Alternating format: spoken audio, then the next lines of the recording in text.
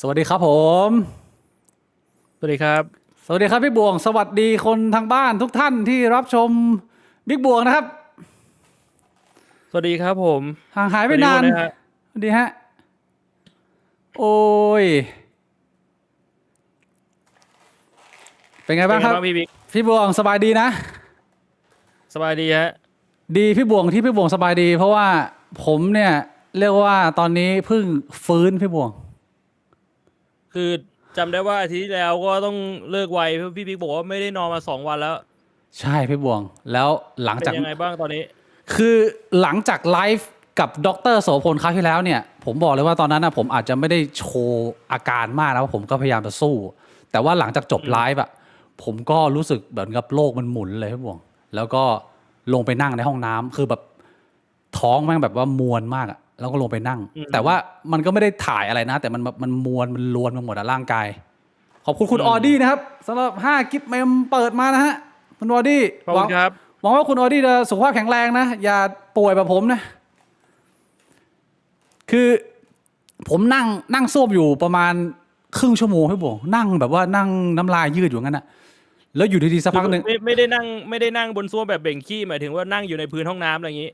นั่งแบบนั่งมึนนั่งบนส้วมเนี่ยคือนั่งเหมือนเบ่งขี้คือแบบว่าถอดกางเกงแต่ว่ามันไม่ได้เออมันไม่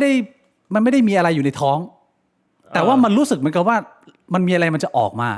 มันหน่วงมันหน่วงมันมวนไปหมดแล้วพอนั่งไปครึ่งชั่วโมงเนี่ยสักพักหนึ่งอยู่ดีอ้วกแม่งตีขึ้นมาซึ่งกูอ่ะไม่ได้อ้วกมานานมากแล้วแบบ20 ปีอ่ะที่บอกแบบตอนสมัยเรายังเรียนมหาลัยกินเหล้าอ่ะสมัยนั้นอ่ะที่กูอ้วกครั้งสุดท้ายอ่ะแล้วก็คือยิงยาวมาจนถึงเมื่อวันพุธที่แล้วแล้วพอผมอ้วกเนี่ยผมก็เลยลงไปนั่งซุดอยู่กับชักโครกแล้วก็แบบกระเจียวก็ห้อยอยู่อ่ะคือแบบว่าแล้วก็นั่งอ้วกอยู่งั้นอ่ะอ้วกอยู่ประมาณ15 นาทีก็เบลอมากเลยแล้วก็รู้สึกว่าร่างกายไม่ปกติละ ทีนี้ผมว่าไม่ได้นอนมาประมาณ48 ชั่วโมงผมก็คิดว่าเชื่อร่างกายมันน่าจะมีปัญหาอะไรสักอย่างก็พยายามจะไปนอนคืนนั้นแต่สรุปก็คือหลังจากอ้วกแล้วก็ไม่สามารถนอนได้พี่บวงกลัวนอนตาตั้งคือร่างกายมันก็เหนื่อยนะมันล้าตามันเบลอไปหมดละแต่ว่าไปนอนบนเตียงมันก็ไม่หลับไม่หลับมันไม่หลับเออทีนี้กูก็ยิงยาวไปถึงประมาณ8 โมงเช้าก็เลยคิดว่าโอเคหรือว่าเราอาจจะเครียดเกินไปว่าแล้วก็อาจจะนั่งหน้าคอมนานไม่ได้ออกกำลังกายอะไรเงี้ยก็เลย8 โมงเช้าตื่นไปสวนไปวิ่งไม่ชั่วโมงนึงวิ่งทั้งที่แบบว่าตาไม่ยังเบลอๆอยู่นะคือกะว่าแบบหนามยอกเอาหนามบ่งให้บ่วงคืออ่ะถ้าเกิดร่างกายมันไม่เหนื่อยใช่ไหมงั้นกูวิ่งเอาให้แม่งเหนื่อยกูวิ่งให้แม่งเหนื่อยพอกูวิ่งเสร็จปุ๊บเนี่ยไปถึงตอนเย็นไปถึงตอนกลางคืนพยายามจะนอน เดี๋ยวนะคือวิ่งตอน8 โมงเช้าแล้วกลับมาก็ยังไม่หลับก็คือไปจนถึงตอนอยู่ยาวไปถึงตอนเย็นเลยเหรอไม่ได้นอนเพราะว่าผมพยายามจะไปนอนแบบว่างีบอะแต่ว่ามันงีบไม่หลับมันก็คือตามันก็ยังตื่นอยู่ทั้งที่ร่างกายมันเหนื่อยมากแล้วแล้วก็ผมก็คิดว่าโอเคไหนๆก็ลองบางคนเขาแนะนำมาว่าเฮ้ยลองไปซื้อไอ้เมลาโทนินมาไหมเป็นฮอร์โมนสำหรับการนอนอะไรเงี้ยเพิ่มผมก็ไปซื้อเมลาโทนินมากินคืนนั้นก็นอนไม่ได้อีกพี่บวงเมลาโทนินก็มีนะร่างกายก็เหนื่อยนะแต่ก็นอนน้ำลายยืดอยู่งั้นนะสรุปก็คือ72 ชั่วโมงถัดมาอีกวันหนึ่งผมก็ยังไม่ได้นอนแล้วไม่ไปหาหมอพี่บิ๊กก็คือวันแรกผมก็กะประมาณว่าเอ้ยสวัสดีครับคุณชาโอ้ขอบคุณชาได้ครับสวัสดีครับคุณชาโลคอสนะนั่งสมาธิช่วยได้นะผมก็พยายามนะผมก็มีนั่งสมาธิไปยืดเส้นไปเดินอะไรเงี้ยพยายามไม่เสพข่าวไงเพราะว่าเราเข้าใจว่าเราคงเครียดจากข่าวน้ำท่วมคือช่วงก่อนหน้านั้นเนี่ยผมเสพข่าวน้ำท่วมเยอะเพื่อจะเอามาแบบเราลองประมวลหลายๆที่หลายๆทางดูว่าเรามีจุดตรงไหนที่เรามานำเสนอหรือมาพูดคุยในไลฟ์ได้แล้วเหมือนกับว่าเราเสพข่าวไปด้วยแล้วแบบอารมณ์มันตามไปด้วยไงเราเห็นความสูญเสียความแบบพังพินาศของคนจำนวนมากเงี้ยเหมือนใจแม่งก็แบบเก็บไปแต่เราไม่รู้ตัวนะสุดท้ายมันเป็นความเครียดที่แบบว่าเราอยากจะพูดหรือเราอยากจะเตรียมการอะไรสักอย่างหนึ่งมันมีอะไรที่มันต้องเสด็จน้ำในความรู้สึกเราอะแต่ว่ามันไม่ตกผลึกสักทีมันก็คิดวนอยู่อย่างนั้นพอมันเหนื่อยไป72 ชั่วโมงแล้วเราพยายามจะออกไปวิ่งแล้วเนี่ยแล้วมันไม่ช่วยก็คือวันอีกวันนึงถัดมาเป็นวันที่4เนี่ยพอดีข้างๆบ้านผมมันมีเหมือนคล้ายๆจิตเวชอะก็คือดูเรื่องจิตโดยเฉพาะผมก็เข้าคลินิกเลยทันทีรู้สึกว่า ไม่ไหวละ ไม่ไหวแล้ว คือผมไม่ได้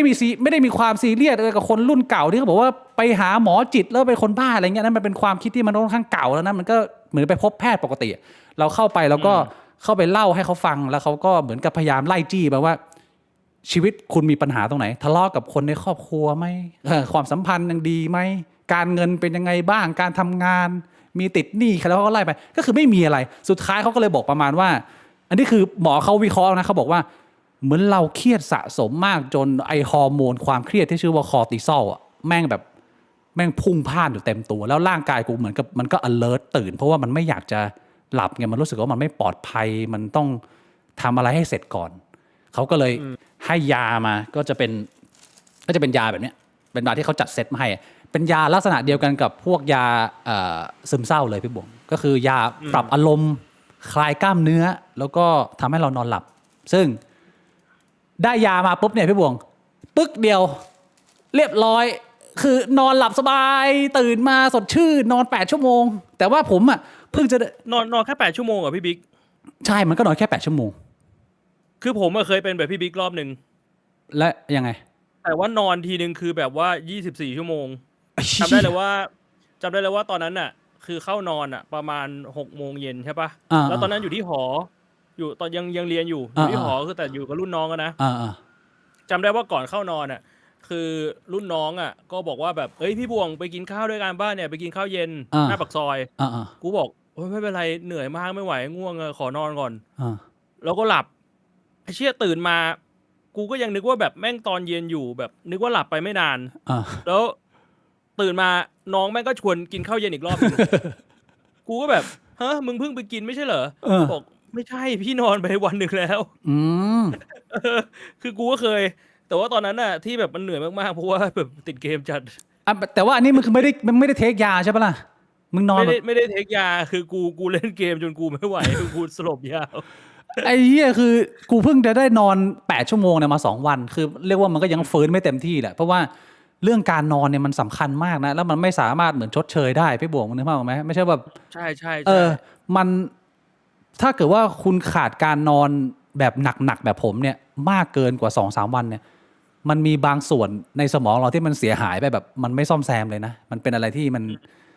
ไม่คุ้มอ่ะก็คืออยากจะพูดว่าใครที่กำลังประสบปัญหานอนไม่หลับนะอยากจะให้ใส่ใจตรงนี้มากๆนะคือมีคนบอกว่าพี่บวงเสียงเบาเหรอเพิ่มเสียงผมนิดนึงได้ไหมเพิ่มเสียงพี่บวงเดี๋ยวนะใน Discord ก็ต้องย่อให้พี่บวงลงมาดิ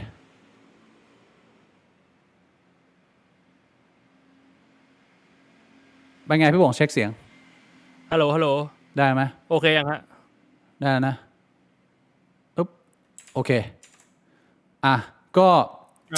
คือแล้วกูก็มาคิดว่านี่เราขนาดเราทำงานฟรีแลนซ์นะพี่บวงคือผมมีโอกาสนอนมากกว่าคนอื่นนะแล้วมาถึงจุดที่ว่ามันต้องการความพักผ่อนแล้วอะไอ้เหี้ยกูก็ยังไม่สามารถพักผ่อนได้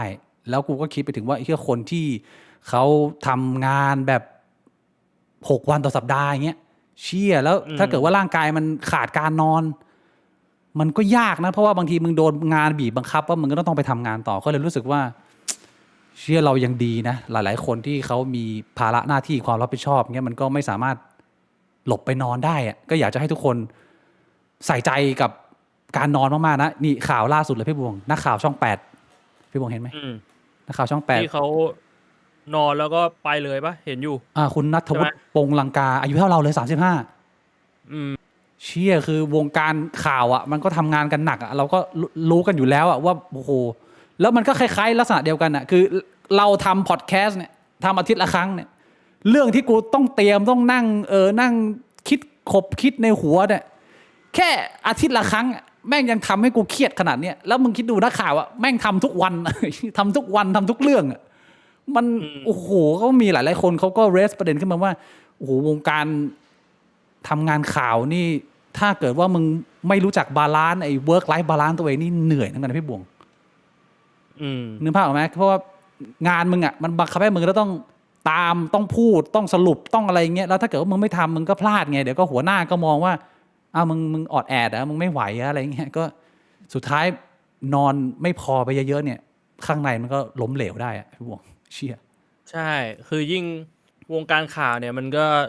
ต้องไวด้วย แล้วมันก็จะเจอแต่เรื่องแย่ๆส่วนใหญ่มันไม่ค่อยมีข่าวดีๆเท่าไหร่หรอกในไทยอ่ะชื่อรู้สึกว่าคนทำงานข่าวนี่มีความจำเป็นอย่างสูงเลยนะที่จะต้องดูแลตัวเองเพราะว่ามันมีหลายคนเขาก็พอมันมีเรื่องนี้มันก็เถียงกันพี่ผมบอกว่ามันเป็นความผิดของวงการข่าวที่ใช้นักข่าวกันแบบหามลุ่มหามค่ำอย่างนี้ขนาดจัดรายการข่าวตั้งแต่เช้าจนไปถึงเย็นเนี่ยพี่พุทธทอล์กยังไปจัดตี 1ตี 2ตี 3อีกเย็นนักข่าวก็ไม่ได้นอนอะไรอย่างเงี้ยหรือเราควรจะมองว่ามันเป็นความรับผิดชอบของแต่ละบุคคลเองว่าถ้าเกิดว่ามึงรู้สึกว่าไม่ไหวมึงก็ควรจะบอกหัวหน้าไหมว่าเชื่อพี่วันนี้ผมไม่ได้แล้วผมต้องนอนแล้วผมไม่ได้นอน8ชั่วโมงมาประมาณ3วันเนี่ยมันเป็นไม่รู้จะโทษยังไงนะพี่บวงหรือว่ามันพี่บวงว่าไงเรื่องนี้คือบางทีก็อาจจะแบบว่าบอกแล้วหัวหน้าก็ไม่สนใจหรือหัวหน้าอาจจะหนักกว่านั้นก็คือหัวหน้าก็บอกว่าก็ถ้าคุณทำไม่ไหวเดี๋ยวผมหาคนมาทำแทนอาจจะมีความเป็นไปได้ที่เป็นแบบนั้นไหมมันก็มีไม่รู้ในหน้าในบรรยากาศการทำงานแต่ละที่มันเป็นไงอ่ะถ้าเป็นพี่บวงอะพี่บวงทำงานภาคข่าวแล้วนอนไม่พอนี่พี่บวงปฏิเสธเลยไหมให้กูไปนอนเถอะโอ้ยมันยากกันนะคือถ้าสมมุติว่ามันเป็นสถานการณ์ที่มันเป็นงานแล้วอ่ะเราต้องทำแล้วเราไม่ทำไม่ได้ไม่งั้นมันก็เหมือนแบบโดนไล่ออกไม่ก็มีปัญหาในหน้าที่การงานมันก็อาจจะต้องแบบติดอยู่ในลูปให้แม่งต้องอยู่อย่างนั้นไปอ่ะไอ้เชี่แล้วยร่างกายมันก็โดนกัดกินไปเรื่อยๆอ่ะมีอีกคนหนึ่งที่เป็นนักข่าวอาวุโสก็ออกมาพูดเรื่องนี้ว่าเขาหูดับไปข้างหนึ่งเพราะว่านอนไม่พอเนี่ยตอนนี้หูข้างหนึ่งไม่ได้ยินไปแล้วว่ามันก็โหดนะพี่บวงซึ่งไอ้เคสของคุณณัฐวุฒิเนี่ยผมไม่แน่ใจนะว่าเขาชันสูตรมันยังไงแต่ว่าหลายๆคนออกมาพูดก็จะพูดเรื่องของอะไรนะโรคไหลตายพี่บวงเคยได้ยินไหมเคยได้ยินอยู่คือไหลตายตอนหนุ่มๆกับนอนหลับแบบไม่ตื่นของคนแก่เนี่ยมันไม่เหมือนกันนะพี่บวงใช่พี่บวงรู้ใช่ไหมคือในเคสล่าสุดเนี่ยผมเห็นว่ามีการคาดเดานะผมก็ไม่รู้ว่าผลชันสูตรเป็นยังไงแต่ว่าคนที่แบบเขามีความรู้ด้านนี้เขาก็บอกว่าถ้ายังหนุ่มอยู่อ่ะส่วนใหญ่กรณีนี้มันจะเป็นกรณีแบบหัวใจเต้นผิดจังหวะแล้วมันจะเกิดจากหัวใจห้องข้างล่างอะไรเงี้ยเต้นผิดจังหวะทำให้แบบว่าเลือดมันไม่ไปเลี้ยงสมองแล้วมันก็ไปเลยใช่อะไรแบบเนี้ยแต่ตามความเข้าใจก็คือส่วนใหญ่จะเป็นความผิดปกติของหัวใจสำหรับคนหนุ่มแต่ถ้าเป็นคนแก่ที่แบบว่าตายเพราะว่าแบบนอนหลับแล้วก็ไปเลยเพราะโรคชราอาจจะเพราะว่าร่างกายมันไม่ไหวแล้วทุกส่วนคือมันโรยลาแล้วอะไรเงี้ยมันก็ชัตดาวน์ไปพร้อมๆกันเท่าที่เข้าใจอ่ะนะคือของกรณีของคุณณัฐวุฒิหรือเรียกว่าไม่เอาเคสนี้ก็ได้เอาเรียกว่าคนที่อายุยังไม่เยอะแล้วเสียแบบเนี้ยเท่าที่ผมเข้าใจคือมันเป็นได้2อย่างคืออาจจะเป็นเรื่องของกรรมพันธุ์อยู่แล้วเป็นเรื่องของหัวใจของมึงอาจจะเป็นกล้ามเนื้อของหัวใจมึงมีปัญหาอยู่แล้วหรืออาจจะเป็นอีกกรณีนึงคือมึงโอเวอร์โหลดคือมึงไม่ได้นอนมานานแล้วมันก็อาจจะเกิดการทำงานผิดพลาดอะไรประมาณนี้ได้ซึ่งถ้าไปเทียบกับเคสของผู้สูงอายุเนี่ยผู้สูงอายุที่จะสามารถนอนแล้วไม่ตื่นได้เนี่ยเขาบอกต้องแข็งแรงนะพี่บวงกูต้องแข็งแรงในระดับหนึ่งมันถึงจะสามารถไปแบบสบายอย่างนั้นได้นะซึ่งมันต่างกันมากเลยไอ้แบบอันนี้คือไม่แข็งแรงแล้วไปแบบไม่ตื่นกับอายุมากๆเนี่ยถ้าจะไปแบบไม่ตื่นเนี่ยคุณต้องดูแลสุขภาพในระดับหนึ่งถึงจะมีโอกาสไปแบบอย่างไรซึ่งอากงผมอะไปแบบนั้นพี่บวงอากงผมเสียไปประมาณ25ปีแล้วอากงไปฮันนีมูนไม่ใช่ฮันนีมูนเลยไปเยี่ยมพี่ๆน้องๆเขาที่อเมริกาไปกับอาม่าบินไปแล้วก็ไปถึงคืนแรกนอนอาม่าเดินเข้าไปปลุกไม่ตื่นแล้วก็เสียเลยแล้วก็ต้องทำการส่งศพกลับมาที่ประเทศไทยอันนี้คือนานแล้วนะก็ใช้ค่าใช้จ่ายไปเป็นล้านอะในการส่งศพอะแต่ก็คือลูกหลานทุกคนก็แฮปปี้เพราะว่ามันเป็นการจากไปที่สงบที่สุดสบายที่สุดแล้วก็เป็นช่วงเวลาพักผ่อนของอากงก็คืออากงกูแบบว่า90อะคือยังตีเทนนิสอยู่พี่บวงคือแข็งแรงมากแล้วก็ไปแบบสบายเรื่องการจากไปของญาติผู้ใหญ่แบบที่ไม่ทันตั้งตัวนี่ผมมีได้ยินมาจากเพื่อนคนหนึ่งก็เล่าให้ฟังมันอาจจะเป็นเรื่องที่ตลกนะแต่ว่าในเหตุการณ์จริงก็ไม่ค่อยตลกเท่าไหร่ยังไงก็คือไปกินข้าวกันที่ห้างปกติเหมือนแบบวันอาทิตย์วันครอบครัวไปกินข้าวกันแล้วก็ผมก็ไม่ชัวร์ว่าญาติผู้ใหญ่ของเพื่อนผมเนี่ยเขามีศักดิ์เป็นอะไรนะเป็นคุณลุงหรืออาจจะเป็นอากงอะไรเนี่ยแหละก็ปวดท้องขอไปเข้าห้องน้ำญาติก็กินข้าวกันต่อไปสักพักกินกันเสร็จแล้วมันก็แบบเฮ้ย ทำไมยังไม่กลับมาสักทีก็คือไปเข้าห้องน้ำนานมาก อืม แล้วก็เริ่มแบบว่าโห2 ชั่วโมง3 ชั่วโมงอ่ะก็ยังไม่มา ก็เลยเดินไปแบบไล่ดูตามห้องน้ำเนี่ยก็ไม่เจอก็เลยไปขอดูกล้องวงจรปิด ปรากฏว่าก็เห็นว่าแบบเขาเดินเข้าห้องน้ำไปจริงในกล้องวงจรปิดแล้วก็ไม่เดินออกมา แล้วพอเดินเข้าไปอ่ะมันก็มีแบบว่าห้องน้ำห้องนึงที่ปิดอยู่อ่ะเขาก็เลยแบบไปเคาะแล้วก็เรียกก็ไม่มีใครตอบ ก็เลยต้องให้แบบว่าพนักงานอ่ะเขาพังประตูเข้าไปก็คือเขาแบบเหมือนเขาเบ่งอ่ะแล้วเขาก็ไปเลย คือเบ่งขี้แล้วก็คือไปเลย เบ่งขี้แล้วก็แบบขี้แตกตายไปเลย แบบหัวใจวายหัวใจล้มเหลวอะไรประมาณนี้ คือมันก็เหมือนเขาเล่าตอนเขาเจอเหตุการณ์อ่ะตอนนั้นเขาก็ยังไม่รู้ไงไม่ได้แบบมีการชันสูตรไม่รู้ว่าแบบญาติเขาแบบเสียเพราะอะไรอย่างเงี้ยแต่กูก็ไม่ได้ถามอัปเดตอะนะบางทีมันก็เหมือนแบบร่างกายมันอายุเยอะแล้วอ่ะใช่ใช่ใช่ก็พี่น้องนะฮะที่รับฟังอยู่ทุกท่านนะฮะเรื่องการนอนนี่สำคัญมากนะอยากให้ทุกคนใส่ใจไม่ว่าคุณจะทำงานเหนื่อยมากน้อยแค่ไหนรักตัวเองสักนิดนึงนะไม่งั้นก็มาจากไปตอนหนุ่มๆมันไม่คุ้มอ่ะชีวิตมันยังใช้ไม่เต็มที่อ่ะพี่บวงใช่ไหมก็ดูแลตัวเองกันดีๆนะซึ่งเมื่อกี้พี่ชาก็พูดดีนะเรื่องนั่งสมาธินะพี่บวงผมก็พยายามจะนั่งสมาธินะแต่ว่าพอร่างกายมึงมันเข้าสู่เฟส depress แล้วเนี่ยคือกูไม่ได้มีเรื่องเศร้ากูไม่ได้มีเรื่องแบบว่าท้อใจอะไรนะพี่บงแต่ว่าเนื่องจากว่าผมมันไม่ได้นอนมา 2-3 วันใช่ไหมแล้วมันเกิดความเครียดสูงอาจจะมีฮอร์โมนอะไรมันแปรปรวนแล้วลำไส้มันอาจจะค่า pH มันอาจจะผิดเพี้ยนไปแล้วอะคือผมทานอาหารอะไรเงี้ยก็ไม่ได้คือไปถึงจุดนั้นเนี่ยคุณหมอบอกว่าถ้าคุณอยู่อาการนี้เกิน3 สัปดาห์นะคุณจัดว่าเป็นซึมเศร้าละแม้คุณจะไม่ได้ซึมเศร้าก็ตามแต่ว่ามันคือสภาวะที่ร่างกายมันแอนตี้ทุกอย่างละมันไม่เอาเหี้ยแล้วละกินข้าวก็ไม่ได้นอนก็ไม่ได้มันพังไปหมดอะซึ่งก็คือเรียกว่ามันเป็นชื่อสภาวะแหละไปถึงจุดนั้นเนี่ยสภาวะซึมเศร้าถึงแม้ว่าในหัวเราจะไม่ได้แบบว่ามีความคิดซึมเศร้าอย่างเงี้ยใช่ใช่ใช่ก็คือจุดนั้นน่ะสมาธิไม่ช่วยเลยพี่บวงมันต้องยานึกออกไหมมันต้องปัดจากยาก่อนแล้วพอยามันให้มึงได้เริ่มนอนให้มึงได้กินข้าวได้แล้วเนี่ยแล้วเราก็ค่อยมาตั้งสมาธิตั้งสติกันใหม่มันน่าจะเป็นลักษณะประมาณนั้นเพราะฉะนั้นใครที่อยู่ในสภาวะคล้ายๆผมนะไปหาแพทย์ไปพบแพทย์นะอันนี้พูดจริงราคาผมว่ามันก็คงไม่แพงหรอกอย่างที่ไต้หวันนี่มันก็ cover อยู่ในสวัสดิการดูแลสุขภาพแล้วก็คือ300 บาทจบทุกสิ่งทุกอย่างนะก็อยากให้ทุกคนดูแลสุขภาพไปเยอะทีนี้มันมีคนส่งข้อความมาคุยกับผมพี่บวงบอกว่าหุยคนอารมณ์ดีคนตลกแบบพี่บิ๊กอ่ะมันแบบว่ารับมือกับความเครียดไม่ได้เหรออะไรอย่างเงี้ยคือแบบว่าความตลกของเรามันไม่ช่วยในการที่แบบว่ารับเรื่องกดดันหรือเรื่องเครียดอะไรอย่างงี้ไหมกูก็เลยเอามานั่งคิดมันก็เป็นประเด็นที่น่าสนใจนะพี่บงคิดว่าคนที่มันมี sense of humor มันสามารถรับมือปัญหาเครียดได้ดีกว่าคนอื่นไหมหรือไม่เกี่ยวกูว่าไม่เกี่ยวเหรอไม่ช่วยเลยเหรอใช่มุมมองชีวิตมันไม่ช่วยเลยให้แบบมึงสามารถมองไปหลายๆทางได้อะไรเงี้ยคือกูรู้สึกว่าบางครั้งเนี่ยมันมีเรื่องหนึ่งในวงการตลกที่เขาจะชอบเอามาล้อกันก็คือมึงอะตลกจนกว่ามันจะเกิดขึ้นกับมึงเองนั่นแหละกูว่าส่วนหนึ่งอะคือคนที่มันมี sense of humor มันก็จะตลกกับเรื่องที่มันเกิดขึ้นกับคนอื่นเว้ยแต่ว่าเมื่อไหร่ที่มันเกิดขึ้นกับตัวมึงเองอะกูว่ามันก็ขำไม่ออกนะในหลายๆเรื่องอะผมเคยไปอ่านบทความอันนึงแต่ผมไม่รู้ว่ามันเกี่ยวข้องมากน้อยแค่ไหนนะถ้าใครมีข้อมูลหรือว่ามีความรู้ตรงนี้นะแชร์ได้คือผมเคยไปอ่านเรื่องของคุณหมอคนหนึ่งที่เคย handle เคส PTSD ของกลุ่มคนที่แบบไปออกรบอ่ะพี่บวงใครที่เคยไปสนามรบผ่านการรบมาเนี่ยเห็นภาพแบบสยดสยองแล้วก็กลับมาบ้านมี PTSD เนี่ยเขาบอกว่าsense of humor เนี่ยมันมี2แบบ sense of humor แบบแรกเขาเรียกว่าแบบ adaptive ภาษาอังกฤษนะ adaptive humor คือเป็นคนที่มีความ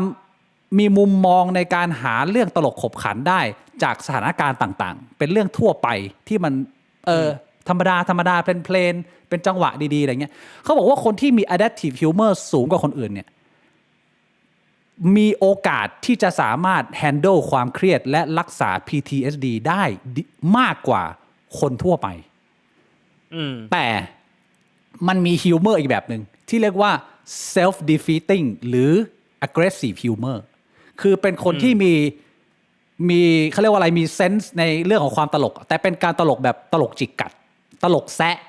ตลกเหยียดหยามตลกแบบล้อคนอื่นหรือล้อตัวเองตลกกับdark humor อะไรประมาณเนี้ยเขาบอกว่ากลุ่มคนที่มี sense of humor ลักษณะเป็น self defeating เนี่ยจะมีปัญหาหนักขึ้นคือจะ handle สถานการณ์ที่เป็น PTSD ได้แย่กว่าคนทั่วไปเพราะว่าไอ้คนกลุ่มแรกเนี่ยมันค่อนข้างเป็นคน positive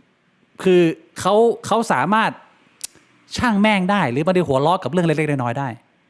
เพราะฉะนั้นคือหาข้อดีในเรื่องแย่ๆได้ประมาณนั้นใช่แต่คนกลุ่มที่สองเนี่ยถ้าเกิดว่าในช่วงเวลาปกติเนี่ยเขาแบบว่าเน้นแซะเน้นแบบกดหาจุดที่จะดูถูกคนอื่นหรือบางทีใช้ตัวเองเป็นเหยื่อใช้ตัวเองเป็นฮิวเมอร์ในการที่จะล้อว่ากูอ้วนนะกูดำนะอะไรเงี้ยในช่วงเวลาทั่วไปมันอาจจะดูปกติอาจจะดูขำขันแต่เวลาเผชิญหน้ากับชีวิตจริงแล้วเนี่ยบางครั้งไอ้ฮิวเมอร์ตรงนี้เนี่ยมันไปทำร้ายตัวเองมันเป็นเนกาทีฟทอทพี่บวงก็จะทำให้เป็นกลุ่มคนที่อาจจะรับมือกับสถานการณ์ความเครียดหรือปัญหาส่วนตัวได้ยากกว่าเดิมผมก็เคยได้ยินคอนเซปต์ประมาณนี้แต่ผมไม่แน่ใจว่ามันจริงเท็จแค่ไหนนะพี่โบคิดว่าพอ make sense ไหมก็ make sense นะคือถ้าจะให้คิดแบบว่ายกตัวอย่างตามที่พี่บิ๊กพูดแน่นอนว่าอันนี้มันก็เป็นที่พี่บิ๊กพูดมันก็เป็นการจัดกลุ่มจากการสังเกตการของคนที่เชี่ยวชาญด้านนี้ใช่ไหมใช่ถ้าลองให้นึกภาพคนที่มี sense of humor แบบประเภทแรกผมนึกถึงได้เลยก็คือไนท์แหละไนท์เป็นคนประเภทนั้นไนท์เป็นคนประเภทที่แบบว่า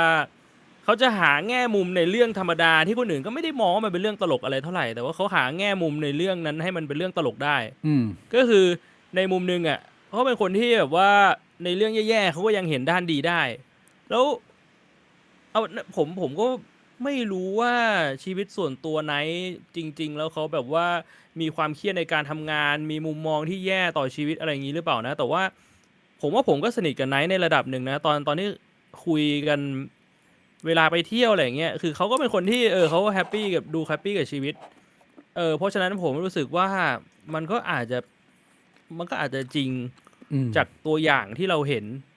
อะไรแบบเนี้ยนะแต่ว่าไอแบบที่สองแบบไอ aggressive humor ก็ไม่รู้เหมือนกันแฮะแต่ว่าถ้าเป็นตัวอย่างที่เห็นชัดเจนไม่รู้พี่บิ๊กได้เห็นดราม่าของคอมเมดี้แซนด์อัพคอมเมดี้คนหนึ่งของอเมริกาเปล่าช่วงนี้ดังๆประมาณอาทิตย์ที่แล้วใครที่เป็นคนอินเดียเหรอชื่อว่า Akash ใช่ป่ะตัว A แล้วก็ตัว K ผมไม่เห็นคือมันเป็นดราม่าก็คือเหมือนเมียเขาออกมาบอกว่าแบบพูดประมาณว่าเหมือนตัวเขาเองเป็นซิมฮะซิมคืออะไรบอกกันคนไม่เข้าใจซิมคืออะไรซิมคือแบบว่าพวกผู้ชายลูเซอร์อะไรเงี้ยที่แบบว่าโดนกูเกาะแดกผู้หญิงออกมาพูดประมาณนั้นแล้วก่อนหน้านี้คือไอแคชเนี่ยก็เคยไปล้อคนอื่นเรื่องแบบผู้หญิงอะไรเงี้ยก็เลยกลายเป็นว่าโดนอินเทอร์เน็ตแม่งลุมถึงเลยแล้วก็รับไม่ได้เว้ยแม่งก็ไล่บล็อกไล่ลบคอมเมนต์อันไหนที่มันเป็นคอมเมนต์ที่แบบว่าเขาสามารถบล็อกหรือลบได้มันก็ไล่บล็อกไล่ลบนึกออกปะคนแม่งก็เลยยิ่งจี้แล้วแม่งก็บอกว่าเฮ้ยมึงเป็นสแตนด์อัพคอมเมดี้ตอนมึงขึ้นไปแบบว่าพูดตลกตอนมึงไปล้อคนอื่นมึงก็ล้อได้นี่ว่ามึงก็แบบว่าหัวเราะย่อใส่คนอื่นได้นี่ว่าแต่ว่าอันนี้ตัวเองโดนเองแล้วมึงรับไม่ได้เหรอคือแม่งก็แบบว่าพูดกันแบบนี้เยอะมากผมว่ามันก็อาจจะเป็นแบบที่สองไหมพวกแบบว่า aggressive humor ก็คือเรามองแบบว่าความทุกข์ของคนอื่นเป็นเรื่องตลกได้เราแบบหัวเราะเยาะเย้ยคนอื่นได้แต่ว่าพอตัวเองโดนเองเนี่ยมันก็ไม่ตลกไงใช่เป็นไปได้ เชียมันก็เป็นดาบสองคมอ่ะ sense of humor บางทีมันไม่ได้ใช้ไปในทาง positive อย่างเดียว ถ้าเกิดว่าเราอาจจะไม่เข้าใจ type ของ humor ตัวเองนี้บางทีมันก็ทำร้ายตัวเองได้นะพี่บวงทีนี้อีกคำถามหนึ่งที่ผมมาถามต่อพี่บวงคิดว่าความตลกเนี่ยเป็นพรสวรรค์หรือพรแสวงผมว่า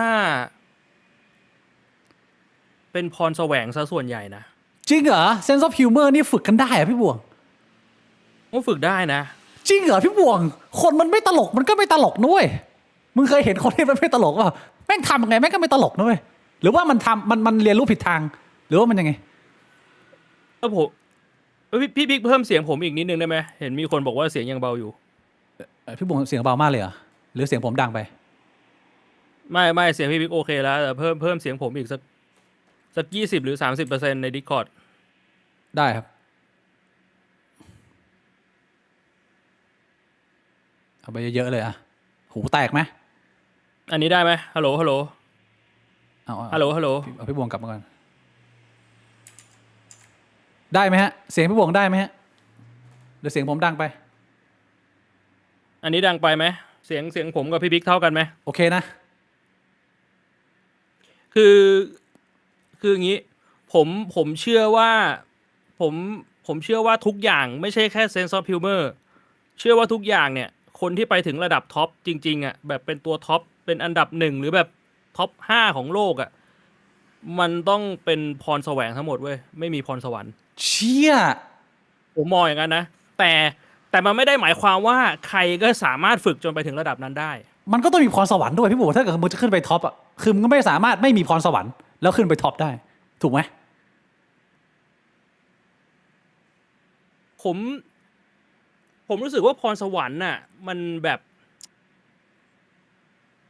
มันอาจจะมีจริงนะมันเกี่ยวจริงแต่ว่ามันคือจำนวนคนที่มันน้อยมากๆจนถ้าคุณไม่ใช่คนที่มีพรสวรรค์น่ะแต่คุณอยากขึ้นไปจนถึงระดับนั้นน่ะคุณก็ฝึกได้มันฝึกได้ผมคิดอย่างนั้นอย่างที่ผมเคยมานั่งคุยกับพี่บิ๊กอะว่าแบบคนอย่างไนท์อะคนภายนอกอ่ะอาจจะคิดว่ามันคือพรสวรรค์คือนายแม่งเกิดมาแม่งก็เก่งเลยแต่ผมไม่ใช่เพราะว่าผมมาได้ใช้ชีวิตกับไนท์แบบว่าได้ไปกินข้าวไปคุยไปเล่นไปเที่ยวด้วยกันน่ะคือมันเหมือนว่าเขาอ่ะฝึกความสามารถของเขาอยู่ตลอดเวลาโดยที่เขาไม่ได้ฝึกนึกออกปะคือไลฟ์สไตล์เขามันคือเขามีโอกาสได้ขัดเกลาความสามารถของตัวเองมันก็เป็นพรแสวงถูกไหมเขาฝึกแต่ว่าเขาไม่ได้มานั่งคิดว่าเขาต้องฝึกเขาไม่ได้มีการเขียนตารางว่าเขาแบบกูต้องฝึกวันละกี่ชั่วโมงในการพูดอะไรเงี้ยคือเขาเป็นคนที่แบบเขาชอบเล่าเรื่องอยู่แล้วมันก็เหมือนเขาขัดเกลาตัวเองไปอยู่แล้ว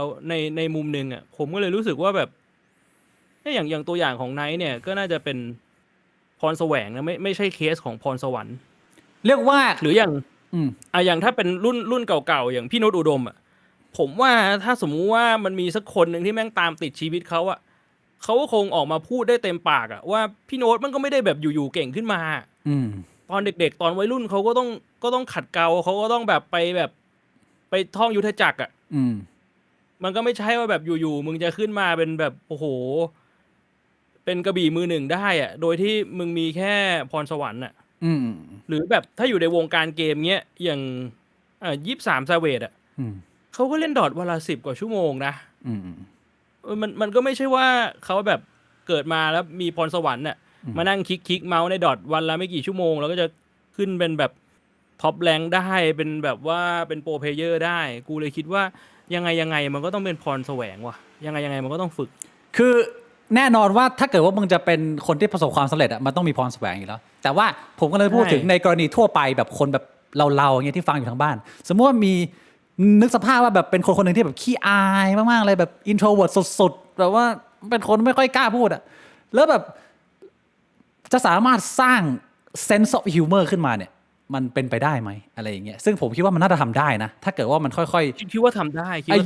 ถ้าอยู่ในสิ่งแวดล้อมอยู่ในสภาวะแวดล้อมของคนที่มันอาจจะมี sense of humor สูงมันก็อาจจะพอเทรนกันได้นะพี่บอกนะเรียกว่ามีทั้ง2แบบแล้วกันมีทั้ง คนที่มี sense of humor มาแบบเป็นพรสวรรค์คือมันมาจากตัวตนมึงเลยมึงไม่ต้องฝึกอะไรเลยมันมาจากการสังเกตการณ์ของมึงกับคนที่อาจจะพยายามทำความเข้าใจแล้วก็สร้างนิสัยนี้ขึ้นมาแต่ว่า sense of humor เรียกว่ามันไม่ใช่ทุกคนมันจะใช้ได้พี่บวงบางคนนี่เอา sense of humor พยายามนะกูมีคนรู้จักบางคนนะคือเขาไม่มี sense of humor แล้วเขาพยายามเอาเข้ามาใส่ในชีวิตคือตั้งใจเลือกอยากมีตรงนี้แต่พอเอาเข้ามาใส่ชิบหายนะพี่บวงเพราะว่าพังเพราะว่ามันเอาไปใช้เคยเห็นอยู่จังหวะมันไม่ถูกนะมันกลายไปว่ามันเสียไปเลยนะคือใช่มึงกลับไปอยู่ในคาแรคเตอร์ของมึงอันเดิมโดยที่ไม่ต้องมี sense of humor ยังดีกว่าอะไรประมาณเนี้ยบางทีมันแบ็คไฟร์ผมก็เคยเห็น ยิงเข้าตัวเองมันเหมือนมึงถือระเบิดแล้วมึงแบบมึงปาไปแล้วมันแบบเด้งกำแพงมาโดนตัวเองเคยเห็นอยู่ใช่ก็ต้องระมัดระวังก็เรียกว่าบางทีมันก็เป็นขวากหนามบนเส้นทางนะที่มึงฝึกแล้วมึงลองปล่อยของแล้วมันผิดพลาดขอบคุณคุณอะไรนะฮะพี่ผมไม่เห็นชื่อฮะคุณpsychological เหรอ psychological 100 บาทนะบอกว่าตลกเป็นเรื่องของเซนส์ครับแต่ความแม่นยำเป็นเรื่องของการฝึกนี่timing บางครั้งไม่ใช่บางครั้งเรียกว่าหลายๆครั้งเลยดีกว่าเราไปเห็นว่าคนนี้เขาเล่นอันนี้แล้วตลกแล้วมึงหยิบไปใช้บ้างมันไปใช้ไม่ได้เหมือนกันนะพี่วงไม่ได้คือมุกตลกมันคือทุกอย่างเลยเว้ยมันไม่ใช่แค่ไทมิ่งอย่างเดียวบางทีมุกบางมุกมึงไม่สามารถเล่นได้ไม่ว่าไทมิ่งมันจะเป๊ะเพราะแค่ว่าเพศมึงมันไม่ถูกต้องคาแรคเตอร์มึงไม่ได้ความอ้วนความผอมมึงมันไม่ถูกต้องหรือน้ำเสียงมึงมันไม่ถูกต้องแค่นั้นมึงก็เล่นไม่ได้แล้วใช่บางทีแบบเซนส์มันคือมึงรู้ว่ามุกเนี้ยคือคาแรคเตอร์มึงเล่นมุกนี้แล้วมันตลกแต่ว่าอีกคาแรคเตอร์นึงเล่นมุกนี้แล้วไม่ตลกผมเคยได้ยินคำพูดของเดฟชาเพลครั้งหนึ่งเขาพูดสอนดาราตลกรุ่นน้องเดี๋ยวนะชื่อคนที่เป็นคนเซาท์แอฟริกันนะพี่บอกรู้จักไหมแล้วไปทำรายการที่อเมริกาแล้วคุณอยู่เดี๋ยวนะที่เก่งเรื่องแอคเซนต์ป่ะที่เก่งเรื่องแอคเซนต์ชื่ออะไรนะจำชื่อไม่ได้แต่นึกหน้าออกเดี๋ยวทางบ้านจำได้ไหมผมเล่าเรื่องต่อไม่ได้ถ้าผมไม่ชื่อไม่ขึ้นมาไม่ใช่รัศมีแขเกี่ยวอะไรวะชื่อเลยวะจำชื่อไม่ได้นะคนนี้ก็ดังอยู่นะ Trevor Noah Trevor ผมเคยฟังตอนนั้น Trevor Noah ตอนที่สมัยยังไม่ดังมากคือเขาเพิ่งมี stand up ที่เซาท์แอฟริกาบางอันที่ดังๆที่เขาล้อเลียนอินเดียพี่บอก The Great Indian พูดเรื่อง Great Indian แล้วเขาพอเขาดังใช่ไหมเขาได้มีโอกาสไปอเมริกาเขาก็ไปมีโอกาสไปเจอเดฟชาเพลซึ่งเขามองว่าเดฟชาเพลนี่คือเป็นเหมือนไอดอลเป็นอาจารย์แล้วเทรเวอร์ก็เข้าไปคุยแล้วก็แบบสอบถามว่าคุณคิดยังไงกับการกระแสการมาของผมในครั้งนี้ซึ่งเดฟชาเพลก็บอกว่าในมุมมองของระดับ legendary เลยเนี่ยเขาบอกว่าตลกเนี่ยคนที่จะทำ stand up แล้วประสบความสำเร็จเนี่ยมีอยู่2ประเภทคือคุณเป็นคนตลกโดยกำเนิดอันนี้เนี่ยในมุมมองของเดฟชาเพลเนี่ยเรื่องนี้ฝึกไม่ได้อันนี้เป็นเสน่ห์ส่วนตัวแต่ว่ามันมีคนอีกกลุ่มหนึ่งที่ประสบความสำเร็จได้ก็คือคุณต้องเป็นคนที่น่าสนใจก็คือภาษาอังกฤษเขาใช้คำว่า is either you are funny or interesting ถ้าคุณมีทั้ง2อย่างเนี่ยคุณระเบิดแต่ว่าถ้าคุณมีแค่อย่างเดียวเนี่ยแค่นี้ก็เพียงพอให้คุณทำ stand up ได้แล้วซึ่งเดฟชาเพลก็บอกว่าแบบ Trevor Noah เนี่ยคุณนะไม่ใช่คนตลกแต่ว่าคุณเป็นคนน่าสนใจซึ่งสำหรับเดฟชาเพลมองว่าความน่าสนใจมันสำคัญกว่าเพราะว่ามันเป็นสิ่งที่มึงฟูลฟักได้โดยตัวมึงพรีเซนต์ตัวมึงเองขึ้นมามันไม่ได้พึ่งพรสวรรค์แต่มันพึ่ง hard working ทำให้มึงเป็นคนที่น่าสนใจอะไรประมาณนี้ซึ่งผมคิดว่ามันก็เป็นแนวคิดที่เอามาเทียบเคียงเอามาปรับใช้กับตัวเองได้นิดๆหน่อยๆนะอันนี้ก็ทำไมมาถึงเรื่อง stand up ได้วะเนี่ยเราคุยเรื่องความป่วยนะความเครียดก็ผมดีขึ้นแล้วนะฮะสำหรับทุกท่านทางบ้านใครที่รอผมเล่นเกมตอนแรกผมบอกว่าอาทิตย์ที่แล้วผมจะเล่น Expedition 33แต่ว่ากูอ้วกแตกไปก่อนไม่ไหวนะตัวแตกไปก่อนแต่ว่าตอนนี้เนี่ย2วันนี่ฟื้นแล้วก็คิดว่าอาทิตย์ต่อไปนี้อาทิตย์นี้ถัดไปนี้น่าจะได้ลงไปเล่นแล้วนะฮะก็ขออภัยทุกท่านนะฮะที่ให้รอดีขึ้นแล้วครับขอบคุณคุณบิลลี่ยานิกินะฮะ179 ขอบคุณครับ พี่ชายใหญ่พรุ่งนี้ผมแต่งงานแล้วอวยพรหน่อยครับพี่บิ๊กแนะนำชีวิตหลังแต่งงานด้วยครับโอ้โห โอ้ my god พี่บงอวยพรหน่อย ขอให้ทุกอย่างเป็นไปอย่างราบรื่นนะครับ พิธีการเป็นไปอย่างราบรื่นนะฮะไม่ติดขัดนะครับผมแล้วก็ขอให้มีความสุขมากๆครับ ในวันแต่งงานแล้วก็ในทุกๆวันด้วยนะครับผมส่วนผมเนี่ยผมไม่กล้าแนะนำนะเพราะผมก็ไม่รู้ว่าจะประสบความสำเร็จหรือเปล่าพี่บงเส้นทางมันยังอีกยาวไกลอะเส้นทางตรงเนี้ยก็ทำให้เต็มที่นะฮะทำให้เต็มที่ ผมเคยพูดกับพี่บวงเรื่องการแต่งงานไปแล้วสำหรับผมเนี่ยการแต่งงานมันคือเรื่องใหญ่ แต่ว่าการหย่าร้างเนี่ยมันเป็นเรื่องเล็ก ก็ทำในช่วงเวลาที่เราเริ่มสร้างมันมาให้ดี แต่ถ้ามันจะไปไม่รอดก็ไม่ต้องไปทุรนทุรายมาก มันก็เป็นอีกสเต็ปหนึ่งของชีวิตไปใหม่ ผมจะคิดอย่างนี้เสมอ มันจะได้ไม่เครียดก็ขอให้มีความสุขครับ ขอให้เป็นคู่ที่ดี ซึ่งถ้าคู่มันจะดีไม่ดีบางทีมันก็พูดยากพี่บวงนะเราก็หลายๆคนผมว่าตั้งใจเลือกเต็มที่แล้วล่ะแต่ว่ามันก็ไม่รู้ว่ามันสุดท้ายแล้วมันจะไปด้วยกันได้ไหมนี่พอดีเลยโอ้โหเข้าประเด็นนี้พี่บวงคือผมอยากจะบอกว่าผมน่าจะแนะนำอะไรไม่ได้มาก ก็ได้แค่อวยพรเพราะว่าผมเพิ่งเลิกกับปิ่นเชี่ยแต่ว่าก่อนอื่นขอบคุณคุณมาริสทีเคด้วยนะครับสำหรับซัพพอร์ตนะครับผมขอบคุณครับแล้วเรื่องมันยังไงอะพี่บวงเรื่องเนี้ยก็ผมเลิกกับปิ่นน่าจะวันไหนดูวันก่อนน่าจะประมาณวันที่27เหรอใช่ไหมโอ้ยหลายวันแล้วนี่หว่าอาทิตย์นึงแล้วเหรอประมาณวันที่27หรือ28ก็หลังจากพอดคาสต์วัน2วันอะไอ้เชี่ยคือผมก็ไม่พี่ผมพูดได้ไหมผมมันเรื่องส่วนตัวไปไหมผมไม่รู้จะถามอะไรตรงๆนะผมก็คิดเรื่องนี้เยอะอยู่เหมือนกันนะว่าผมจะพูดดีหรือเปล่าเพราะว่าผมไม่ติดหรอกแต่ว่ามันไม่ใช่เรื่องของผมคนเดียวไงใช่ความสัมพันธ์มันคือเรื่องของปิ่นด้วยในมุมนึงเนี่ยผมก็คิดว่าผมควรจะพูดดีไหมมันจะกระทบกับปิ่นยังไงเพราะว่าคือผมคิดว่าต่อให้ผมพูดยังไงอ่ะมันก็จะมีคนที่เอาคำพูดผมไปบิดแล้วก็อาจจะมองปิ่นไม่ดีอยู่ดีซึ่งผมไม่อยากทำอย่างนั้นนึกออกใช่ไหมแต่ว่าผมก็มีพูดไปในไลฟ์แล้วแล้วก็มันก็เป็นอย่างนั้นจริงๆก็คือแบบคำพูดผมอ่ะที่สื่อออกไปอ่ะผมต้องการจะสื่ออีกอย่างหนึ่งแต่ว่าคนเข้าใจเป็นอีกอย่างหนึ่งผมก็มันก็ไม่รู้จะทำยังไงอ่ะคือถ้าจะให้พูดอ่ะมันพูดได้แต่มันอาจต้องใช้เวลานานเลยเพื่อที่จะแบบอธิบายคอนเทกต์ทุกอย่างนึกออกใช่ไหมเข้าใจคือผมก็ไม่รู้ว่าสาเหตุมันสะสมมามากน้อยแค่ไหนนะแต่เอาอย่างแรกคือมันก็แยกทางด้วยดีพี่บงโอเคน้องปิ่นโอเคใช่ไหมผมถามแค่นี้แหละคิดว่าก็โอเคในระดับของคนเลิกกันน่ะเพราะว่าแบบการเลิกกันมันก็ไม่ใช่เรื่องดีหรอกแต่ก็ไม่ได้มีการแบบว่าทะเลาะกันแบบพูดเสียงดังใส่กันหรือแบบปาข้าวของหรือทำร้ายร่างกายอันนั้นไม่มีตกลงกันด้วยดีแล้วมันจะเป็นหลายคนเขาถามว่าชั่วคราวไหมเหมือนคราวที่แล้วที่ผ่านๆมาไหมหรือว่ามันขนาดไหนพี่บวงงวดนี้มันจริงจังขนาดไหนวะหรือว่ามันก็ผิดใจกันเล็กๆน้อยๆเดี๋ยวนั่งแป๊บนึงคูลดาวน์แล้วก็คุยกันได้แหมนั่นแหละดิเรื่องของอนาคตผมก็ไม่รู้อะแต่ว่าถ้าเรื่องของอดีตผมก็คุยได้ผมก็วิเคราะห์ได้ว่าทำไมความสัมพันธ์ที่ผ่านมามันถึงแบบว่าเลิกครบหลายรอบจนแม่เขาก็ไม่พอใจแล้วเราไปทำให้ลูกสาวเขาเสียใจขนาดนั้นเพราะว่าส่วนหนึ่งเนี่ยมันคืออันนี้ผมยอมรับผิดโดยตรงเลยนะมันคือความไม่เด็ดขาดของตัวผมเองเพราะว่าคือตอนที่เลิกกันเนี่ยก็เลิกกันแบบ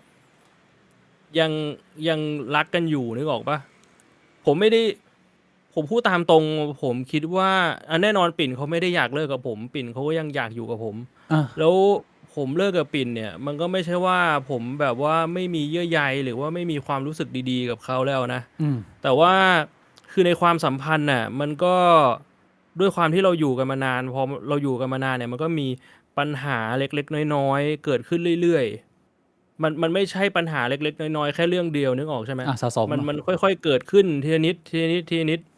แล้วมันก็สะสม แล้วผมก็พยายามพูดคุยกับปิ่นหรือบางครั้งเนี่ยปิ่นก็พยายามพูดคุยกับผมแล้วการพูดคุยกันเนี่ยผมรู้สึกว่ามันจูนกันไม่ติดอะนึกออกใช่ไหมคือมันเหมือนเราพยายามทั้งคู่ที่จะพูดคุยกันแต่ว่าพอคุยกันแล้วรับรู้ถึงปัญหาแต่ปัญหาไม่ได้ถูกแก้ซึ่งถามว่าเป็นความผิดใครไหมมันก็คือมันไม่ใช่ความผิดของใครคนหนึ่งหรอกมันก็ทั้งคู่อ่ะผมก็ไม่สามารถแก้ในส่วนของผมได้ปิ่นก็ไม่สามารถแก้ในส่วนของปิ่นได้มันก็เลยเหมือนว่ามันไม่ลงตัวกันสักทีพอไม่ลงตัวกันอ่ะผมก็มองผมแบบเป็นคนที่แบบว่าเวลามีปัญหาจะชอบมองระยะยาวว่าในระยะยาวอ่ะเราจะทำให้แบบว่าเขาแบบมีชีวิตที่ดีได้เหรอถ้าสมมุติว่าปัญหาเล็กๆน้อยๆเรายังไม่สามารถแก้กันได้มันก็เลยเป็นทุกครั้งมันเลยจะวนลูปแบบนี้ก็คือก็เลิกกันทั้งที่แบบว่ามันยังรู้สึกดีกันอยู่แล้วมันก็ยังอยากกลับมาคบกันอยู่แต่ว่าแล้วพอตอนที่กลับมาคบกันอ่ะคือมันเกิดจากความเหงาไงจนมันลืมไปว่าไอ้ครั้งแรกที่เลิกกันอ่ะเพราะว่ามันเข้ากันไม่ได้แล้วมันอาจจะเป็นความหวังด้วยว่าเราก็หวังว่าอีกฝ่ายอาจจะห่างกับเราจนเขาอยากจะปรับตัวคือผมคิดว่ามันคิดกันทั้งสองฝั่งแหละปิ่นก็คิดว่าผมจะปรับผมก็คิดว่าปิ่นจะปรับมันคือความเหงากับความหวังนึกออกใช่ไหมเข้าใจมันก็เลยกลับมาแล้วพอมันกลับมาพอใช้ชีวิตอยู่ด้วยกันไปสักพักมันก็วนลูปเดิมก็คือมันปัญหาเดิมมันก็เริ่มผุดขึ้นมาแล้วมันก็เลิกกันแล้วก็มันก็ความเหงากับความหวังมันก็ทำให้แบบมาคบกันอีกแล้วมันก็วนลูปเดิมแล้วผมถึงได้บอกไงว่ามันคือความไม่เด็ดขาดของผมไงมันคือความหวังของผมว่าผมก็หวังว่าทุกอย่างมันจะเป็นไปได้ด้วยดีซึ่งอย่างที่ผมบอกผมเล่ามาเนี่ยผมย้ำอีกครั้งเลยว่าผมก็ไม่ได้คิดว่ามันคือความผิดของปิ่นนะคือบางครั้งเนี่ยพอคนมันเข้ากันไม่ได้อะแล้วมันพยายามปรับแล้วมันก็ปรับไม่ได้มันไม่ใช่ความผิดของใครคนใดคนหนึ่งอ่ะใช่ใช่มันแค่ว่าเราไม่สามารถปรับได้จริงๆอ่ะนึกออกใช่ไหมมันก็เลยเหมือนว่ามันก็มีอยู่แค่2ทางเลือกก็คือ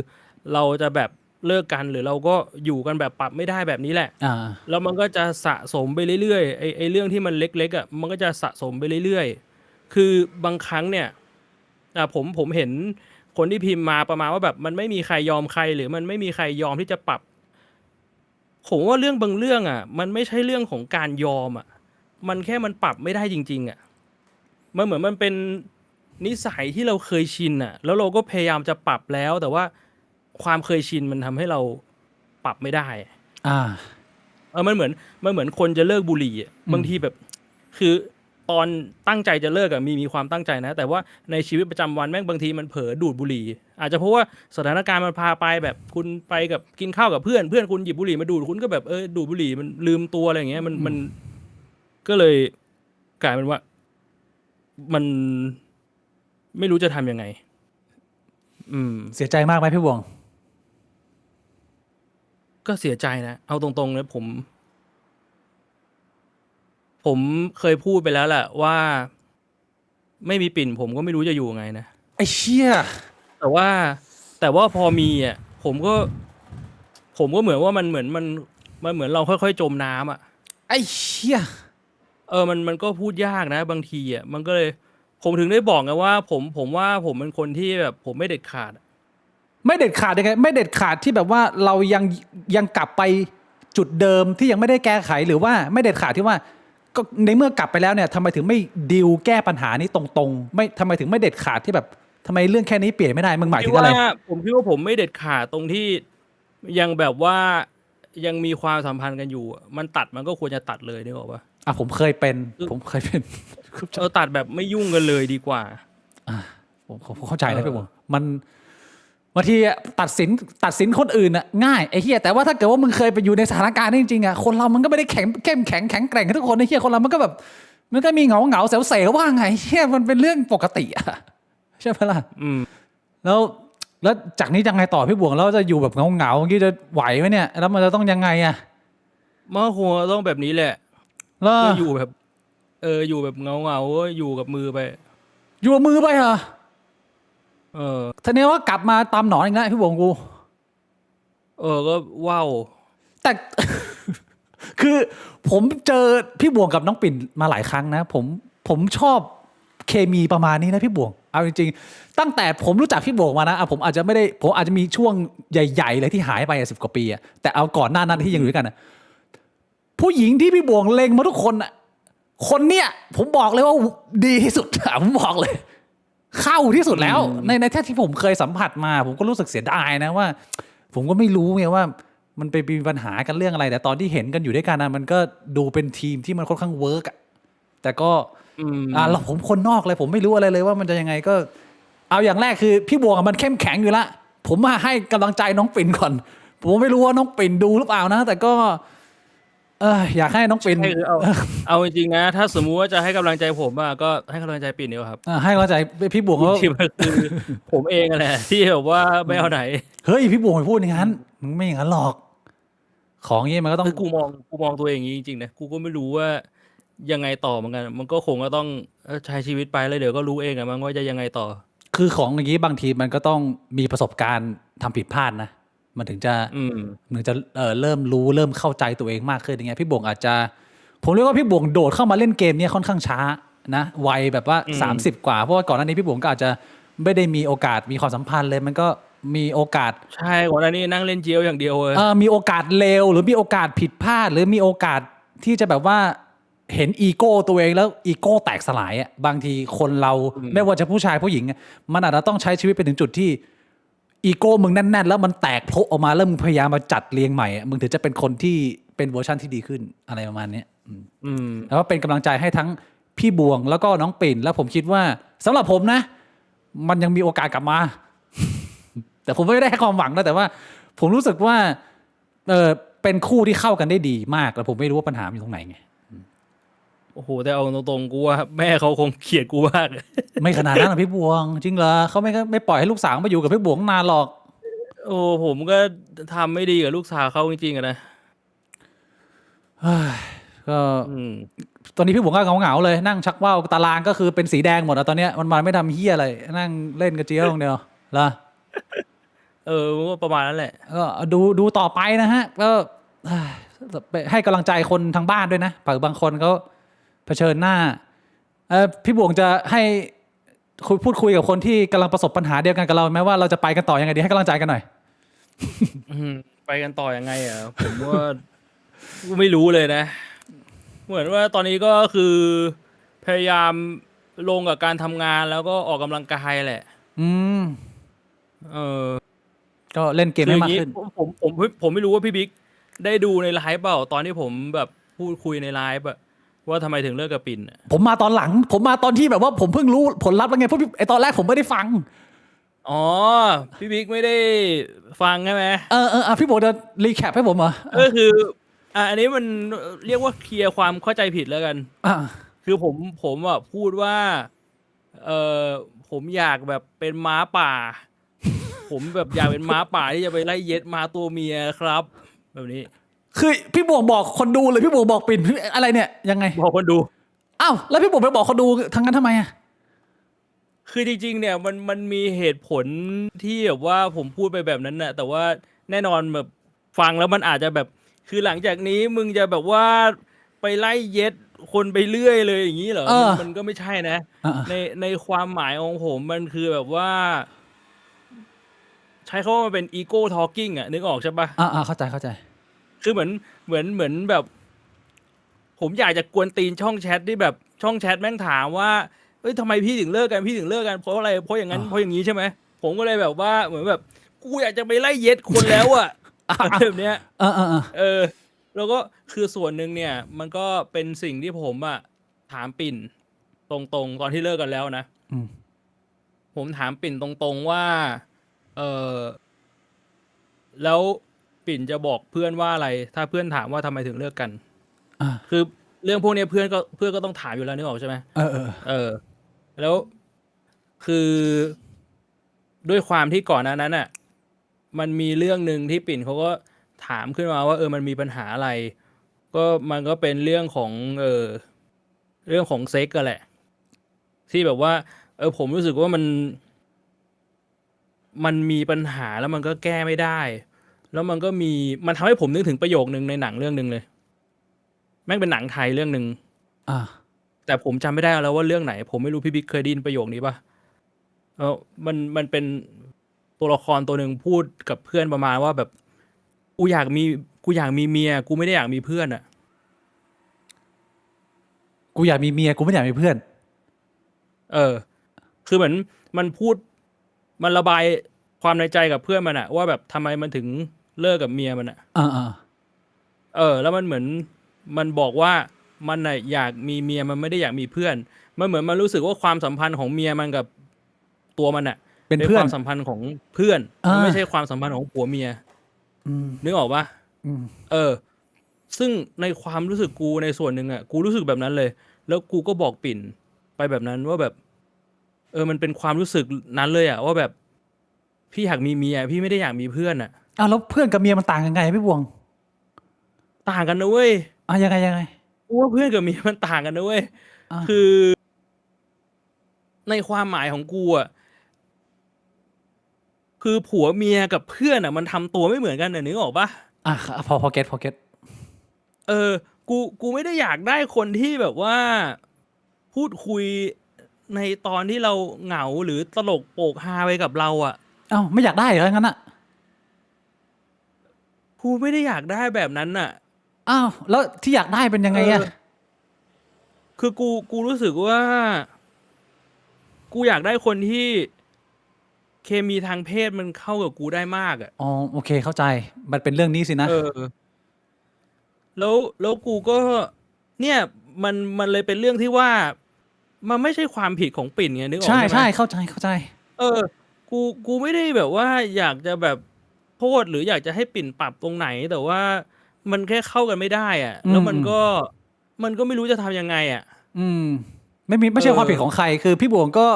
สิ่งที่พี่บวงต้องการมันก็ไม่ได้เป็นการเรียกร้องอะไรมากเกินมันก็เป็นสิ่งที่มึงต้องการเฉยๆแล้วก็ตัวปิ่นเขาก็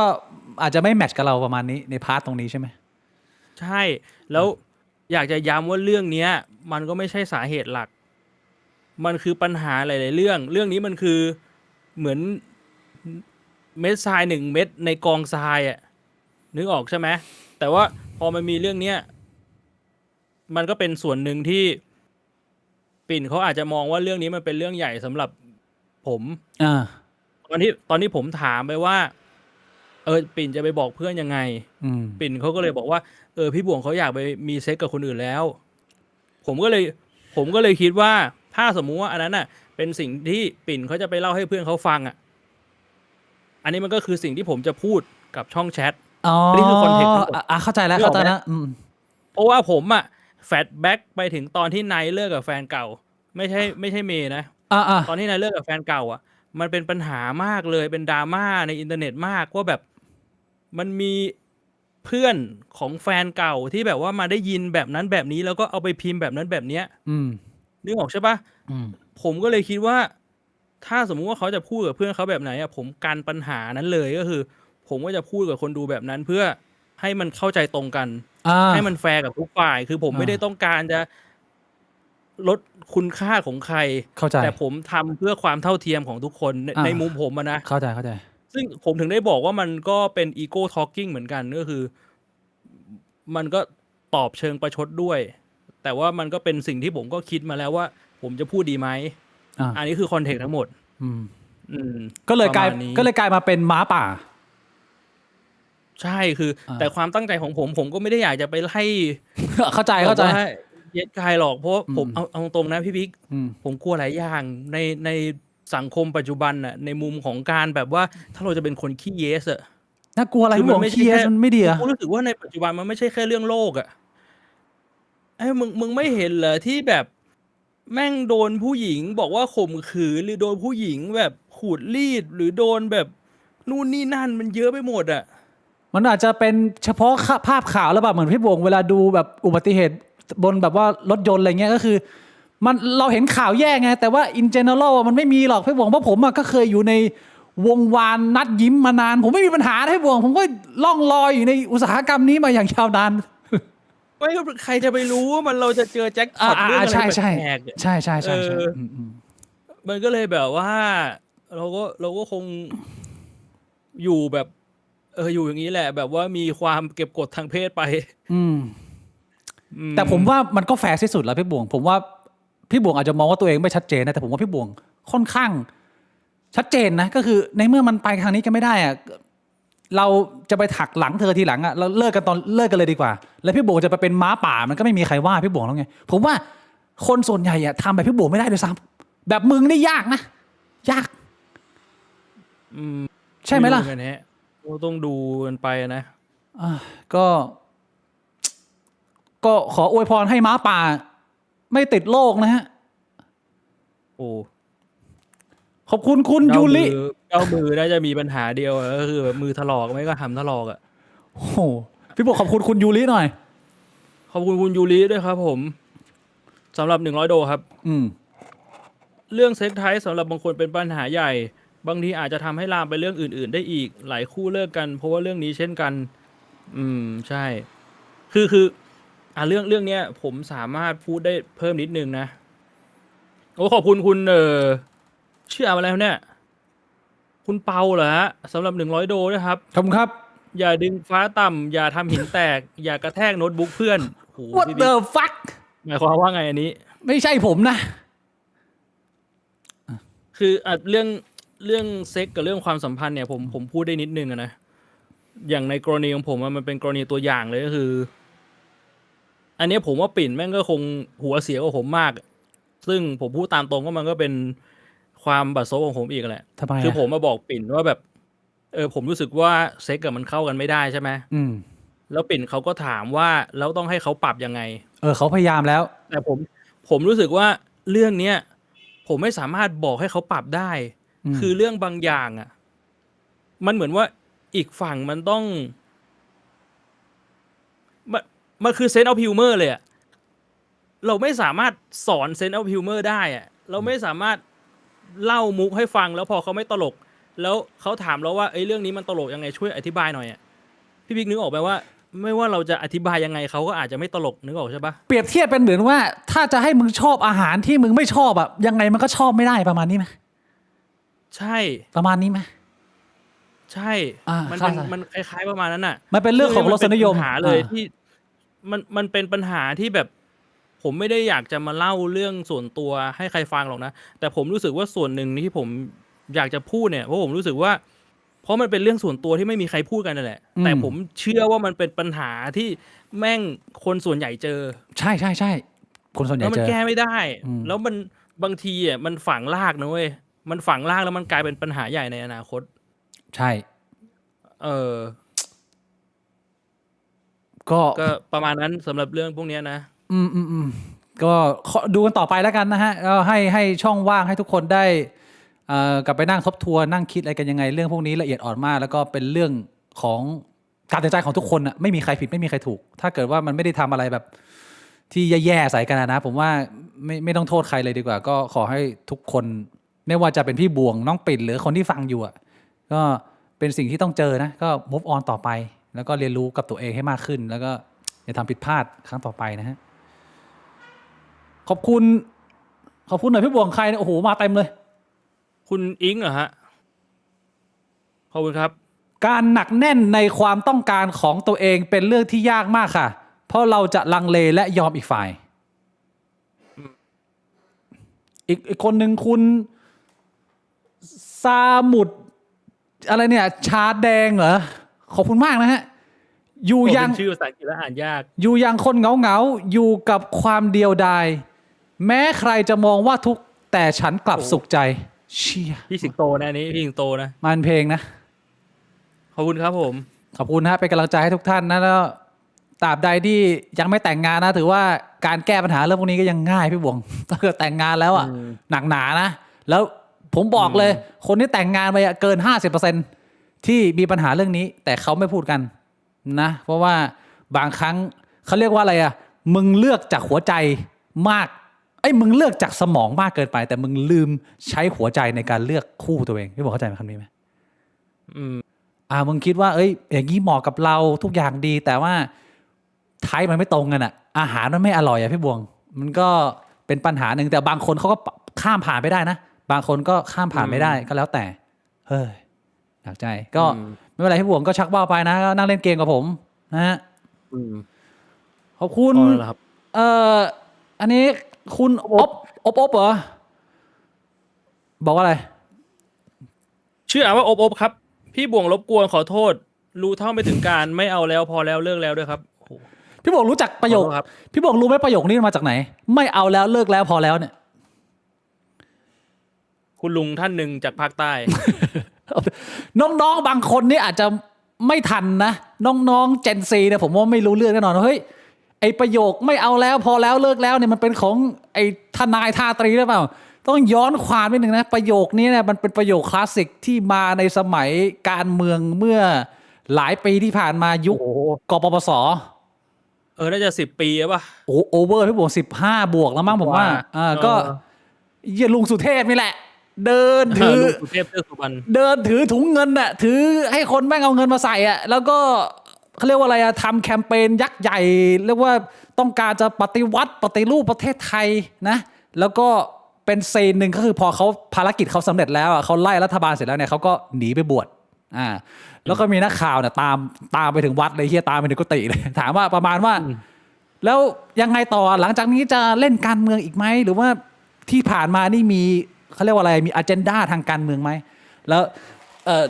หลวงพี่สุเทพก็ประมาณว่าไม่เอาแล้วพอแล้วเลิกแล้วก็คือบอกประมาณนี้แล้วพอศึกออกมาปุ๊บก็กลับมาเล่นการเมืองเล่นการเมืองต่อมันก็เลยเป็นที่มาที่ทนายทาตรีเขาเอาประโยคนี้มาใช้ก็คือเรียกว่าเป็นการปฏิเสธเป็นมีมตั้งแต่นั้นมาเป็นมีมตั้งแต่ตอนนั้นมานะฮะเป็นการปฏิเสธที่โคตรไม่จริงใจที่สุดนะฮะแล้วไอ้ถุงที่เขาให้มาใส่เงินนี่สุดท้ายมันไปไหนก็ไม่รู้ว่าคงไปช่วยจัดงานข้างหลังแล้วมั้งเขาก็แบบมีจัดเวทีมันก็ต้องใช้ค่าใช้จ่ายเยอะไอ้เหี้ยจัดม็อบอ่ะจัดกันเป็นปีอ่ะเอาตังค์ไปเยอะมากอ่ะผมบอกเลยคุยเรื่องเบาๆหน่อยพี่บวงผมอาทิตย์นี้นอกจากป่วยเนี่ยผมก็นั่งพักฟื้นนะไม่ได้ทำคอนเทนต์อะไรมากนั่งดูนู่นดูนี่ไปดูภาพยนตร์เรื่องนี้มาแชร์คนทางบ้านหน่อย Frankenstein เรื่องนี้เป็นไงบ้างอ่ะเห็นแบบว่ามีเทรลเลอร์ใน YouTube อยู่ Frankenstein ใน Netflix เอาเขาเรียกว่าอะไรเป็นนวนิยายคลาสสิกรุ่นเดอะมาทำใหม่อีกครั้งหนึ่งนะผมบอกเลยว่าสนุกทำดีกว่าที่ผมคิดผมคาดการเอาไว้เวอร์ชันล่าสุดนี่ใช่ไหมเวอร์ชันล่าสุดเนี่ยผมว่าน่าจะเป็นเวอร์ชันที่ดีที่สุดแล้วมันไม่ได้เป็นภาพยนตร์ที่เป็นแฟนตาซีอย่างเดียวแต่ว่าสคริปต์เขาเนี่ยค่อนข้างเป็นปรัชญาเยอะมากคือทำงานกับสคริปต์เยอะมากเกี่ยวกับคุณค่าในตัวเองความรักการให้อภัยความเกลียดชังอีโก้อะไรพวกนี้ก็คือมีเนื้อหาที่คนเป็นผู้ใหญ่สามารถดูได้เยอะภาพสวยลำดับเนื้อเรื่องดีแล้วก็เรียกว่าผมประทับใจกว่า The Long Walk อ่ะมีหลายคนมาบอกว่าพี่บิ๊กอย่าลืมไปดูนะ The Long Walk อ่ะที่เป็นนวนิยายของสตีเฟนคิงอ่ะที่แม่งให้เอาเด็กเป็นคอนเซปต์ประมาณว่าโลกอนาคตมันแบบว่าสังคมมันพังแล้วสหรัฐเนี่ยถูกควบคุมโดยทหารแล้วบ้านเมืองมันแบบว่าควบคุมโดยเผด็จการมันก็ไม่ค่อยดีใช่ไหมมันก็ทหารมันจัดโปรแกรมหนึ่งขึ้นมาซึ่งเป็นโปรแกรมให้คนอ่ะมาเดินถ้ามึงสมัครเข้ามาแล้วเนี่ยคล้ายๆประมาณว่า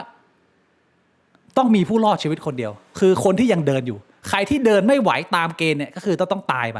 ซึ่งคอนเซ็ปต์มันก็ดูน่าสนใจแหละแต่ผมไปดูเดอะลองวอล์กแล้วผมรู้สึกว่าค่อนข้างผิดหวังในหลายๆส่วนไม่ว่าจะเป็นการลำดับเนื้อเรื่องหรือความน่าสนใจนะคือคอนเซ็ปต์มันดีอะแต่ผมว่าทำออกมาไม่เต็มขนาดนั้นแต่พอมาดู Frankenstein เนี่ยผมรู้สึกประทับใจมันอาจจะมีช่องโหว่อยู่พอสมควรนะแต่มันดีกว่าที่เราคาดไว้เยอะแล้วส่วนที่น่าสนใจที่ผมจะมาแชร์ก็คือมันมีความเป็นวิทยาศาสตร์อะไรอย่างนี้ด้วยและมันก็เป็นเนื้อหาใหม่ๆที่ผมไม่เคยรู้โดยเฉพาะอันนี้ที่จะมาแชร์คือมันจะมีอันนี้ไม่สปอยนะแต่ว่าพูดถึงวิทยาศาสตร์คือมันจะมีอยู่จุดช็อตนึงอะที่มันพยายามจะปลุกแฟรงเกนสไตน์เนี่ยแล้วเหมือนมันพยายามจะแคร็กว่ามึงจะสามารถปลุกให้ศพมันมีชีวิตขึ้นมาได้ยังไงอันนี้ก็คือเป็นแบบแฟนตาซีนะแล้วสุดท้ายเนี่ย พระเอกเนี่ยมันไปแคร็กได้ว่าถ้ามึงจะทำให้ศพมันตื่นขึ้นมาได้นะสิ่งที่มึงจะต้องเข้าไปเล่นคือ lymphatic system ซึ่งก็คือระบบน้ำเหลืองพี่บวงคือเราก็จะคิดไปว่าส่วนสำคัญของร่างกายมันต้องมีอะไรมันต้องมีหัวใจใช่ไหมมันต้องมีสมองส่วนใหญ่ๆมันจะประมาณนี้แต่ว่ากูก็ค่อนข้างว้าวว่าทำไมในหนังอ่ะมันถึงให้ข้อมูลมาว่าที่จะเล่นงานนี้ว่าถ้าเกิดว่ามึงจะแคร็กตรงนี้นะอย่างอื่นได้หมดแล้วนะส่วนสุดท้ายที่มึงยังไม่ได้แก้ไขคือการที่ทำให้ระบบน้ำเหลืองเนี่ยมันสามารถทำงานได้ทำให้กูหลังจากดูภาพยนตร์เรื่องนี้เสร็จปุ๊บกูก็เลยต้องไปนั่งศึกษาเลยว่าไอ้ที่ระบบน้ำเหลืองมันสำคัญขนาดนั้นเลยวะแล้วมันก็เป็นความรู้พี่บวงเพราะว่าเราอ่ะมีความรู้เรื่องระบบน้ำเหลืองน้อยพี่บวงรู้ไหมว่าระบบน้ำเหลืองมันมีหน้าที่อะไรยังไงผมเช็คความรู้พี่บวงกันระบบน้ำเหลืองน่าจะเป็นหลักๆที่กูเข้าใจน่าจะเป็นเรื่องของการจัดการกับเชื้อโรคป่ะใช่คืออันนี้ผมไม่ใช่แพทย์นะไม่ต้องย้ำเตือนกันทุกคนก็รู้แล้วผมไม่ใช่แพทย์แต่ว่าเอาเท่าที่ผมรู้เพิ่มแล้วกันระบบน้ำเหลืองมีความสำคัญกับสุขภาพชีวิตและระบบภูมิคุ้มกันในประจำวันของเรามากแล้วที่มันควรจะได้รับความใส่ใจมากขึ้นโดยเฉพาะคนรุ่นเราเนี่ยเพราะว่าเราไม่รู้ว่าเราจะพัฒนาระบบน้ำเหลืองหรือว่าทำให้ระบบlymphatic system เนี่ยมันแข็งแรงยังไงแต่ผมเอาแบบว่าสรุปให้เข้าใจพร้อมกันง่ายๆแล้วกันเท่าที่ผมเข้าใจมาเนี่ยคือเลือดเนี่ยมันมีสารอาหารใช่ไหมพี่บอกมันมีสารอาหารกับออกซิเจนแล้วหัวใจเราเนี่ยก็เป็นตัวปั๊มเลือดให้ไปเลี้ยงเซลล์ในร่างกายทีนี้ระหว่างเซลล์กับเลือดเราเนี่ยมันจะมีช่องว่างอยู่พี่บวงแล้ววิธีการที่เซลล์มันจะเอาสารอาหารจากเลือดไปเนี่ยก็คือสมมติว่าอันนี้เป็นหลอดเลือดและอันนี้เป็นเซลล์เลือดน้ำเลือดมันก็จะซึมผ่านเส้นเลือดฝอยออกมาแล้วเซลล์มันก็จะดูดซับน้ำเลือดพวกสารอาหารเข้าไปในขณะเดียวกันเซลล์มันก็จะคายของเสียออกมาพวกคาร์บอนพวกกรดนู่นนี่นั่นอะไรเงี้ยไอ้ตรงระหว่างเส้นเลือดฝอยกับเซลล์เนี่ยมันจะมีช่องว่างอยู่ไอ้พื้นที่ตรงนี้แหละมันก็จะเป็นพื้นที่ว่างที่มันมีของเหลวมากมายไอ้ตรงนี้แหละที่มันเป็นระบบน้ำเหลืองจะเข้ามาคอยจัดเขาเรียกว่าทำความสะอาดอ่ะเพราะว่าดูดของเสียออกคือในส่วนเซลล์มันก็ได้อาหารไปแล้วใช่ไหมทีนี้พอมันมีของเสียที่มันค้างอยู่ตรงระหว่างกลางเนี่ยมันต้องพึ่งพาระบบน้ำเหลืองในการลำเลียงพวกสารพิษหรือว่าเชื้อโรคอะไรต่างๆแต่ที่มันจำเป็นจะต้องรู้ก็คือว่าระบบน้ำเหลืองมันไม่มีหัวใจปั๊มพี่บวงมันเป็นต่อมไรท่อปะมันเป็นท่อมันเป็นต่อมไร้ที่ปั๊มมันต้องพูดอย่างนี้ดีกว่ามันไม่มีที่ปั๊มพี่บวงระบบน้ำเหลืองมันจะโฟลว์ดีได้เนี่ยมันขึ้นอยู่กับการขยับของกล้ามเนื้อถ้าเกิดว่าร่างกายมันมีการขยับเนี่ยพวกสารที่มันอยู่ในท่อน้ำเหลืองเนี่ยมันก็จะมีการขยับแล้วก็ส่งต่อไปแล้วมันก็จะผ่านอวัยวะสำคัญต่างๆที่มีหน้าที่ในการทำความสะอาดอย่างเช่นพวกไขกระดูกม้ามทอนซิลอะไรพวกนี้ที่เป็นส่วนประกอบของระบบน้ำเหลืองเพราะว่าไออวัยวะพวกนี้มันสามารถผลิตเซลล์เม็ดเลือดขาวได้แล้วสำหรับคนที่เป็นสายเกมเมอร์คนนั่งติดหน้าคอมเนี่ยผมบอกเลยพวกเราเนี่ยพี่บวงเนี่ยระบบน้ำเหลืองจะมีปัญหาเพราะร่างกายไม่ค่อยขยับวันๆขยับแต่มือชักเบ้ากับกดคอมอย่างเงี้ยวิธีการที่มึงจะทำให้ระบบน้ำเหลืองมึงแข็งแรงได้คือมึงต้องมีโอกาสขยับร่างกายทุกส่วนพี่บวงถ้ามึงนั่งแช่เนี่ยร่างกายมึงไม่สามารถเอาของเสียตามเซลล์ต่างๆเนี่ยไปทำลายได้แล้วการไหลโฟลว์ของเซลล์เม็ดเลือดขาวมันก็จะไปไม่ทั่วทางร่างกายแล้วตรงเจียวมีระบบน้ำเหลืองไหมไม่มีพี่บวงคือน้ำเหลืองมันก็เป็นท่อทั่วตัวใช่ไหมที่ผมไปดูมาคือน้ำเหลืองเนี่ยมันจะเยอะก็คือช่วงคอช่วงหน้าอกเนี่ยพวกไหปลาร้าหน้าอกพวกนี้แล้วก็ช่องท้องอันนี้คือส่วนใหญ่เลยนะแล้วก็ที่จะมีอีกจุดหนึ่งก็คือข้อพับก็คือรักแร้แล้วก็ขาหนีบแล้วก็ข้อพับเข่าซึ่งถ้ามึงจะบริหารพวกนี้ได้เนี่ยแค่มึงออกไปจ็อกกิ้งหรือว่ายืดเส้นบิดตัวอะไรพวกเนี้ยไอ้เชี่ยก็คือมันจะทำให้ระบบน้ำเหลืองมึงแบบทำงานแบบสูบฉีดปื้บแล้วแค่นั้นเองเขาต้องการขยับเล็กๆน้อยๆของกล้ามเนื้อเท่านั้นมันจำเป็นจะต้องมีเพื่อให้ มันคลีนพวกแบบสารพิษหรือว่าเชื้อโรคอะไรต่างๆในร่างกายได้ดีประมาณนี้ที่ผมเข้าใจพี่คิดว่าโรคภูมิแพ้มันเกี่ยวกับระบบน้ำเหลืองไหมคนที่เป็นภูมิแพ้ก็คือคนที่ไม่ค่อยออกกำลังกายผมว่าน่าจะแล้วพอมีส่วนไม่ค่อยออกกำลังกายเชื้อโรคก็ระเยอะบบน้ำเหลืองก็เลยไม่ค่อยดีใช่ผมว่าน่าจะแบบเนี้ยมีส่วนนะน่าจะมีส่วนแต่มันก็อาจจะมีเหตุผลอื่นอีกแหละเรื่องพวกนี้มันซับซ้อนมากมันทำให้ผมนึกถึงท่านี้เลยพี่บวงสมัยก่อนตอนเด็กๆเวลาเราไปเข้าแถวเคารพธงชาติหรือมีกายบริหารนะมันจะมีท่าหนึ่งที่คุณครูแม่งชอบทำท่าเนี้ยตอนเด็กๆนะกูคิดในใจตลอดทำเหี้ยอะไรท่าเนี้ยไม่เห็นจะมีประโยชน์หาอะไรเลยเอาจริงๆตอนเนี้ยทำท่านี้เหนื่อยนะเว้ยผมบอกถ้าทำนานๆเมื่อยมันไม่ใช่เหนื่อยมันจะเมื่อยตรงบริเวณเนี้ยมันเหมือนแบบว่าแม่งไม่ค่อยได้ออกกำลังกายไอ้ท่าคนแก่เนี่ยพี่บวงกูบอกเลยโคตรบริหารระบบน้ำเหลืองไอ้ท่าเนี้ยเพราะว่ามันขยับตั้งแต่คอไหล่หน้าอกแล้วก็ได้ช่องท้องมันจะที่มีน้อยจุดเยอะใช่ไหมใช่กลายเป็นว่าตอนนี้กูตื่นมานะเชี่ย7-8 โมงเช้ากูไปยืนตรงสวนนะกูไปยืนหมุนเนี่ยเป็นคนแก่เลยสัตว์ยืนหมุนอยู่15 นาทีสักพักก็ลำไทยเก๊กเลยพี่บิ๊กอีกนานไม่หน่อยกูก็ไปรำไทยเก๊กแล้วอ่ะดูทรงแล้วเป็นเจ๊กแก่แล้วใช่มันเหมือนกับว่าโอ้โหเมื่อก่อนมึงไปแซวไปล้อเขาเยอะสุดท้ายมึงเพิ่งเข้าใจไงว่าโอ้ยที่มึงสอนให้กูทำเนี่ยมันเอาไว้บริหารน้ำเหลืองไอ้เหี้ยสำคัญนะพี่น้องดูแลเรื่องนี้กันดีๆนะผมบอกเลยให้ร่างกายมึงได้ขยับสักเล็กๆน้อยๆทุกวันเป็นการบริหารระบบน้ำเหลืองนะฮะทุกคนอันนี้เป็นสิ่งที่ผมได้มาจากภาพยนตร์แฟรงเกนสไตน์นะอันนี้คุยเรื่องหนังอยู่นะแต่ว่าคือแบบกูก็แบบดูไปเรื่อยไงแล้วก็ผมก็เป็นคนหนึ่งที่มีภูมิแพ้มีอะไรอย่างเงี้ยนะก็พยายามจะปรับเปลี่ยนวิธีการใช้ชีวิตตอนเนี้ยพูดถึงเรื่องภูมิแพ้คือตอนเด็กๆผมก็ไม่เป็นแต่ว่าเดี๋ยวนี้ก็เริ่มเป็นแล้วช่วง 2-3 วันมาเนี้ยพี่บิ๊กฝุ่นแม่งมา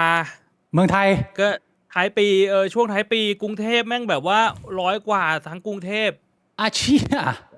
คือแบบว่าวันนี้แม่งแบบน้ำมูกแม่งยืดเป็นแบบน้ำมูกใสๆยืดแบบโอ้โหไม่หยุดเฮี้ยอันตรายนะพี่บวงเพราะว่าของพวกนี้มันเข้าไปมันร่างกายมันเอาออกยากนะมันก็สะสมไปเรื่อยๆในปอดมึงอะไอ้พวกใช่กูก็พยายามไม่ออกไปไหนเนี่ยอยู่ในห้องแล้วกูก็เปิดเครื่องดูดฝุ่นเครื่องกรองอากาศโอ้โหผมไม่อยากจะผมรู้สึกคือผมอยู่ไต้หวันอากาศดีมากเลยผมอากาศเย็นตอนนี้นี่คือแบบ18 องศาแล้วก็เขาผ่านในนี่แล้วนะไอ้พรบแบบว่าห้ามเผาขยะนู่นนี่นั่นเหรอห้ามเผาอะไร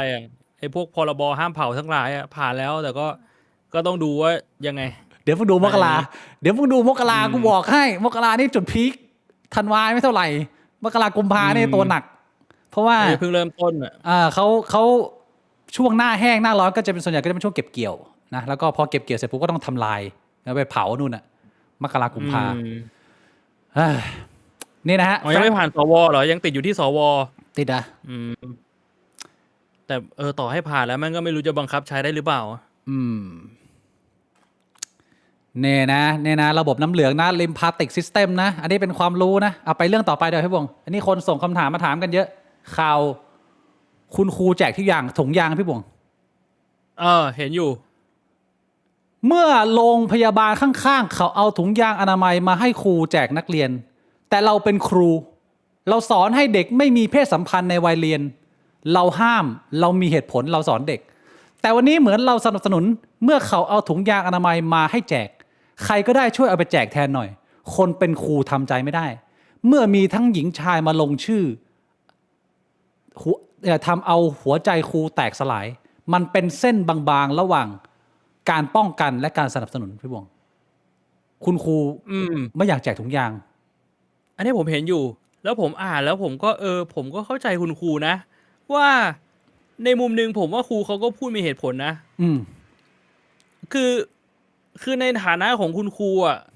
เขาก็ต้องสอนเด็กนักเรียนบอกว่ามันไม่ควรมีเพศสัมพันธ์ในวัยเรียนก่อนวัยแล้วก็อาจจะแบบให้เหตุผลอะไรก็ว่าไปแต่ว่าในขณะเดียวกันเนี่ยก็ต้องแจกถุงยางเนี่ยมันก็เลยเหมือนว่ายังไงดีวะคือผมว่ามันควรจะเป็นหน้าที่ของครูแต่ละคนจริงๆแบบว่าครูที่สอนแบบพวกเพศศึกษาพวกสุขศึกษาหรือครูที่แบบว่าให้คำแนะนำพวกนั้นอาจจะเป็นแบ่งหน้าที่เป็นคุณครูที่ให้ความเข้าใจไม่ใช่เป็นครูที่ห้ามแต่ครูทั่วไปอาจจะแบบเป็นคุณครูที่แบบว่าห้ามหรือแบบว่า บอกว่าแบบพยายามหลีกเลี่ยงแล้วก็เหตุผลว่าเพราะอะไรแบบนี้มันพอได้ไหมพี่บอกจะแบ่งหน้าที่เหรอผมว่ามันควรจะเป็นอย่างนั้นไหมไม่งั้นคือเด็กมันก็ต้องถามอยู่แล้วแบบว่าแบบเอ้าไหนคุณครูบอกว่าพวกผมไม่ควรมีเพศสัมพันธ์ในวัยเรียนไงแล้วทำไมมาแจกถุงยางแบบเนี้ยมันคือมันก็แปลกๆไงคือในฐานะครูก็ไม่รู้จะตอบยังไงป่ะถ้าเด็กมาถามแบบเนี้ยผมเห็นในคอมเมนต์น่ะด่าครูเยอะนะหรอค่อนข้างด่าทำไมครูเป็นเยอะวะว่าแบบโหครูหัวโบราณอะไรที่เขาไปเกิดถึงไหนแล้วอะไรอย่างเงี้ยโอ้ครูจะมาซ้ำออยอะไรเรื่องแค่นี้เล็กน้อยยุคสมัยมันไปถึงไหนแล้วประมาณเนี้ยอันนี้คือที่ด่าเยอะนะแต่ว่าถ้าถามผมนะผมคิดว่ามันสามารถอยู่ในร่างเดียวกันได้พี่บวงมึงสามารถเป็นคุณครูที่สอนวิธีการป้องกันเพื่อไม่ให้ไปถึงจุดที่ชีวิตมึงก็ต้องแบบโห my god อะมึงไม่อยากไปถึงจุดนั้นแต่ถ้าเกิดว่ามึงจะต้องจริงๆมึงก็คือต้องป้องกันไงแต่คือครูไม่สนับสนุนนะแต่ถ้าเกิดว่ามึงจะต้องทำแล้วอะมึงก็ต้องใช้กูว่าการป้องกันและการไม่สนับสนุนไปพร้อมกันได้พี่บวงในคนคนเดียวเข้าใจไหมคือกูรู้สึกว่ากูคิดว่ามันทำได้แบบพี่บิ๊กพูดแต่กูคิดว่าถ้าสมมุติว่าแบ่งหน้าที่กันอ่ะบางทีมันอาจจะทำให้คำพูดมันมีน้ำหนักมากกว่าอ้าวถ้าเกิดเด็กมันเลือกเชื่อคุณครูไปคนๆมันก็เสร็จเลยพี่บวงแล้วมันศรัทธาครูคนนี้มากกว่าครูคนนี้นะก็กลายเป็นว่าระหว่างยังไงอะถ้าเกิดครูสนับสนุนก็คือไปเลยก็ลุยก็ใช้อะไรอย่างเงี้ย ก็คือคิดว่าครูส่วนหนึ่งอ่ะห้ามไปเลยแต่ครูที่มีหน้าที่สอนอ่ะก็คือสอนว่าไม่ควรแล้วก็สอนวิธีป้องกันให้มันสอดคล้องกันไงว่ามันไม่ควรนะแต่ว่าก็จะมีกลุ่มหนึ่งที่บอกว่าแต่ว่าถ้ายังไงก็ต้องป้องกันรู้จักป้องกันไว้แล้วทำไมถึงต้องป้องกันอะไรแบบเนี้ยก็ผมว่ามันไม่เป็นเรื่องที่เข้าใจยากนะแต่คุณครูบางคนก็อาจจะค่อนข้างเหนื่อยใจถ้าแบบว่ารู้ว่าบางทีมึงก็คุมเด็กมันไม่ได้อะคือแบบว่าเด็กกระโปรงอ่ะแบบว่าวัยแบบม.4 ม.5มันไม่สนใจหรอกมันฮอร์โมนมันกำลังพุ่งพล่านถามมันกำลังตั้งอ่ะโอ้โหตอนนั้นนะขามแข็งปังอะพี่บวงไอ้เหี้ยตอนอายุ17อ่ะคือมันแบบว่าหัวมันเปียกอยู่ตลอดเวลามันก็เข้าใจเด็กนะคือเราก็เข้าใจทุกฝ่ายอ่ะไม่รู้จะทำไงอ่ะกูจำได้ตอนกู17ประมาณม.5ตอนนั้นน่ะขึ้นรถเมล์พี่บวงรถเมล์สาย75นั่งกลับบ้านอ่ะขณะขึ้นรถเมล์ยืนคิดเลยไปเลยกระเจียวแข็งมายืนแข็งอยู่ในรถเมล์ไม่มีใครไม่มีผู้หญิงไม่มีเฮียอะไรให้ดูนะคือแบบกระเจียวมันอยากทำงานมากพี่บวงมันสู้ยากอ่ะความเสียวอ่ะมันก็นั่นแหละผมว่าในมุมของคุณครูอ่ะผมคิดว่ามันสามารถทำ2อย่างพร้อมกันได้อันนี้คือมุมผม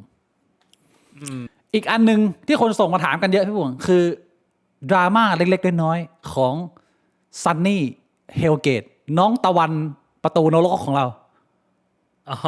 พี่บวงมีพูดไปยังที่แบรนด์ออฟตัสอันนี้พูดไปแล้วสำหรับใครที่อาจจะไม่ทันนะเรารีแคปสั้นๆแล้วกันให้ดูอันนี้นะเป็นโพสต์หนึ่งของแว่นออฟตัสที่ตัดเอารูปน้องผู้หญิงน้องสาว2เนี่ยแต่ว่าสวยมากเลยเนี่ยเอามาน้องเขาชื่อเอริกเป็นน้องสาว2น้องเอริกนะหน้าตาน่ารักนะหนูสวยลูกเขาคุยกับแท็กซี่มั้งหรือสักอย่างเนี่ยแล้วก็เอาหน้าซันนี่ไปไม้ติดโอเคก็ดูเหมือนจะเป็นฮาๆดีแต่สุดท้ายโดนถล่มเยอะ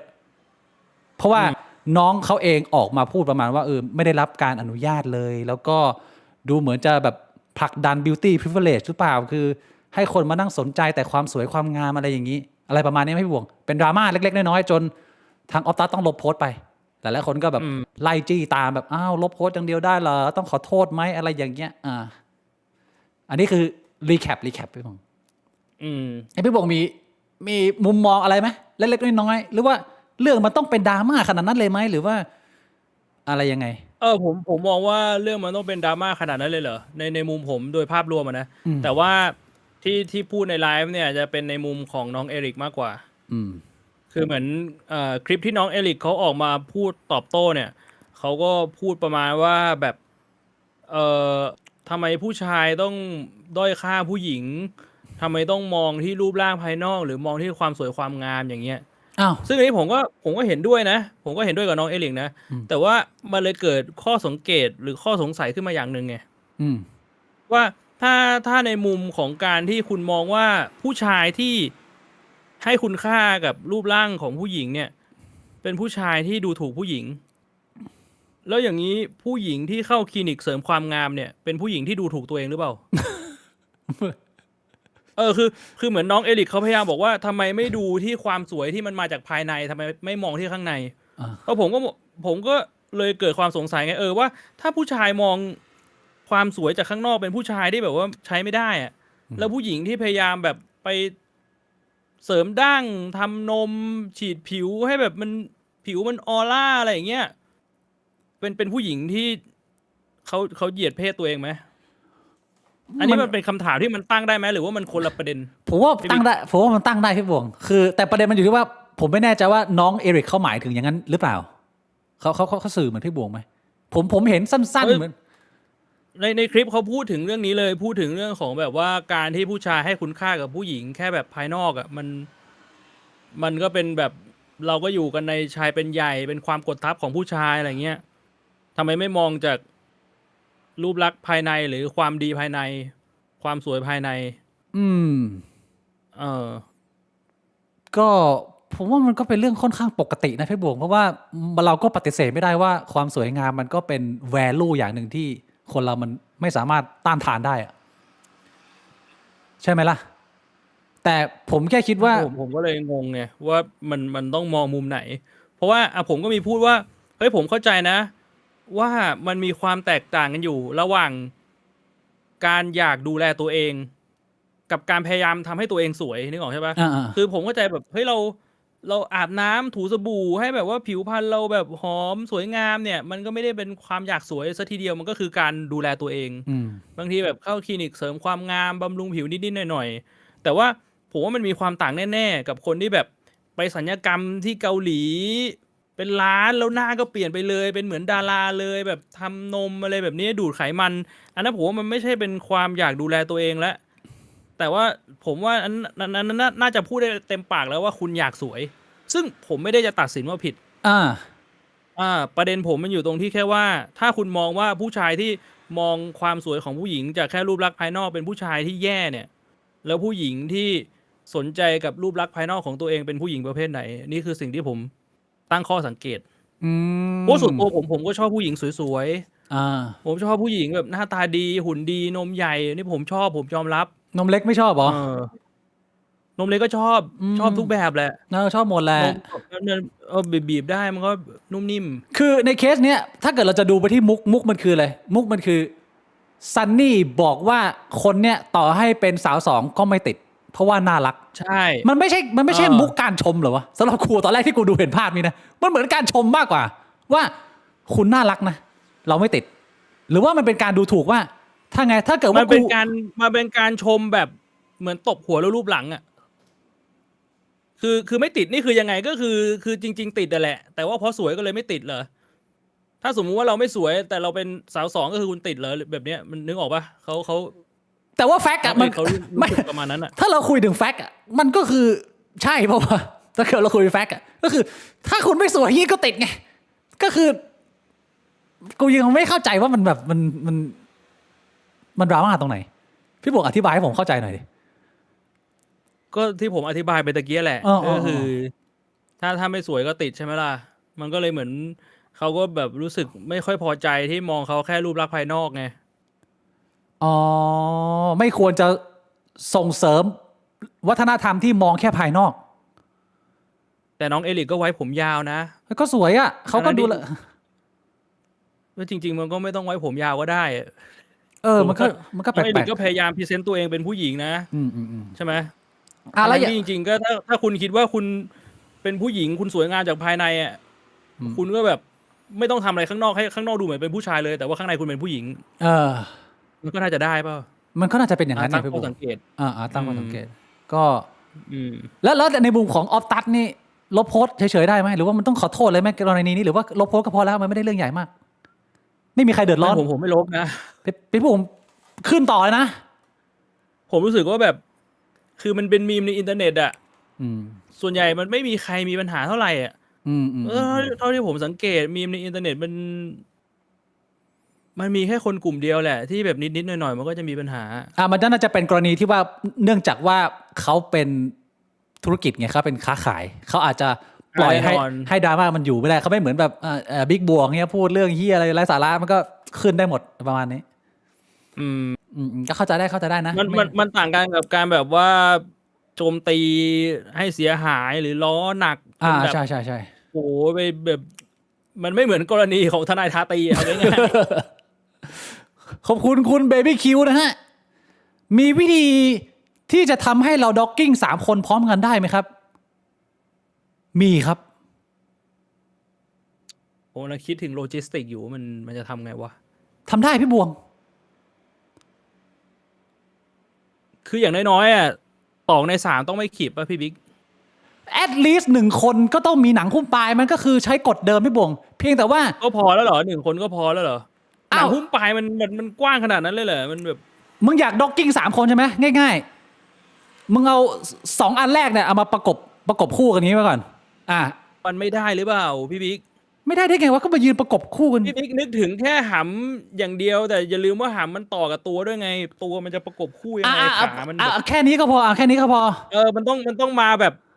อย่างเงี้ยแล้วก็ให้ตรงกลางเข้ามาแบบเป็น3 ทางแล้วตรงกลางมาแล้วมึงดึงหนังคุมยาวเลย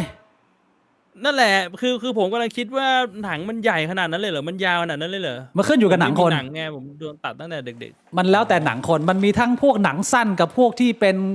เรียกว่ากินผลปีศาจโมกุเข้าไปนะก็สามารถทำได้คำถามอะไรวะเนี่ยเชี่ยเอ้ยเหมือนทาจังเจ้าป่าใช่เคยดูทาจังเจ้าป่าไหมเคยดูรายนั้นไม่มีผลปีศาจด้วยนะเรื่องญี่ปุ่นกับศพเผาศพมุสลิมในประเทศคิดยังไงคะโอ้โหเรื่องนี้กำลังเป็นที่ฮือฮาเลยนะจะเอาเรื่องนี้ก่อนตอนแรกผมว่าจะไปคุยเรื่องทนายชาตรีนะจะเอาเรื่องนี้ก่อนไหมพี่วงหรือว่าเดี๋ยวมีเรื่องนี้ไหมล่ะถ้าไม่งั้นก็คุยเรื่องทนายชาตรีหรือไงหรือเรื่องนี้ก่อนเอาทนายชาตรีก่อนก็ได้เรื่องนี้ผมญี่ปุ่นนี่ผมเก็บเอาไว้หลังๆอ่ะผมอยากคุยเรื่องแบบเรื่องฮอตเรื่องฮิตอยู่ตอนนี้คนมาแล้วแน่นๆเลยนะผมว่าน่าจะมาฟังเรื่องนี้เลยพี่วง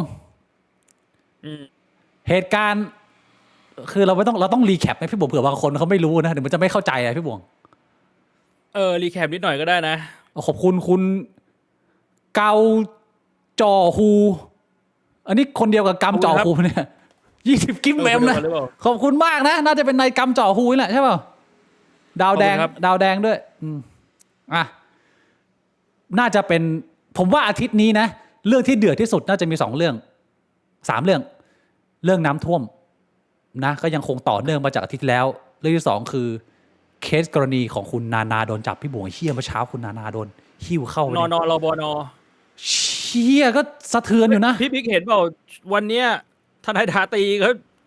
ซัดนรบนรัวๆซัดคุณนานากับพี่เวหนักๆเลยตอนนี้เห็นว่าแบบไปถึงขนาดแบบว่าไปโกงเงินเพื่อนมาเปย์ผัวแต่ซึ่งไม่รู้เป็นข้อเท็จจริงหรือเปล่าไม่รู้มั่วไปหมดเลยเชี่ยมันมั่วหมดแล้วเอาเรื่องนานาก่อนเนาะเรื่องนั้นคุณนานาสั้นหลายๆคนช็อกนะพี่บวงต้องมาเห็นภาพหนึ่งในแก๊งนางฟ้าโดนจับเข้าคุกซึ่งผมคิดว่าไม่รู้ว่าจะได้ประกันหรือเปล่านะพี่บวงเพราะว่าคดีมันร้ายแรงมันจะน่านะมันทำให้ผมนึกไปถึงเคสพี่กันพี่บวงตอนที่เห็น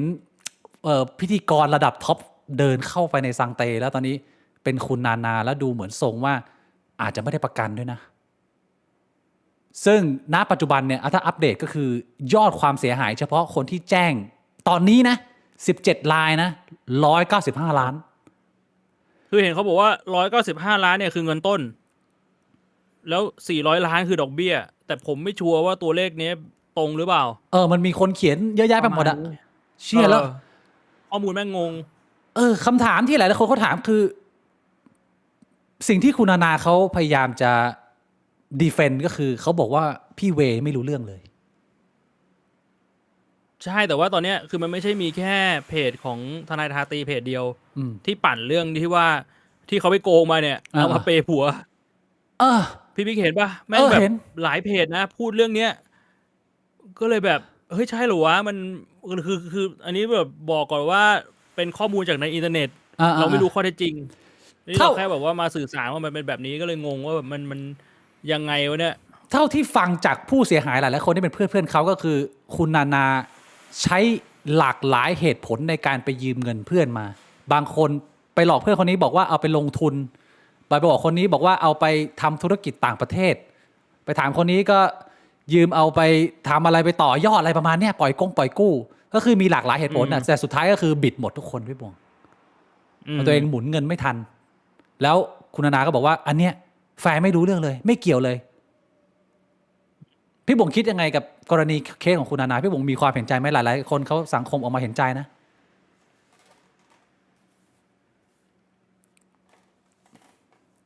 ผมว่าโอ้โหคิดหนักเลยแต่ผมว่าไม่น่าเห็นใจนะพี่บงไม่มีความเห็นใจกับดาราที่อยู่กับเรามา30 กว่าปีอะไม่เคยรู้จักเลยเอาตรงนาไม่รู้จักนรบนรบนที่ผมไม่เคยได้ยินเลยแต่พี่เวเคยได้ยินอย่างน้อยพี่บงต้องเคยจากพี่เวพี่บงเคยเห็นพี่เวพูดมาเวลาพี่เวพวกจะแบบว่าโฮชอนยอนเชยทำเลยเนี่ยเขาจะพูดประมาณนี้พูดเชี่ยเลยวะเนี่ยสไตล์เขาอะพี่บวงฮิปฮอปอะไม่เคยเห็นเหรอรู้จักแต่แบบแต่อะไรนั่นโอเคเคยได้ยินแค่นั้นน่ะพี่เวว่าน้องสาวชวนอะไรกันนะใช่เนี่ยเขาจะพูดประมาณเนี้ยฟังรู้เรื่องเลยครับว่าน้องสาวเนี่ยก็อย่างน้อยมันต้องเคยเห็นกันบ้างพี่บวงไม่แต่ผมไม่รู้จักไงปกติผมไม่ได้เป็นคนตามแบบดาราไทยเท่าไหร่ด้วยไงไม่ได้ดูละครไทยนานแล้วความที่มันรู้สึกว่าช็อกมากๆก็คือเขาไม่เคยมีประวัติเสียคุณนาเขาเหมือนกับว่าจะเป็นหนึ่งในตัวเต็งของทีมที่เป็นแก๊งนาฟ้าที่แบบว่าไม่เคยทำเรื่องอะไรผิดพลาดเพราะคนอื่นอาจจะแบบว่ามีเรื่องนู้นเรื่องนี้เรื่องครอบครัวเรื่องอะไรเงี้ยแต่คุณนานี่คือแบบเรียกว่าเป็นเหมือน perfect woman น่ะพี่บวงแฟนหล่อเป็นแรปเปอร์ประสบความสำเร็จธุรกิจไปได้ดีแล้วก็อยู่แบบอู้ฟู่ร่ำรวยเปิดล่าสุดมีคนเอาคลิปขึ้นมาไปออกรายการของพี่เผือกอ่ะก็แบบโชว์แบบรถบ้านหรูหราที่จะจัดเป็นคอนเสิร์ตอะไรเงี้ยแต่ว่าเป็นไทม์ไลน์ก็คือยังอยู่ในไทม์ไลน์ที่ไปหลอกเงินเข้ามาอยู่นะตอนนั้นคือแบบว่าไปโชว์รถบ้านแต่ว่าเนี่ยอยู่ภายใน2 ปีนี่แหละแล้วก็กลายเป็นว่าไอ้ภาพความรวยนี่ก็คือเป็นเงินที่หลอกเพื่อนสนิทนะพี่บวงไอ้เชี่ยโหดนะเว้ยคือเอาตรงๆนะที่ตะกี้ผมนั่งคิดว่าแบบเฮ้ยเราควรจะสงสารเขาไหมอ่ะส่วนหนึ่งคือผมยังไม่รู้รายละเอียดไงคือผมคิดว่าเรื่องรายละเอียดเรื่องนี้สำคัญว่าเขาตั้งใจจะหลอกหรือเปล่าหรือมันคือความผิดพลาดในการบริหารเงินจริงๆคือเขาไม่ได้มีความสามารถในการบริหารเงินแล้วเขาแบบเขาคิดว่าเขาทำได้อะแล้วแบบว่าด้วยความที่มีชื่อเสียงแล้วเงินมันเข้ามาเยอะมันชุ่มมือเปิบพี่บิ๊กนึกออกป่ะนึกออกคือแบบว่า perfect shit storm อ่ะคือคนนี้แม่งบริหารเงินไม่เป็นแต่แม่งดันมีเงินเข้ามาแล้วแม่งมีอำนาจในการบริหารและคิดว่าตัวเองเก่งนี่คือความชิบหายระดับแบบว่า triple S ใช่พอมันเป็นแบบนั้นเนี่ยคือมันก็ไม่รู้ไงว่าเงินเข้ามาเท่าไหร่เงินต้องออกเท่าไหร่เป็นหนี้เท่าไหร่มีดอกเบี้ยเท่าไหร่มันไม่มีอะไรในหัวทำอย่างเดียวคิดว่าตอนนี้เห็นเงินตัวเลขเยอะอ่ะกูก็ใช้ชีวิตหรูหรารู้ตัวอีกทีก็คือแบบว่าคือเขาโทรมาให้เขาแตนโทรมาบอกว่าพี่เป็นหนี้อยู่กี่ร้อยล้านเนี่ยพี่จะจ่ายยังไงธุรกิจที่ทำก็เริ่มไม่มีรายได้แล้วนะตอนนั้นแหละมันถึงจะแบบชิบหายทำไงอ่ะคือมันมีความเป็นไปได้ที่มันจะเป็นแบบนั้นผมไม่ได้จะบอกว่าเขาเป็นแบบนั้นนะแต่ผมไม่รู้คอนเทกต์ไงผมก็เลยไม่รู้ว่าความเป็นไปได้มันยังไงนึกออกใช่ไหมคือผมว่าที่พี่บวงพูดเนี่ยมีความเป็นไปได้สูงแต่ว่ามันก็เป็นอีกคนละเรื่องกับหลอกเงินเพื่อนก็คือตัวเองบริหารแบบชิดสตอมไปแล้วเนี่ยแต่ว่าตอนที่ไปเอาเงินเพื่อนมาเนี่ยคือไปบอกว่านี่ที่คุณเจนนี่ออกมาเล่าเลยคือจะไปลงทุนทำเปิด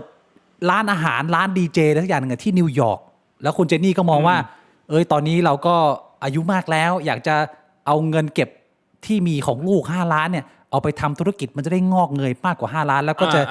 ยกร้านอาหารเนี่ยให้ลูกแต่กลายเป็นว่าไอ้ร้านอาหารนั้นนะแม่ไม่เคยเกิดขึ้นเลยพี่บัวมันไม่ได้มีอยู่จริงเนี่ย ถ้ามันมีข้อมูลแบบเนี้ยมันชัดเจนว่าอันนี้คือหลอกเงินแดก ใช่ไง หลอกได้เงินไปปุ๊บกูอ้ามกูใช้เลยกูแบบว่า อันนี้มันชัดเจนไง ประมาณว่า ถ้าเรามีข้อมูลแบบเนี้ย ประมาณว่ามันหมุนไม่ทันน่ะ แล้วก็ไม่อยากจะไปบอกเพื่อนตรงๆว่าหมุนไม่ทันก็เลย หาเหตุผลน่ะ เพื่อที่จะเอาเงินมาหมุนก่อนแล้วถ้าเกิดว่ากูหมุนได้เดี๋ยวกูมาคืนเพื่อนเรื่องก็จบประมาณนี้ถ้าให้กูเดาๆเลยอะพี่บวง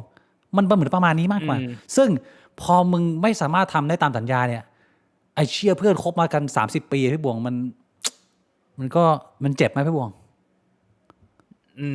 เจ็บนะเฮียเงินไม่ใช่น้อยๆโดนกันไปหลายคนนะโอ้เอาจริง17 คนรวมกัน200 ล้านตีกลมๆไปก็คนละ10 กว่าล้านอะเชี่ยเงิน10 กว่าล้านนี่มันคือแบบว่ามันก็คือเงินเก็บทั้งชีวิตของเขาบอกว่าก็ใช่อ่ะไอ้เหี้ยหนักอ่ะ เรียกว่าแต่ว่ามีคนให้กำลังใจเยอะนะพี่บวงเข้าใจได้ไหมพี่บวงเข้าใจได้ไหมว่าทำไมมีคนให้กำลังใจเยอะหรือว่ามันแปลกๆเข้าใจได้พี่บิ๊กเข้าใจได้นะก็อาจจะเป็นคนที่2 ประเภทประเภทหนึ่งคือคนที่ไม่รู้รายละเอียดไงไม่รู้รายละเอียดก็ให้กำลังใจก่อนไม่รู้ว่าแบบเรื่องเป็นยังไงแบบผิดพลาดมายังไง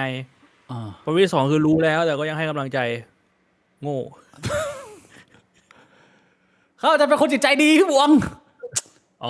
เป็นคนจิตใจดีแต่ที่ผมสงสัยคือผมคิดว่ามันเป็นไปได้ยากมากที่คุณเวจะไม่รู้เลยในมุมผมว่าเรื่องนี้มีกลิ่นแปลกๆอยู่การที่มึงหมุนเงินกับคนในวงการ20 กว่าคนแล้วแฟนมึงจะไม่รู้เลยแล้วอย่างที่เขาบอกเอาเงินมาเอามาเปย์ผัวใช่ไหมคือไอ้เหี้ยมึงเป็นพี่เวอยู่ดีมึงจะทำโปรเจกต์นี่แฟนมึงโยนเงินเข้ามาให้ตบโยนเงินเข้ามาให้ตบมึงไม่ถามเลยเอาเงินมาจากไหนมึงจะบ้าเหรอไอ้เชี่ยไม่ใช่คนปัญญาอ่อนมึงเงินมึงเอาเข้ามาในตัวมึง200 ล้านมีเงินเข้ามาหมุนมึงเป็นไม่รู้ไอ้เชี่ยพี่บุ๋มว่ากรณีนี้แม่งพูดยากบางทีแบบเรื่องผัวเมียบางคนไม่พูดถึงเรื่องธุรกิจไงคือผัวอาจจะถาม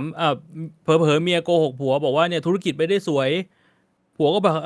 ขอเงินหน่อยอะไรเงี้ยโอนเงินมาให้ก็ไม่ได้ถามอะไรเพิ่มมันอาจจะเป็นแบบนั้นหรือเปล่าอันนี้ผมก็เลยไม่รู้เป็นอีกครั้งนี้คือไม่ได้หาทางออกให้แต่เราแค่พูดเผื่อว่าเราไม่รู้ว่ามันยังไงแต่ผมเข้าใจว่าในมุมของพี่บิ๊กมันก็เมคเซนส์เหมือนกันว่าแบบเฮ้ยเช่นในมุมนึงคือมึงแบบโอ้ยเงินมันไม่ใช่น้อยๆนะไอ้ที่มัน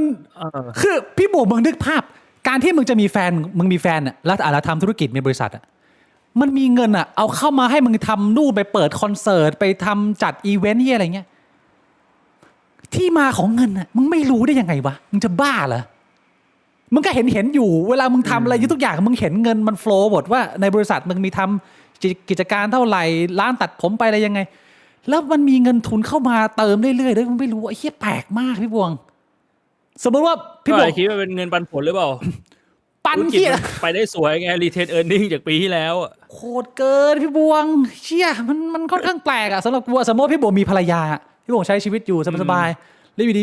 มึงมารู้วิธีหนึ่งแฟนมึงบอกว่าตอนนี้มีหนี้400 ล้านพี่บวงไอ้ยี่แม่มึงทำไงก็แบบพี่เวงไงหย่าตั้งแต่ต้นปีแล้วป่ะเห็นเขาบอกว่าหย่ากันนานแล้วเอาจริงหย่าเขาบอกว่าหย่ากันนานแล้วด้วยนะไม่ใช่แค่แบบว่าหย่าตอนมีเรื่องตอนนี้น่าจะตั้งแต่ต้นปีป่ะจริงป่ะเนี่ยนี่คือตั้งแต่แม่งมีทนายทาตีมาแล้วกูไม่รู้จะเชื่อไอ้เหี้ยอะไรได้แล้วตอนนี้งงไปหมดแล้วงงไปหมดแล้วไอ้เชี่ยทนายทาตีแม่งแบบมั่วเชี่ยแม่งปั่นจนกูงงไปหมดแล้วอะไรไม่เป็นแฟกต์อะไรไม่เป็นแฟกต์แล้วตอนเนี้ยไม่รู้นะแต่ว่ามันเลยยิ่งงงไงก็เป็นผมว่าเป็นเหตุการณ์ที่ค่อนข้างช็อกแล้วก็เป็นข่าวใหญ่มากๆนะที่เราในช่วงเวลา2 ปีที่ผ่านมาเนี่ยเราเห็นคนสเกลใหญ่ๆเบอร์แต่งพี่กันไม่ใช่พี่กันจอมพลังนะแต่เป็นพี่กันตถาวรนะแล้วก็ทนายไอคอนดีไอคอนแล้วก็ทนายตั้มอะไรเงี้ยโหแต่ละลุงแมวกูเข้าไปโอ้พี่บัวเฮียปีนี้นี่แม่งแบบเป็นภาพที่โอ้โหช็อกเหมือนกันนะไอเชี่ยตอนนี้ลุงแมวเขาเหลืออะไรบ้างบอกว่าพี่บิ๊กพวกผมจำได้ว่าไอเรื่องหุ้นเนี่ยเขาโดนยึดทรัพย์โดนปรับไปแบบรวมๆกันเกือบ60,000 ล้านบัวแปลว่าลุงแมวมีมากกว่านั้นพี่บงแต่โดนเยอะอยู่เลยจุ๊บคือโดนไป60,000 ล้านมึงก็คงก็น่าจะยังเหลือเยอะหรอมั้งแต่แม่งแบบมันจะเยอะแค่ไหนกันเชียวแต่ที่ผมเห็นของลุงแมวคือดูเหมือนว่าไอ้คดี112นี่มันมีคนเอามาเล่นต่อนะ เหมือนมี ใช่ เหมือนศาลอุทธรณ์รับเรื่องจากทางอัยการแผ่นดินว่าไอ้ที่จบไปศาลชั้นต้นน่ะไม่พอใจนะเอาต่อนะแล้วถ้าเกิดว่าไปศาลอุทธรณ์นี้แล้วเกิดแพ้หรือเกิดพลิกล็อกหรือโดนที่อะไรขึ้นมาเนี่ยติดอีกเป็น10 ปีพี่บวงนี่ไม่ใช่เรื่องเล่นๆแล้วเนี่ยมันมั่วซั่วไปหมดแล้วพี่บวง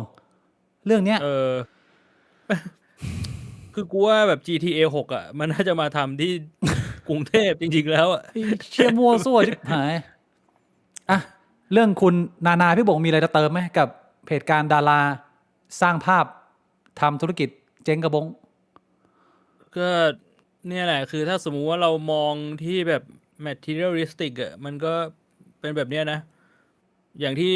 น้องเอริกเขาบอกอ่ะคนเรามันก็ต้องมองกันที่ภายในอ่ะอย่าไปดูเลยเรื่องภายนอกนะ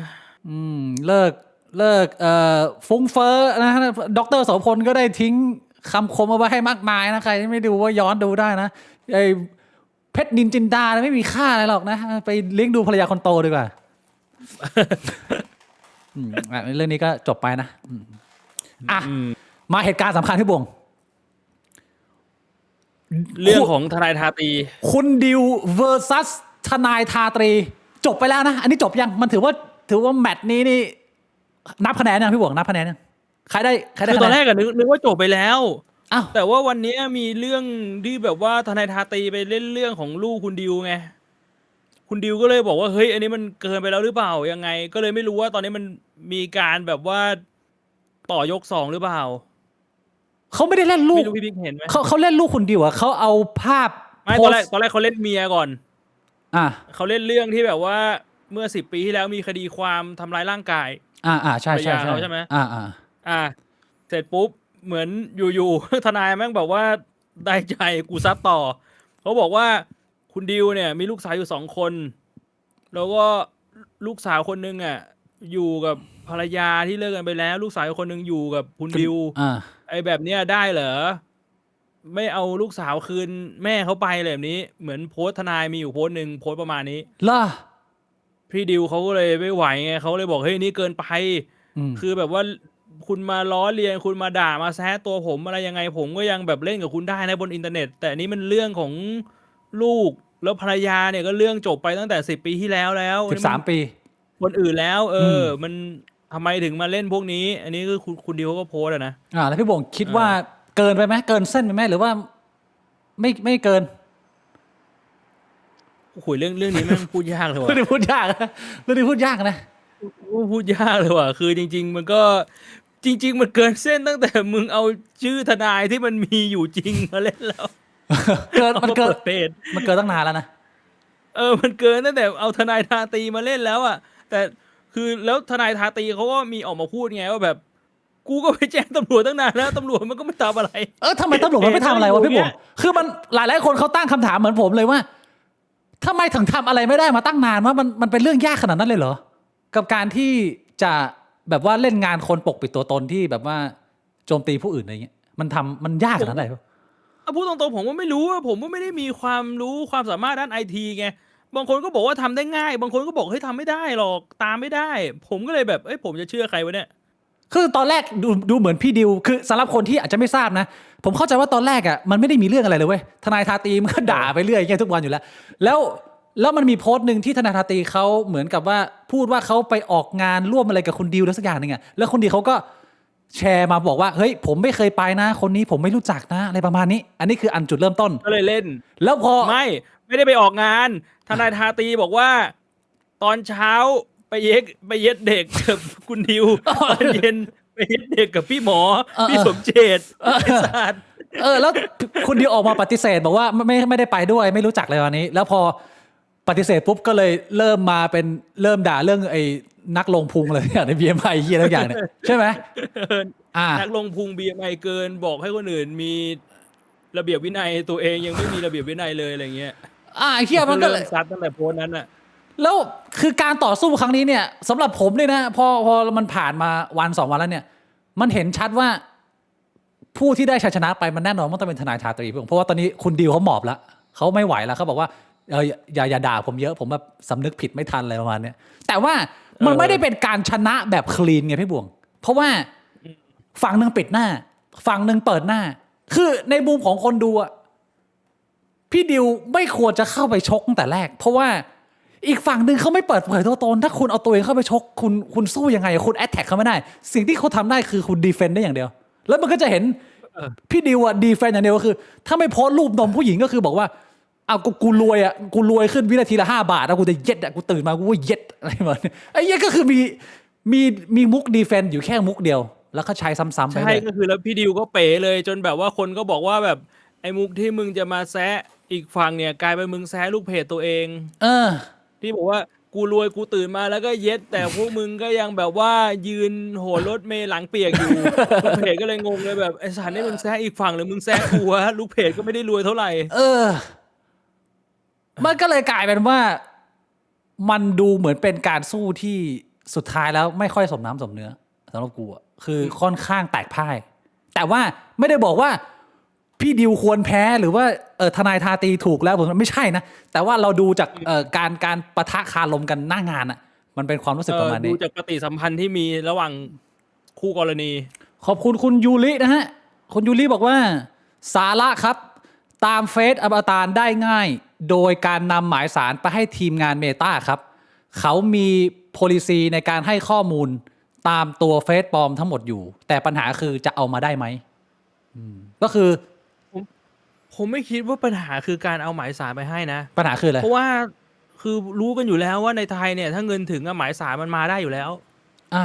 เพราะว่าปัญหาหลักๆมันคือไอตอนตามตัวเนี่ยแหละตอนที่ได้หมายสารแล้วมาตามตัวเนี่ยแหละว่าไอเฟซปลอมที่เขาใช้เนี่ยเขาหลบเลี่ยงได้ดีแค่ไหนก็คือใช้แบบ VPN ใช้แบบเปลี่ยน IP เครื่องพวกเนี้ยคือผมย้ำอีกครั้งคือผมเนี่ยก็ไม่ได้เป็นคนในวงการ IT ผมไม่ได้เป็นคนที่มีความรู้ความสามารถแต่ว่าจากข้อมูลที่เราพยายามไปอ่านมาเนี่ยไปดูในเน็ตมาจากคนที่เขาบอกว่าเขามีความรู้เนี่ยสรุปมาทั้งหมดแล้วเขาบอกว่าถ้าสมมุติว่าเก่งจริงๆลบร่องรอยของตัวเองไม่ได้ทำผิดพลาดตามไม่ได้เชี่ยแต่ปกติแล้วมันคือ human error มันคือความผิดพลาดของมนุษย์ที่มันมีการทิ้งร่องรอยเอาไว้มันเลยทำให้มันตามได้ตรงนี้มันเลยมาวัดกันว่าถ้าสมมุติว่าคุณได้หมายสารมาแล้วแล้วคุณไปตามอีกฝั่งเขาลบร่องรอยตัวเองเนียนแค่ไหนมันตัดที่ตรงนั้นทีนี้อันนี้คือที่ข้อสรุปจากกูรูเขาว่ามานะผมก็ไม่รู้ว่ามันเป็นข้อเท็จจริงไหมก็ฟังหูไว้หูลองไปหาข้อมูลกันเพิ่มเติมมันก็ค่อนข้างแปลกแต่ดูจากทรงแล้วก็ดูเหมือนจะไม่ง่ายอย่างที่เราคิดเพราะว่าตอนแรกก็ดูเหมือนพี่ดิวจะตามตัวแต่ว่าภายในคืนเดียวก็คือเลิกตามแล้วคือเหมือนประมาณว่าไอ้เหี้ยกูทอละกูไปทางแบบว่า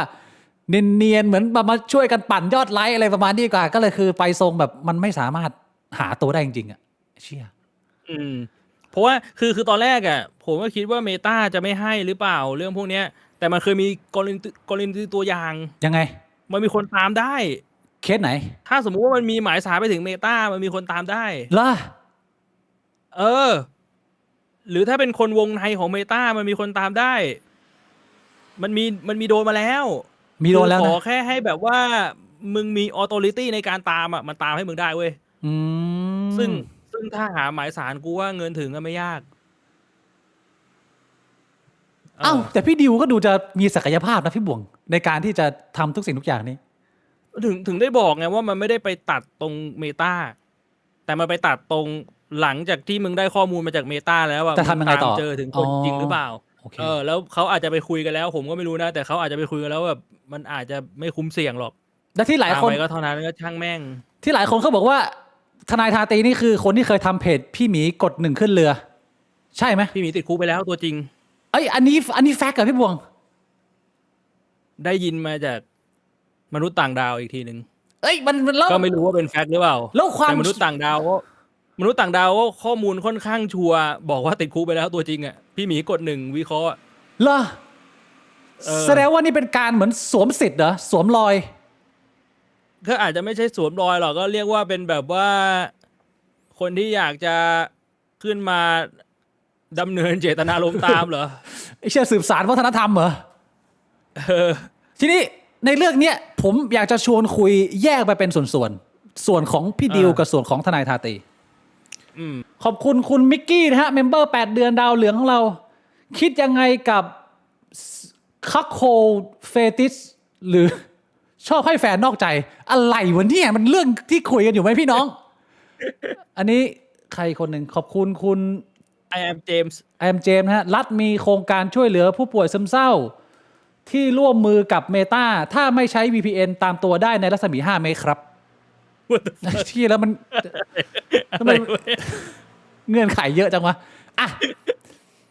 ไอ้ข้อโครอไว้ก่อนนะ เราคุยเรื่องพี่ดิวอยู่ว่าแต่ฟัก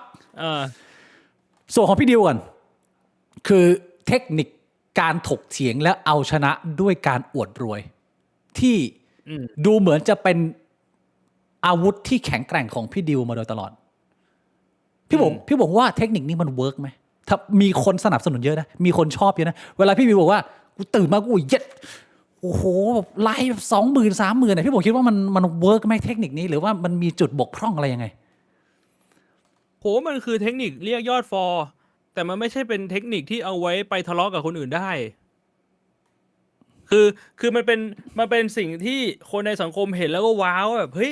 เจ๋งว่ะคนนี้เฮ้ยมีเงินรวยมีความน่าเชื่อถือมีเครดิตชีวิตดีอะไรอย่างนี้แต่ว่าเมื่อไหร่ที่มึงเอาเรื่องนี้ไปเบ่งคนอื่นเอาไปดูถูกคนอื่นเนี่ยกูว่าไม่เวิร์กโดนแบ็คไฟเออร์นะใช่แค่อวดตัวเองไม่ได้ไปเทียบกับใครเวิร์กแต่เมื่อไหร่ที่แบบมึงจะมาเทียบกูได้เหรอกูรวยโดนย้อนสอนแล้วแสดงว่าแล้วทำไมคนมันถึงสนับสนุนมากเลยมันมีคนเลย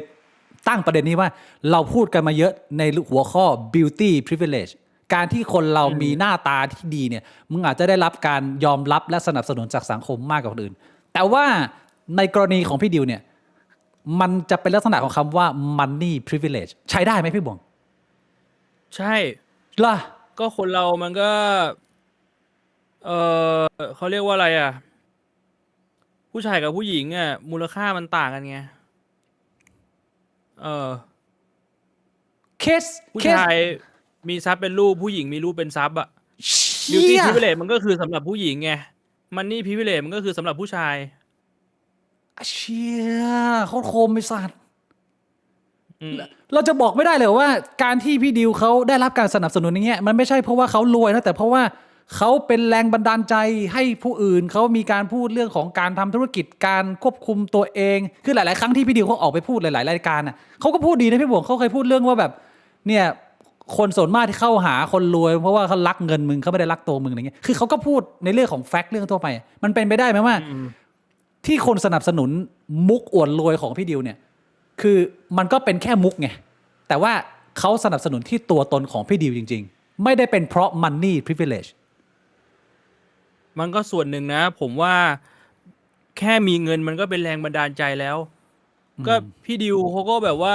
วันๆก็ออกเรือแล้วก็เย็ดเด็กอ่ะพี่บิ๊กคิดว่าคนที่แบบว่าเขาเป็นเด็กอ่ะเขาเห็นแบบนี้มันไม่เป็นแรงบันดาลใจเหรอลองนึกย้อนไปว่าถ้าพี่บิ๊กแบบ17-18พี่บิ๊กแบบโหรถเมย์อยู่แล้วคุยแม่งตั้งทั้งวันน่ะไอ้เจ้าพี่บิ๊กเห็นคนแบบนี้ในเน็ตพี่บิ๊กก็แบบไอ้ชี้กูอยากจะมีชีวิตแบบนี้บ้างว่ะแบบเนี้ยถูกป่ะในมุมนึงอ่ะแค่มีเงินมันก็เป็นแรงบันดาลใจให้คนมันอยากมีเงินตามแล้วแบบชีวิตมึงดีจังวะแต่ว่าชีวิตที่ไล่เย็ดไปเรื่อยมันกระทบครอบครัวนะพี่บวงไอ้เชี่ยมันไม่ใช่ชีวิตที่หลายคนปรารถนานะผมไม่ปรารถนานะพุ่งตรงแต่ตอนเป็นเด็กเขาก็ไม่ได้คิดไอ้ขนาดนั้นไง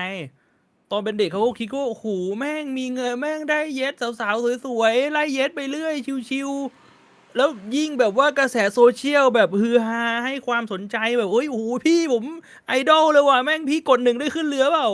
มันก็ยิ่งเป็นไฮป์แมชชีนน่ะเป็นไฮป์เทรนให้คนมันไฮป์ใช่ป่ะคนมันก็อยากแบบเฮ้ยเชี่ยแม่งเมื่อไหร่จะถึงคิวกูบ้างวะเมื่อไหร่กูจะรวยแบบนั้นบ้างวะเมื่อไหร่กูได้ขึ้นเรือบ้างวะอะไรอย่างเงี้ยมันก็เป็นไฮป์แมชชีนแต่ว่าในส่วนหนึ่งอ่ะที่บิ๊กพูดอ่ะมันก็เป็นข้อเท็จจริงนะก็คือจริงๆผมเห็นพี่ดิวเขาไปออกรายการหลายรายการในแง่มุมของการลงทุนบางแง่มุมเขาก็พูดดีใช่เขาพูดดีเขาก็ให้ความรู้นี่มันก็เป็นข้อเท็จจริงเพราะฉะนั้นผมเลยคิดว่า2อย่างนี้มันส่งเสริมกันนึกออกปะคือด้านหนึ่งมันคือการไฮป์ในโซเชียลมีเดียแต่ในอีกด้านหนึ่งคือเขาก็วางตัวดีนะในช่วงหนึ่งก็โดยเฉพาะช่วงแรกๆที่ผมรู้จักคุณดิวก็จะเป็นช่วงที่ชกกับดร.โสพลไงใช่นึกออกใช่ปะช่วงนั้นก็คือดร.โสพลแม่งเป็นเหมือนแบบ ตัวร้ายบนอินเทอร์เน็ตอ่ะ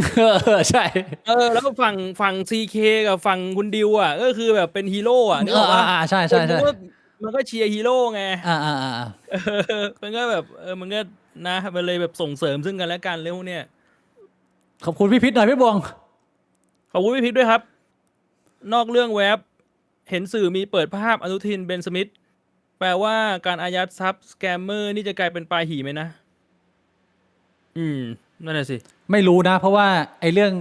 องยึดทรัพย์เฉินจื้อกับไอ้ก๊กอานเนี่ยยึดไป10,000 กว่าล้านเนี่ยอย่าลืมว่าเมืองไทยเราเคยจับเจ้าพ่อจีนเทาไปคนหนึ่งคนนั้นอะชื่ออะไรจำไม่ได้แล้ว แต่กูจำได้ว่าแม่งรอดอะแม่งได้เงินคืนอะมันมีเมืองไทยมันเกิดขึ้นแบบนี้กูบอกให้ว่า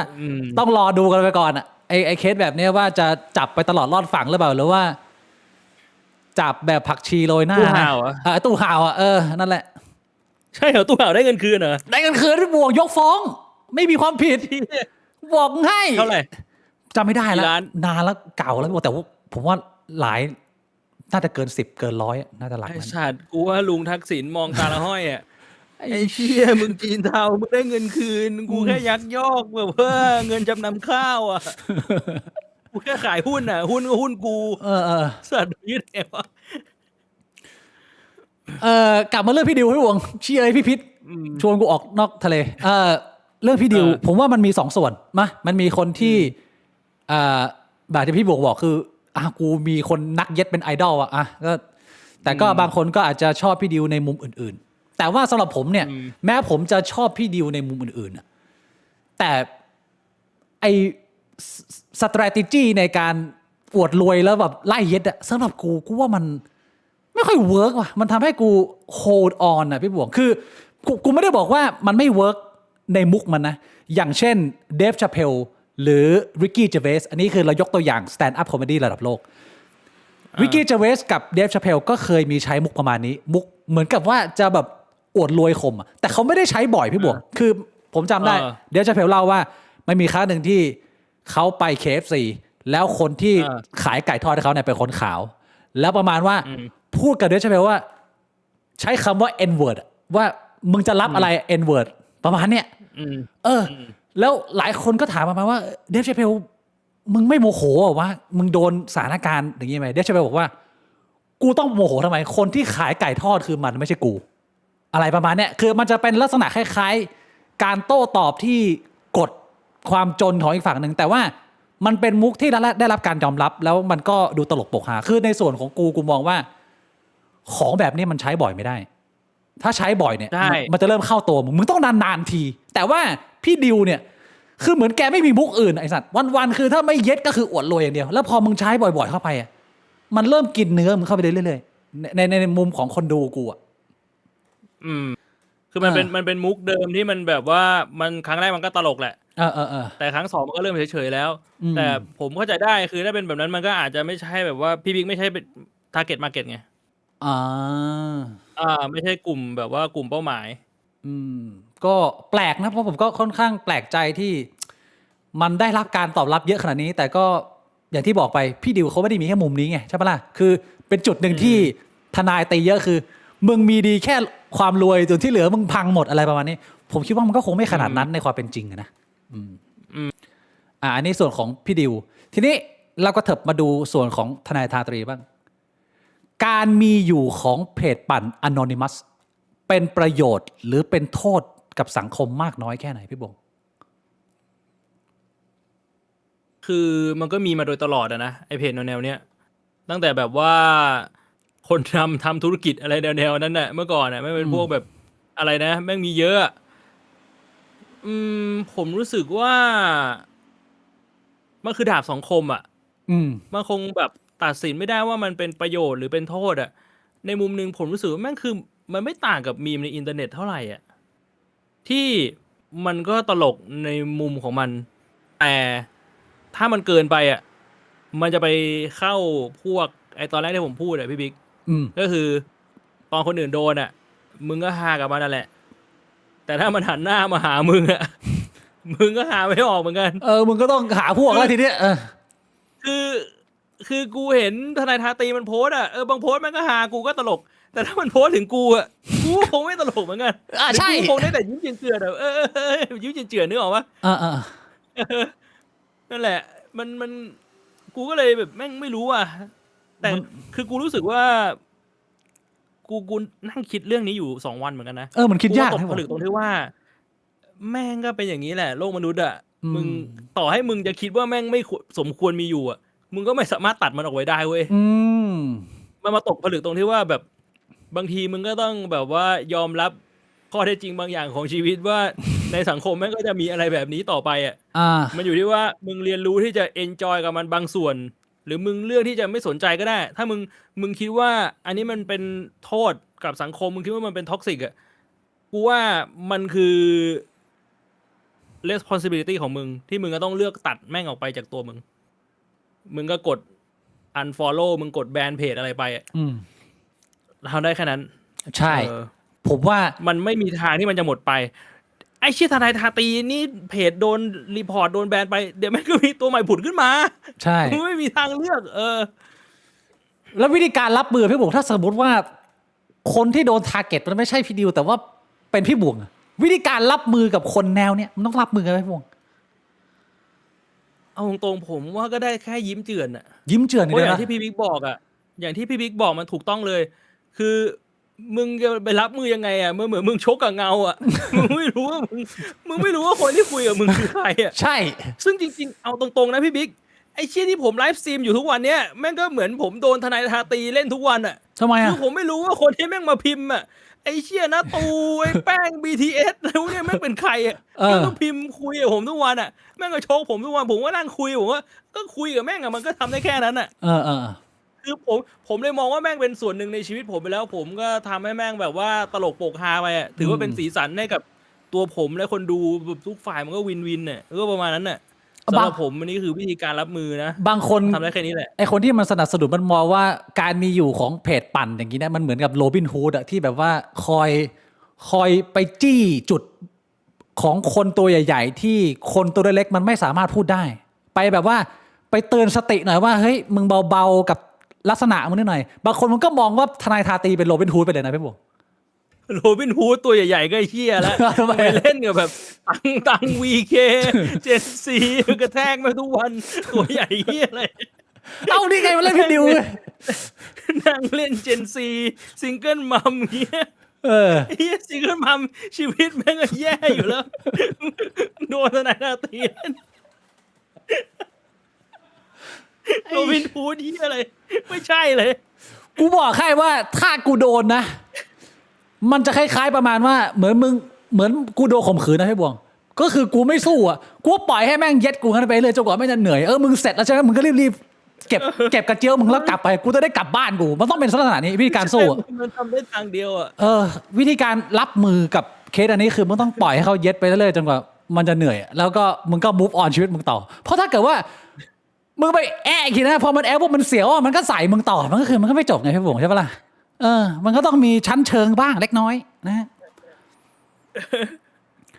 พี่พิษมานะพี่พิษบอกว่าไอสัตว์เผลอตาลายชกไปทีตัดพอนะพี่บวงคืออะไรวะพี่พิษแซวก็น่าจะจบแล้วนะพี่บวงเรื่องนี้ไม่น่าจะมีอะไรมากก็เรียกว่าตอนนี้ก็ไปเรื่องอื่นแล้วเมื่อวานก็ชกพี่บอยท่าพระจันทร์วันนี้ก็ชกนาอะไรบีน่าชกบวยบ่อยก็เปลี่ยนทาร์เก็ตไปเรื่อย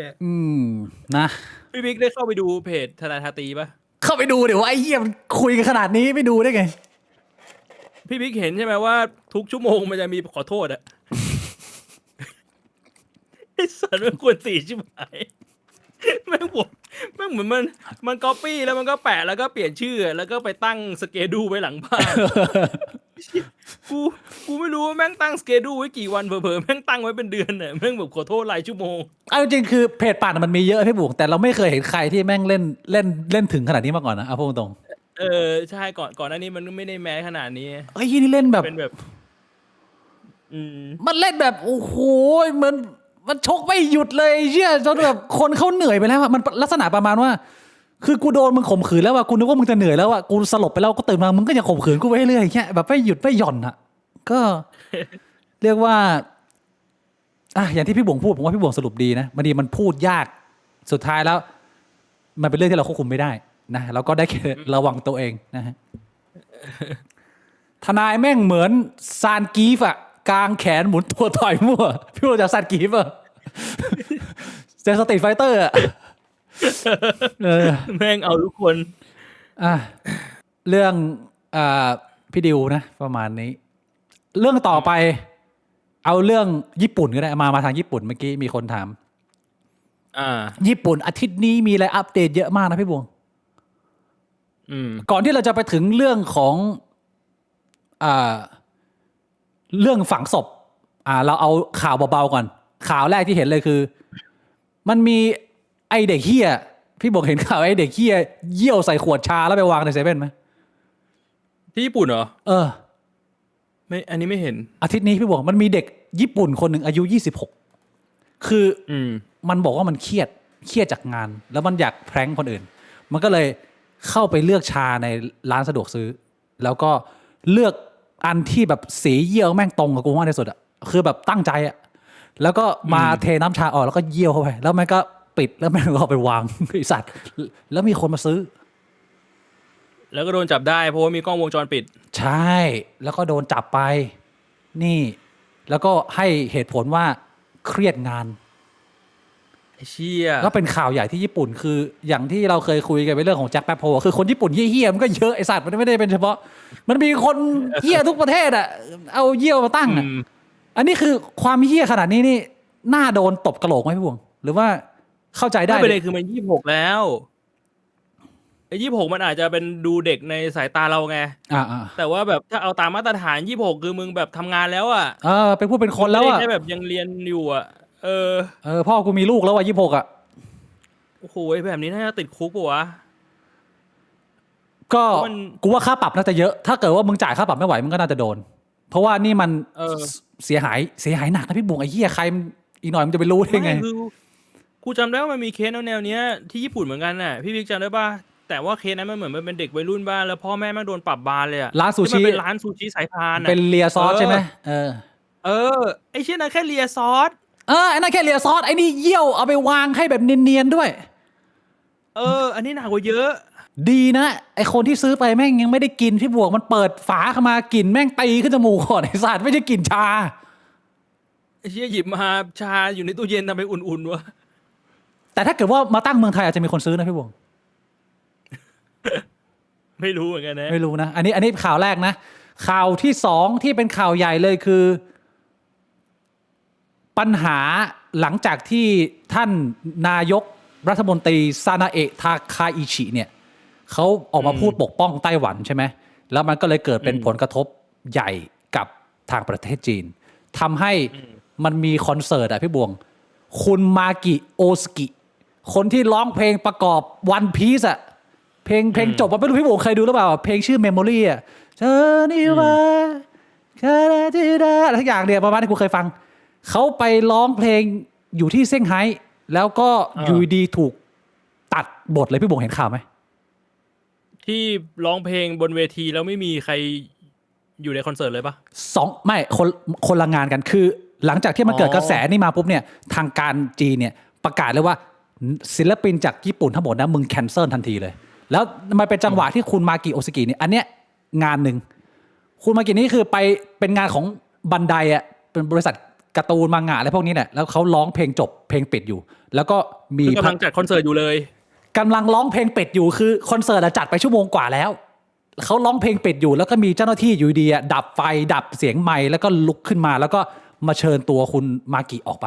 แล้วก็เป็นข่าวใหญ่เลยเพราะว่าไอ้เชี่ยคือการเมืองมึงต้องเข้ามาถึงโลกอนิเมะขนาดนี้เลยเหรอวะอะไรเงี้ยคนเขาก็ตั้งคำถามคือเรียกว่าโดนด่าทั้งแฟนๆจากญี่ปุ่นแล้วก็แฟนๆจากที่เมืองจีนก็ด่าเฮียแต่ว่าด่ามากไม่ได้เดี๋ยวมึงโดนอุ้มอันนี้คือกรณีหนึ่งส่วนอีกกรณีหนึ่งจะเป็นกรณีเดี๋ยวผมให้ดูข่าวอันนี้กรณีของคุณมากิโอสกิมีเสียงเปล่าวะ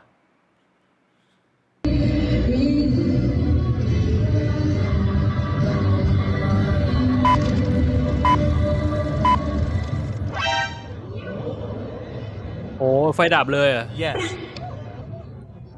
Chen Zhongguo apologized, เนี่ย and เนี่ it ย was verified on the scene.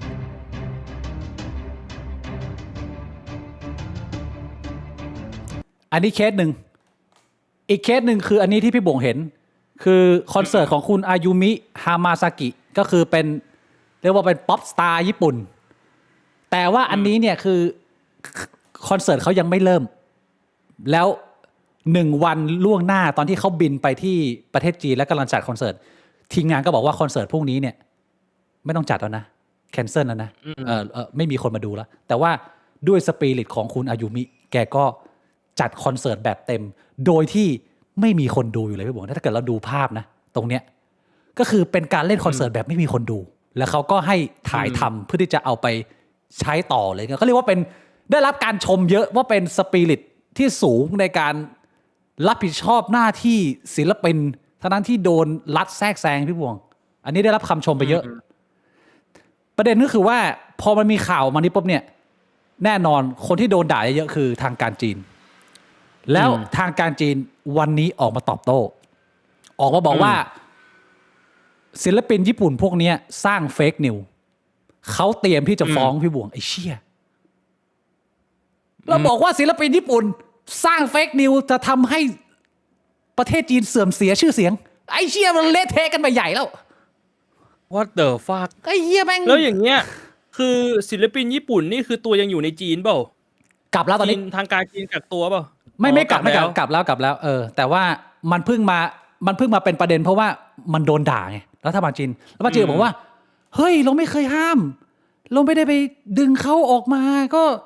พวกเนี้ยต้องการกุหรือเปล่ากุเลือกมาทำร้ายชื่อเสียงของรัฐบาลจีนหรือเปล่าก็เลยกลายเป็น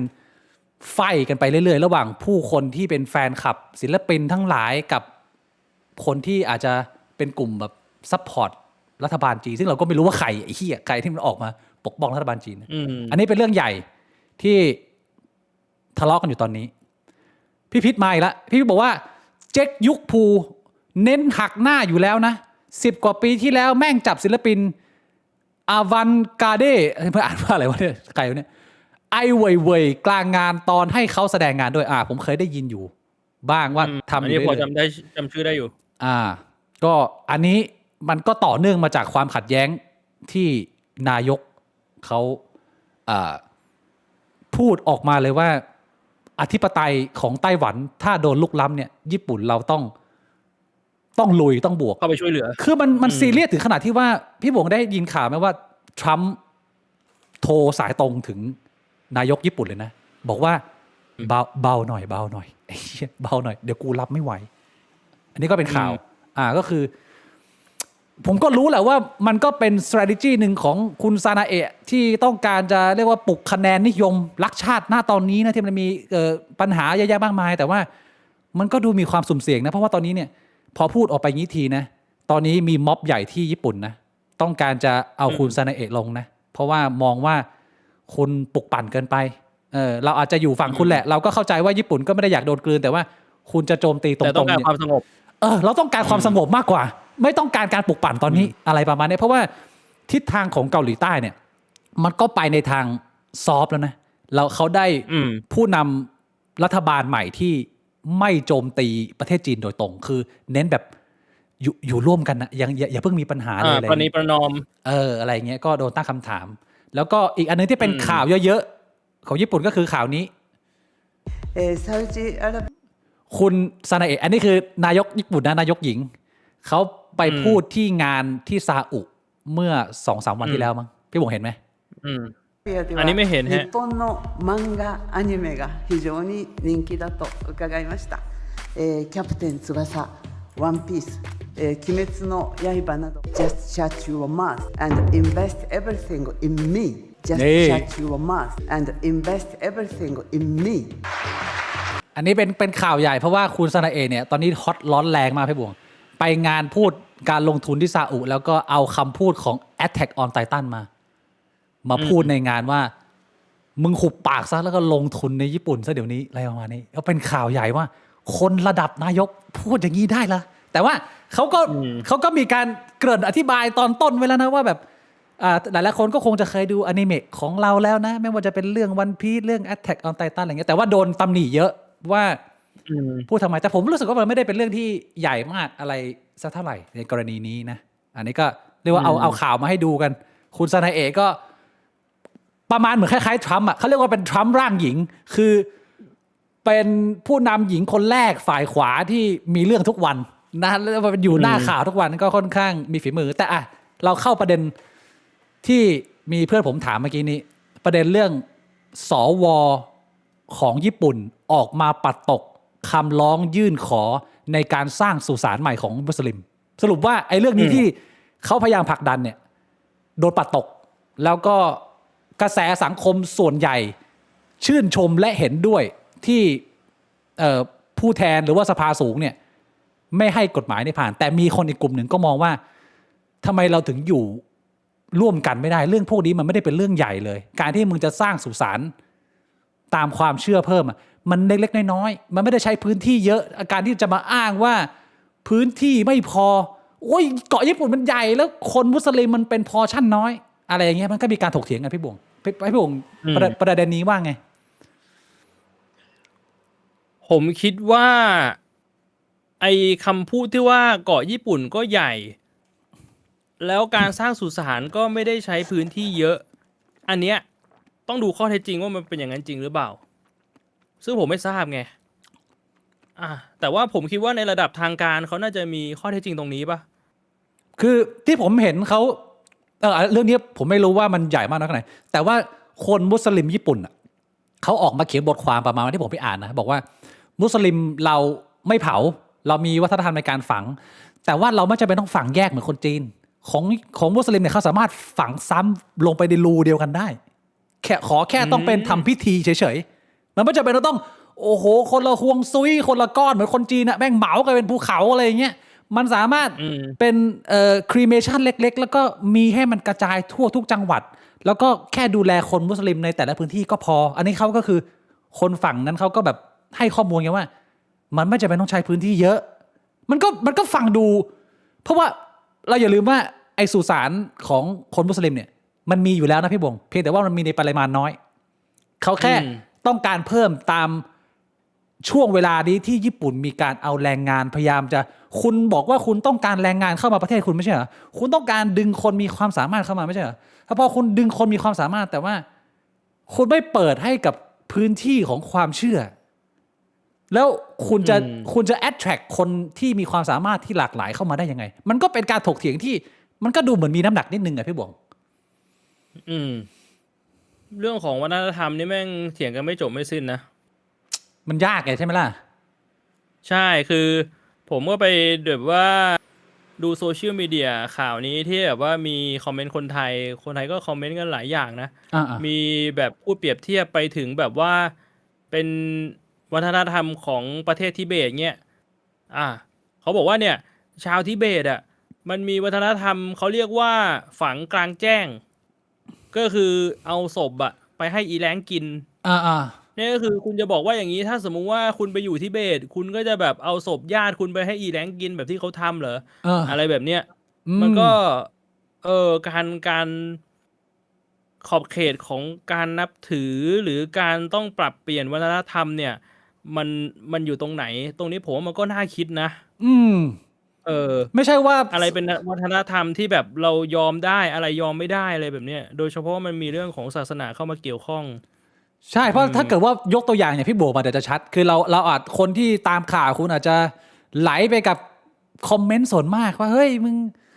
ต้องเคารพเขาดิแต่ว่าถ้าเกิดว่ามันไม่ได้เป็นเรื่องที่มันเดือดร้อนมากอย่างกรณีเนี้ยคือมึงเกิดไปเสียหรือว่าญาติมึงไปเสียชีวิตประเทศที่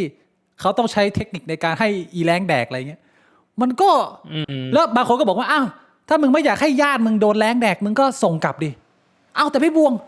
ส่งศพกลับนี่ค่าใช้จ่ายเป็นล้านพี่บวงไม่ยากมากเลยการส่งศพกลับแม่งไม่ใช่เรื่องเล่นๆมันไม่ใช่ทุกคนจะทำได้มันแพงมึงบังคับอย่างนี้มันคือ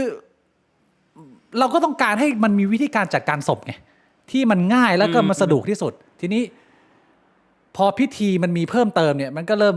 พูดยากแล้วเอาถ้าเกิดว่าในมุมผมนะถ้ามันจะมี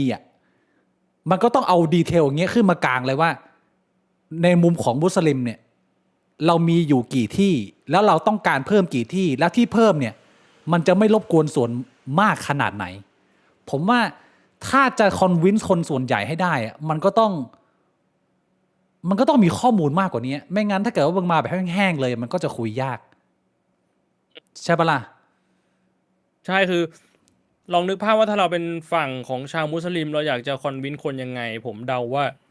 ถ้ามาเป็นข้อมูลเลยคือแบบกลางมาเลยทั้งเกาะญี่ปุ่นเนี่ยมีหลุมศพของชาวมุสลิมอยู่กี่ที่แล้วเราคิดว่าที่เราไม่พอเราจะเพิ่มเนี่ยเราจะเพิ่มกี่ที่เพิ่มไม่เยอะนะแบบเนี้ยมีข้อมูลมาแล้วก็เป็นข้อมูลที่มันค่อนข้างคอนวินซิ่งฟังแล้วค่อนข้างคล้อยตามไปอ่ะผมว่ามันก็เป็นวิธีหนึ่งใช่คิดว่านะการที่แบบว่าปิดประตูตายเลยอ่ะแน่นอนถ้าคุณมองในมุมของคนญี่ปุ่นมันก็เซฟกับวัฒนธรรมเขาแต่ว่าคุณอย่าลืมเดี๋ยวว่าตอนนี้ประเทศคุณมีความต้องง้อแรงงานต่างชาติอยู่ในปริมาณสูงถ้าคุณไม่ปรับเปลี่ยนตรงนี้เลยคุณจะคนข้างในประเทศมันไปตีกันเหรอถูกปะล่ะถ้ารัฐจัดการไม่ได้อะมันก็ไปทะเลาะกันเองอีกอะไรอย่างเงี้ยผมว่าเรื่องพวกนี้บางทีมันต้องชั่งใจหลายฝ่ายนะพี่บวงแต่ว่าถ้าเป็นปัจจุบันอาจจะปรับเป็นแบบว่าก็รับคนที่โอเคกับการเผาศพแบบนี้ไหมเปลี่ยนศาสนาแบบเนี้ยใช่คือมันก็มีคนมุสลิมบางคนเขาก็บอกว่าก็กฎหมายญี่ปุ่นมันก็แรงผมเป็นคนมุสลิมในญี่ปุ่นผมก็ไม่มีปัญหาการเผานะเพราะว่าผมก็ไม่อยากจะเอาวัฒนธรรมของผมไปผลักเขาคือมันก็มีมุสลิมที่เขาโอเคไงใช่ไหมล่ะก็แต่ท้ายที่สุดแล้วมันก็ขึ้นอยู่กับรัฐถ้ารัฐและวัฒนธรรมเขากำหนดมาแบบนี้ยังไงเราเป็นคนวัฒนธรรมนอกเราต้องให้เขาก่อนอันนี้ผมว่าน่าจะเป็นมารยาทที่สุดแต่โหมันก็ต้องอย่างนั้นแหละเพราะว่าถ้าคิดกลับกันน่ะรัฐอิสลามอ่ะก็บังคับด้วยกฎหมายศาสนาอิสลามป่ะใช่คนนอกเข้าไปจะไปเรียกร้องผมว่ารัฐอิสลามก็ไม่เปลี่ยนนะใช่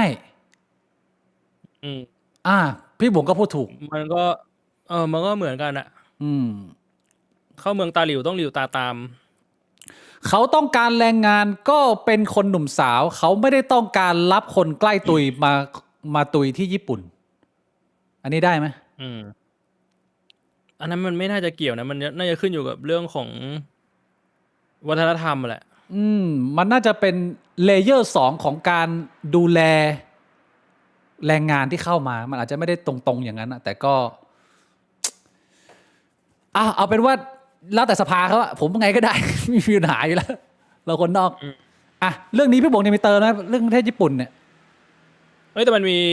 เรื่องที่แบบว่ามันอาจจะใกล้เคียงเพราะว่าเรื่องนี้มันเป็นเรื่องของการต่อสู้ทางวัฒนธรรมใช่ไหม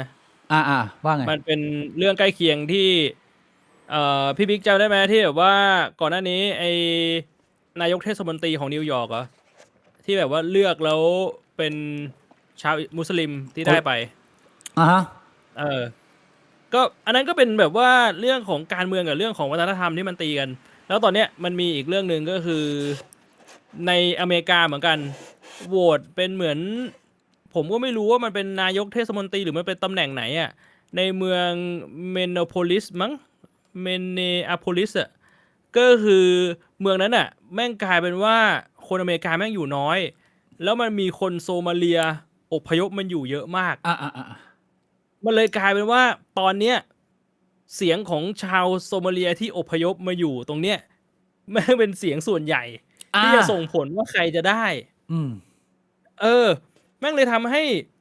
พวกชาวโซมาเลียที่เป็นผู้นำในคอมมูนิตี้ของเขาอ่ะมีอำนาจทางการเมืองเว้ยไอ้เชี่ยแล้วแม่งก็ออกมาบอกว่าต่อให้เราจะเป็นแบบคนอพยพนะแต่ว่าเรามาอยู่ในอเมริกาเนี่ยเราก็ต้องมีสิทธิ์ของเราเลือกตั้งได้มันมีคลิปเลยไปดูคลิปได้นะคือเราก็แบบว่า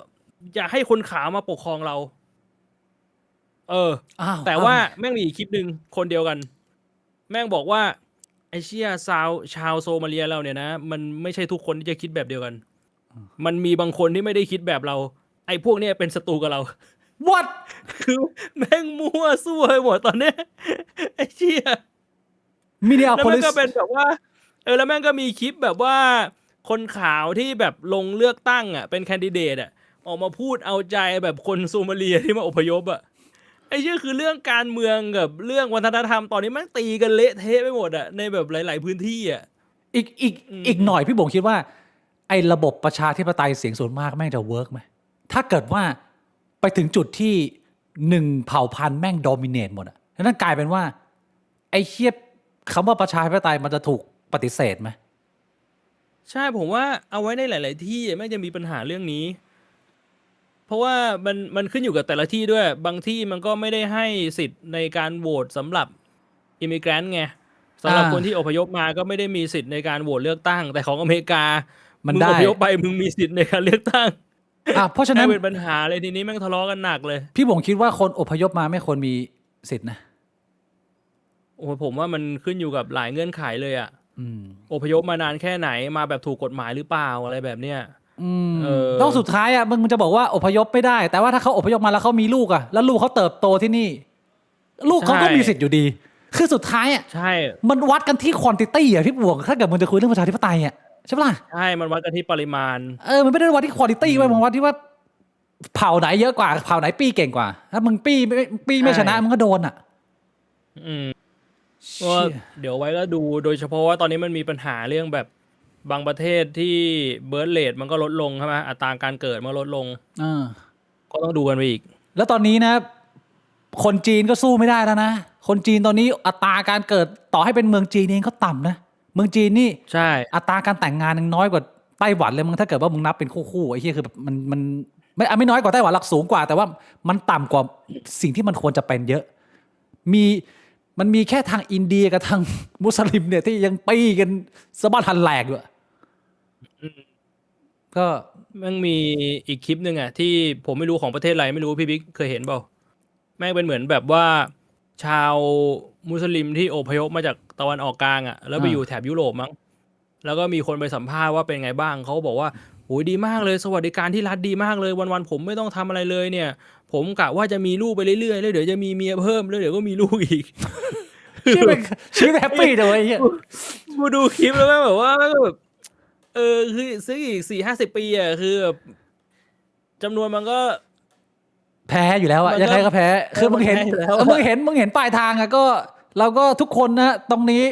3,700 ท่านนะก็เราก็เอนจอยชีวิตเราตอนนี้นะเราอย่าไปวอลลี่กับอนาคตมากนะก็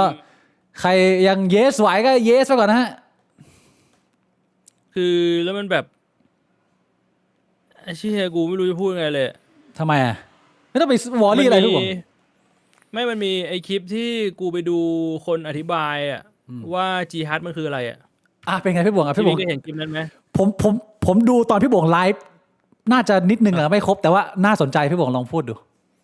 ผมก็ดูว่าจีฮัดอ่ะมันคืออะไรแต่ตรงนั้นอ่ะมันไม่ใช่ประเด็นหรอกประเด็นมันคืออะไรรู้ป่ะในคลิปอ่ะเขาก็บอกว่าจีฮัดมันก็คือการที่แบบว่าถ้ารัฐอิสลามแข็งแกร่งอ่ะรัฐอิสลามก็คือสามารถไปบุกรัฐอื่นเพื่อแบบคอนเวิร์ตให้แบบรัฐข้างๆเป็นอิสลามได้หรือแบบว่ามาอยู่ใต้อานัตใช่ป่ะแล้วเขาก็บอกว่าแต่ตอนนี้รัฐอิสลามอ่ะทำไม่ได้หรอกเพราะว่าตอนนี้อ่อนแอแต่ว่าถ้าอีก40 ปีข้างหน้าเนี่ยรัฐอิสลามแข็งแรงเนี่ยก็ต้องทำตามจีฮัดเพื่ออัลละแล้วกูก็แบบไอ้เชี่ยกูก็ช็อกแล้วแม่ก็มีคนมาคอมเมนต์เว้ยคนมาคอมเมนต์มาว่าแบบเนี่ยชอบดูคลิปอะไรแบบนี้แล้วก็คิดไปเองไอ้เรื่องพวกนี้มันเป็นเรื่องอดีตเขาไม่ทำกันแล้วแล้วกูก็แบบไอ้เชี่ยก็ในคลิปมันพูดอยู่ว่าตอนนี้มันทำไม่ได้แต่ว่าอีก40-50 ปีอะถ้าทำได้ก็ต้องทำแล้วมึงอะมันยังตีความแบบนี้คือนึกออกว่าคือคนมันแบบมันมีมุมมองในหัวที่มันฟิกไว้แล้วอ่ะมันก็ตีความอะไรเข้าข้างตัวเองหมดแล้วอ่ะเข้าใจได้มันก็มีคนอย่างนี้เยอะเหมือนกับไอ้คลิปช็อตที่เราเคยตัดอ่ะคลิปไหนที่ผมตัดไปพูดถึงพระเจ้านะมันก็จะมีคนบอกว่าทำไมมึงไม่พูดถึงพุทธบ้างอะไรเงี้ยแล้วไอ้คลิปที่กูด่าพระเนี่ยมันก็จะบอกทำไมอิสลามไม่แตะไอ้เหี้ยก็ด่าทุกอันน่ะมึงดูแยกเป็นอันเองไอ้เวรวันนี้ก็เพิ่งมีคอมเมนต์บอกว่าเดี๋ยวนี้คอนเทนต์ในช่องพูดถึงแต่อิสลามเหรอไอสัตว์กูไลฟ์มา1,000 กว่าไลฟ์แล้วคลิปแม่งตัดมาไม่รู้กี่คลิปพูดถึงอิสลามแม่งไม่ถึง10 คลิปบ้าง แล้วก็บอกว่าทำไมไม่พูดถึงศาสนาอื่นบ้างกูเองเป็นคนพุทธนี่กูบอกกูไม่ได้เป็นคนพุทธ กูไม่มีศาสนาไม่บอกไม่ได้เป็นคนพุทธแล้วทำไมไม่ทำคลิปเกี่ยวกับศาสนาพุทธบ้างทำออกมาดิเดี๋ยวจะไปดูให้หมดเลยกูบอกศาสนาพุทธกูทำเยอะกว่าของศาสนาอิสลามอีกไม่ไปดูมันก็เป็น ในช่องก็มี มันก็จะเป็นคอมเมนต์ประมาณนี้เข้าใจได้ว่านะเรื่องญี่ปุ่นมีอีกเรื่องนึงที่ผมอยากจะอัปเดตอันนี้อาจจะไม่ได้เป็นเรื่องเครียดแล้วแต่ว่าเป็นเรื่องที่เรียกว่าเป็นวงในเพราะว่า ผมเห็นข่าวอาทิตย์นี้เนี่ยมีคนเขียนว่าตอนนี้อุตสาหกรรมชาเขียวเนี่ยกำลังประสบปัญหาเพราะว่า2 ปีมานี้เนี่ยมันมีมัทฉะฟีเวอร์พี่บวงมันเกิดกระแสการบูมกินชาเขียวมัทฉะกันทั่วโลกทำให้มันเกิดออเดอร์มัทฉะเนี่ยมหาศาลมากกลายเป็นว่าราคาของผงชาเขียวคุณภาพจากญี่ปุ่นเนี่ยดีดตัวขึ้นไป 3-4 เท่าจนตอนนี้เนี่ยมาถึงจุดที่แม้ราคามันจะขึ้นมาขนาดนี้นะแต่ว่าซัพพลายมันไม่พอพี่วงผมก็เลย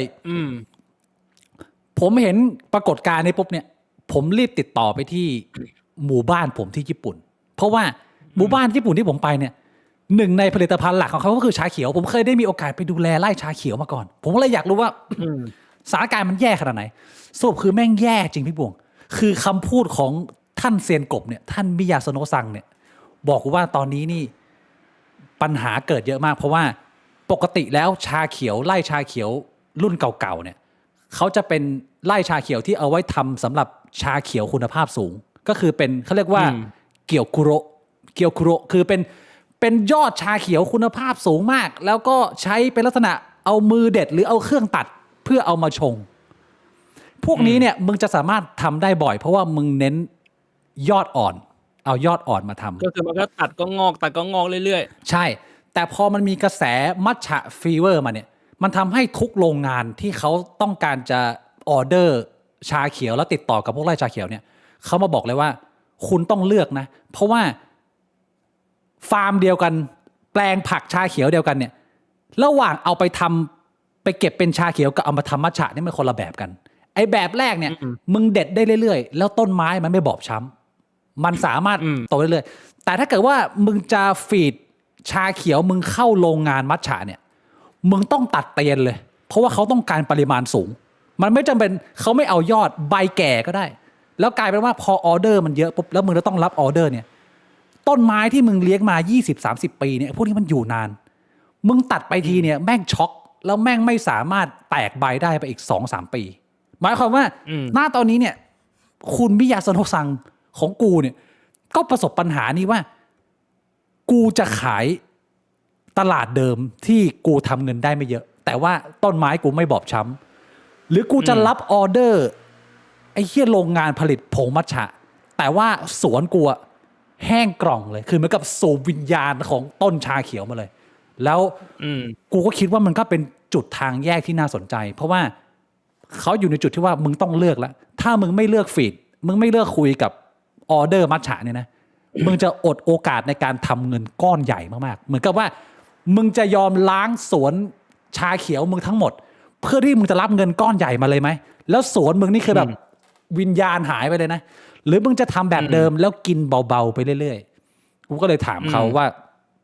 แล้วท่านเซียนกบตัดสินใจเรื่องนี้ยังไงล่ะเขานั่งคุยกันในหมู่บ้านหลายๆชาวนาด้วยกันสุดท้ายก็เรียกว่าเขาบอกว่าแล้วแต่หมู่บ้านเลยนะบางหมู่บ้านนี่ก็คือขายวิญญาณกันเลยแต่ว่าที่คาซาฮาระกูแข็งไปบ่วงคือไม่ยอมสุดท้ายทั้งหมู่บ้านที่จับมือกันเนี่ยก็บอกว่าเราจะไม่ป้อนออเดอร์ให้กับบริษัทผงมัทฉะแต่เราจะกินไปน้อยๆอย่างเงี้ยแต่เราจะไม่ทำลายต้นชาเขียวเราไปซึ่งเขาตัดสินใจอย่างเงี้ยเมื่อประมาณกลางปีนี้แล้วผลสรุปก็คือว่าพอชาเขียวมัทฉะมันไปทำเป็นผงหมดตลาดเกียวคุโระที่เป็นชาชงอ่อนๆคุณภาพสูงเนี่ยมันก็ไม่มีคนทำก็เลยยิ่งแพงมันก็เลยยิ่งแพงตอนนี้ในขณะที่ตลาดมัทฉะตอนนี้กำลังมีปัญหาเพราะว่าซัพพลายไม่พอคนที่หมู่บ้านคาซาฮาระกูก็ยังขายเกียวคุโระต่อไปเรื่อยๆแบบค่อยๆกินไปแล้วก็ในราคาที่ดีขึ้นแล้วก็เรียกว่าอยู่ในจุดที่ค่อนข้างดีนะก็เรียกว่าเป็นการตัดสินใจที่ดีนะเขาก็เครียดกันอยู่สักพักนึงแต่สุดท้ายกูดีใจที่ คุณมิยาสโนะซังไม่ตัดสินใจปลิดชีพวิญญาณ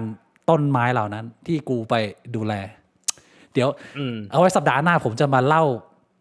ประสบการณ์ที่ได้ทำงานกับคุณมิยาสโนะซังในไร่ชาเขียวสนุกมากพี่บวกไอ้เหี้ยเหมือนก็มังงะเลยเดี๋ยวเรามาเล่าแต่ว่าอันนี้คือเกริ่นไว้กันเกริ่นไว้กันสนุกดี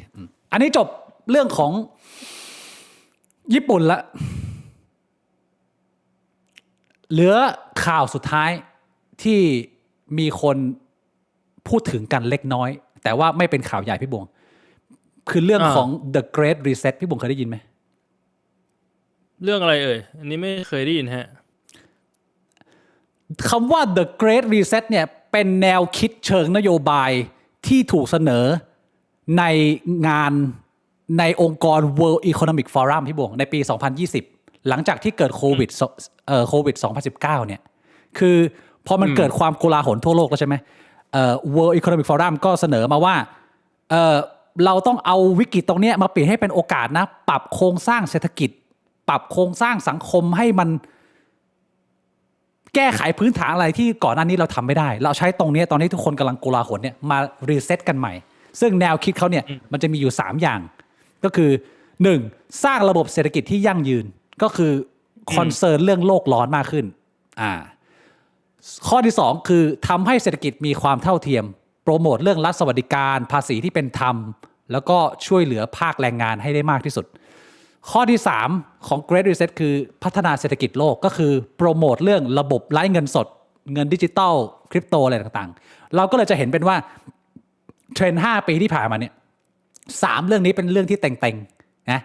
โลกร้อน climate change carbon footprint เรื่องรัฐสวัสดิการเรื่อง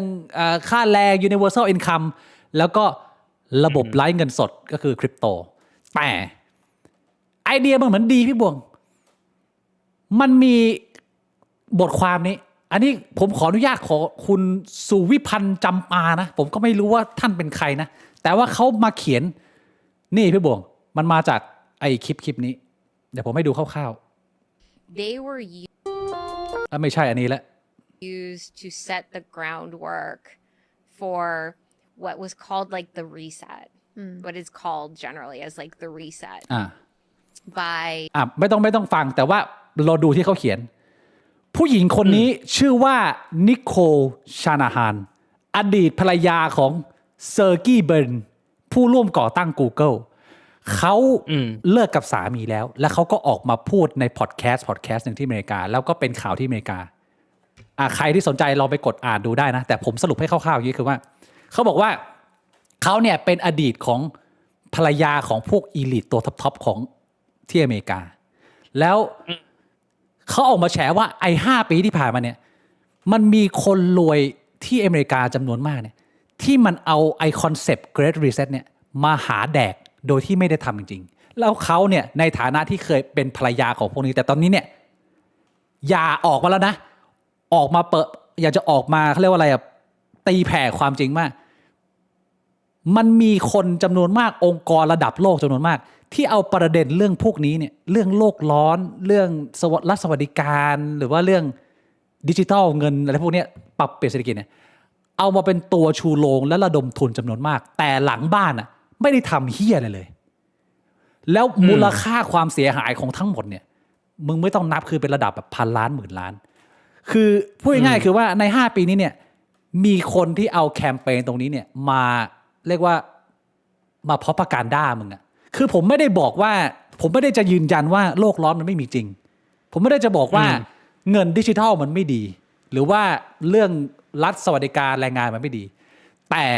มันเป็นประเด็นที่มันค่อนข้างเซนซิทีฟแล้วมันขายคนฝั่งซ้ายหรือว่าพวกอีลีทฝั่งซ้ายได้เยอะมากแล้วกลายเป็นว่าเหมือนมันมาแดกกันเองอะพี่บวงมันก็เอาคอนเซ็ปต์ตรงนี้มาปั่นหัวมาพูดกันว่าเราต้องการระดมทุนนะเราจะได้เอาไปสร้างพื้นที่ดูแลแรงงานต่างชาติมากขึ้นแล้วโครงการพวกนี้มันเกิดขึ้นมาภายใต้คอนเซ็ปต์ Great Reset มากมายแต่หลังบ้านในฐานะของอดีตภรรยารู้เลยว่าพอได้เงินระดมทุนมาแล้วแม่งไม่เอาไปทำเหี้ยอะไรเลยแม่งเอาไปแดกกันเองและทุกอย่างก็ยังอยู่เหมือนเดิมก็สรุปก็คือว่า ช่วง5 ปีที่ผ่านมาเนี่ย3 สิ่งนี้เนี่ยมันเป็นอะไรที่มันเซนซิทีฟกับคนมากแล้วมันสามารถแบบว่ามึงพูดมานิดหน่อยอ่ะคนมันก็พร้อมสนับสนุนมันก็เลยกลายเป็นว่ามันเป็นจุดที่คนมันเอามาหาแดกกันเหมือนคล้ายๆกับเรื่องบุญหรือเรื่องเหี้ยศาสนาอะไรเงี้ยนึกภาพออกไหม ถือว่าทั่วโลกที่ตามหลังไทยนะ ทำไมอ่ะ ไทยนี่ทำแบบนี้มานานแล้ว ใช่ไงเพิ่ง ไท เรี ย ยนแบ มี บ เกณฑ์รีเซ็ตมาหลายรอบมากแล้ว ไทยนี่มีแต่คอนเซปต์กับดูดตังค์อะแต่ว่าไม่มีเฮียอะไรเปลี่ยนแปลง แต่ว่าอันนี้คือของเมืองนอก อืม อันเนี้ยก็ ต้องมาดูงานนะ พวกเนี้ย ต้องมาดูงานที่ไทยแลนด์ เชื่อไทยแลนด์ดินแดนคนเถื่อนไหนๆก็ไหนๆละเรื่องสุดท้ายเรายังไม่ได้คุยกันเยอะมาก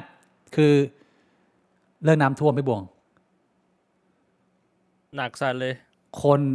สูญเสียผมขออนุญาตอัปเดตนะมันไม่ได้มีแค่เมืองไทยนะในอาทิตย์ที่ผ่านมาเนี่ยผมบอกเลยว่าหลายประเทศโดนนะแต่ว่าเราแค่อ่านข่าวเราก็จิตแล้วก็จะแตกสลายกูว่าป่วยมาหลายวันแล้วเนี่ยแต่ผมขออนุญาตอัปเดตในที่ผ่านมามียอดผู้เสียชีวิตน้ำท่วมจากถ้าเป็นประเทศอินโดเนี่ย600 กว่าคนศรีลังกา400 กว่าคน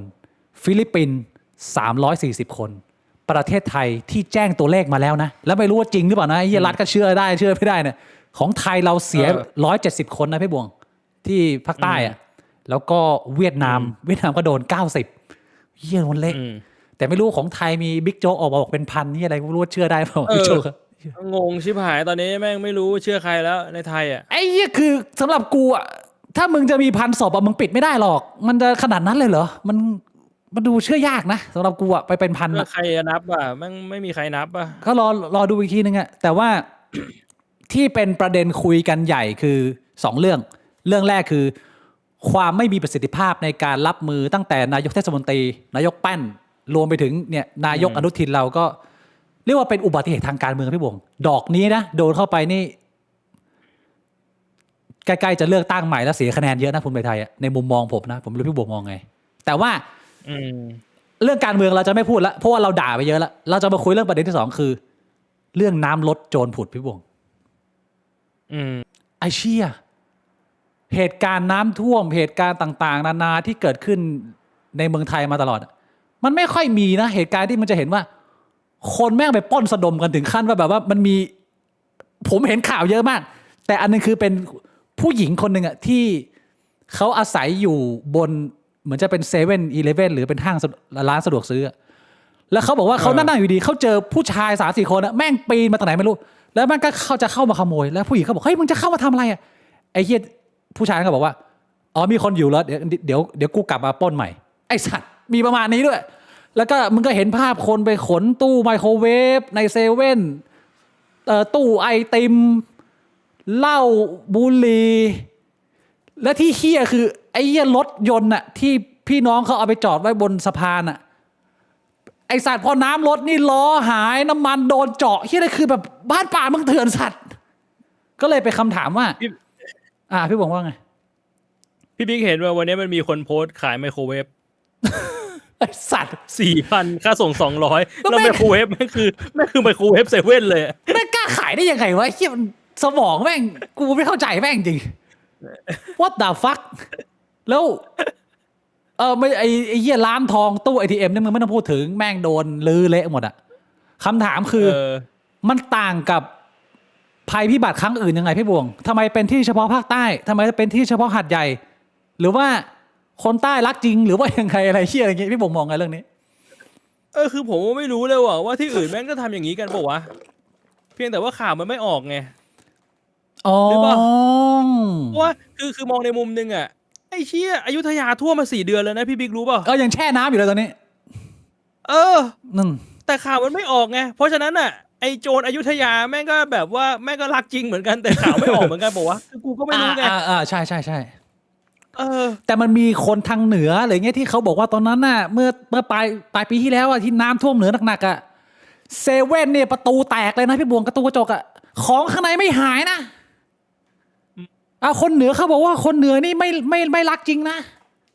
เขาไม่เดือดร้อนหรือเปล่าเขาไม่ถึงขนาดแบบกูจะตายแล้วแต่ของหาดใหญ่นี่มันไม่ไหวไงว่าแบบโอ้โหความผิดเอาไว้ก่อนมันไม่ไหวแล้วจะตายแล้วแบบนั้นป่ะไม่รู้ฮะเป็นเพราะความ ฉุกเฉินของสถานการณ์หรือเป็นกมลสันดานของผู้คนอันนี้เราตอบยาก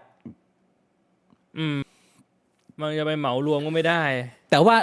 ที่มันเป็นประเด็นเลยคือ คนมันไปเหมารวมไปด่าคนมุสลิมไหมพี่บวกพี่บวกคิดยังไงประเด็นนี้ที่ไอภาพยกไมโครเวฟเนี่ยมาจากกลุ่มบิ๊กบวงนี่แหละไอ้สัตว์ไวรัลไปเลยเชี่ยคนกดไลค์เป็นหมื่นแล้วคนด่า ที่ คน บอก มุส ว่า ลิ แบ ม บใส่ฮิญาบใช่ป่ะแล้วก็ด่ามุสลิมแต่จริงๆไม่ได้ใส่ฮิญาบจริงๆเป็นผม AI พี่บวง AI เหรอ ผมว่า AI ผมดูหลาย เหมือนมันเป็นมุมป่ะแต่ผมไม่รู้ว่ามัน AI หรืออะไรอ่ะแต่ว่ามันมีภาพที่มันเป็นอีกมุมนึงที่มันแบบเขาไม่ได้ใส่ มันมีภาพแก้ต่างอะแต่ว่าผมดูหลายๆมุมแล้วอะน้ำก็ไม่เท่าเดิมแล้ว ผู้ชายก็ไม่เหมือนเดิมอะมันเป็นไปได้ว่า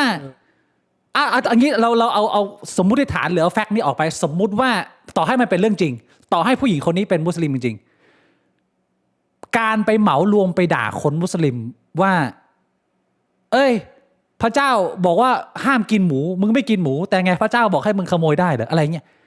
มันก็ดูเป็นการเหมารวมที่ไม่สมเหตุสมผลไหมพี่บวงเชี่ยต่อให้เป็นเรื่องจริงอะเพราะว่ามันไม่เกี่ยวเปล่าว่าคนมุสลิมคนหนึ่งจะมาขโมยมันแปลว่าแบบอัลเลาะห์สั่งให้กูทำมันก็คือเป็นคนหนึ่งที่แม่งอยากขโมยใช่ปะล่ะ ใช่มันก็เป็นคนแบบคนเชี่ยคนหนึ่งอ่ะไม่เกี่ยวกับศาสนา ไอ้เหี้ยกูงงว่าคนแม่งไปปั่นกระแสตรงนี้กันไปเลอะเทอะมากเลยด่ามั่วซั่วไปหมดว่าไม่เกี่ยวเลยเว้ยอันนี้มุมกูนะหรือพี่บงมองต่าง ก็มองแบบเดียวกันนะว่ามันบางทีมันก็ปั่นกันเกินไปจนแบบมันกลายเป็นว่าความเกลียดชังที่มันก็อาจจะมีสะสมอยู่แล้วมันก็ทวีคูณขึ้นมาอีกใช่อันนี้ประเด็นแรกนะประเด็นที่สองคือแล้วในสถานการณ์ที่มันคอขาดบาดตายเงี้ยถ้าเกิดว่าพี่บงติดอยู่ในบ้าน5 วันไม่ได้แดกข้าวเลยการขโมยเป็นเรื่องที่พอทำใจรับได้ในสเกลของสังคมไหมพี่บวงหรือว่าขโมยก็คือขโมยผิดกฎหมายก็คือผิดกฎหมายคุณไม่มีเหตุผลถ้าเขาไม่ให้คุณไปหยิบไม่ได้หรือเอาไอ้สัตว์กูจะตายแล้วอะให้กูกินขนมปังหน่อย2 ชิ้นไอ้สัตว์อะไรเงี้ยเส้นมันอยู่ตรงไหนพี่บวงเส้นการขโมยเป็นกูก็ขโมยนะถ้ากูจะตายแล้วอะผิดกฎหมายนะพี่บวงก็คือผิดกูก็ยอมรับผิดแต่กูคือถ้าคือถ้าสมมุติว่ากูเป็นคนที่แบบกูติดอยู่ในบ้านจนแบบแม่งไม่ไหวแล้วกูจะตายแล้วพ่อแม่กูจะตายแล้วอ่ะกูก็ขโมยซึ่งถ้าหลังจากนั้นถ้าน้ำมันลดแล้วมีคนจะมาบอกว่าเฮ้ยกูทำผิดกฎหมายนะจับกูเข้าคุกเนี้ยกูก็ยอมโดนจับมันต่างกันดิเพราะว่ามันอาจจะมีมุมมองของบางคนที่แบบเฮ้ยชิมึงมาจับกูได้ไงตอนนั้นกูจะตายอยู่แล้วแต่กูไม่ใช่กูมองว่าไอ้เชี่ยสถานการณ์ตอนนั้นกูตายก็จริงแล้วมันก็โดนบีบคั้นให้ต้องขโมยก็จริงแต่ว่ากูก็จะไม่มาหาข้อแก้ตัวหรอกว่าไอ้เชี่ยตอนนั้นกูจะตายอยู่แล้วกูก็จะมองว่าขโมยมันก็คือขโมยกูคิดว่ามันแยกกันชัดเจนแล้วแต่มันกลายเป็นว่าแม่งมีกลุ่มคนบางคนที่มันอาจจะใช้ข้ออ้างว่าแบบสถานการณ์หน้าสิวหน้าขวานจะตายแล้วก็แบบคิดว่าเป็น get out of jail free card แบบว่ากูมี immunity กูไม่ผิดนะเพราะว่าสถานการณ์มันบีบคั้นกูว่ามันก็ไม่ใช่อ่ะแล้วเส้นของการขโมยมีไหมพี่บวงว่าขโมยแบบไหนเข้าใจได้ขโมยแบบไหนเกินเส้นแน่นอนอยู่แล้วมันก็ต้องมีคือมึงบอกว่ามึงหิวจะตายอยู่แล้วอ่ะอีก5 วันมึงเอาไมโครเวฟมาโพสอ่ะไอ้สัตว์มึงหิวจะตายอยู่แล้วมึงเอาแรงที่ไหนมาแบกไมโครเวฟวะเอาไมโครเวฟนี่ชัดเจนมึงหิวจะตายอยู่แล้วแต่แบบว่าแม่งเอาขนมปังมาพอแดกได้อะแต่ว่ามึงมีบุหรี่อยู่3 คอร์สในบ้านน่ะ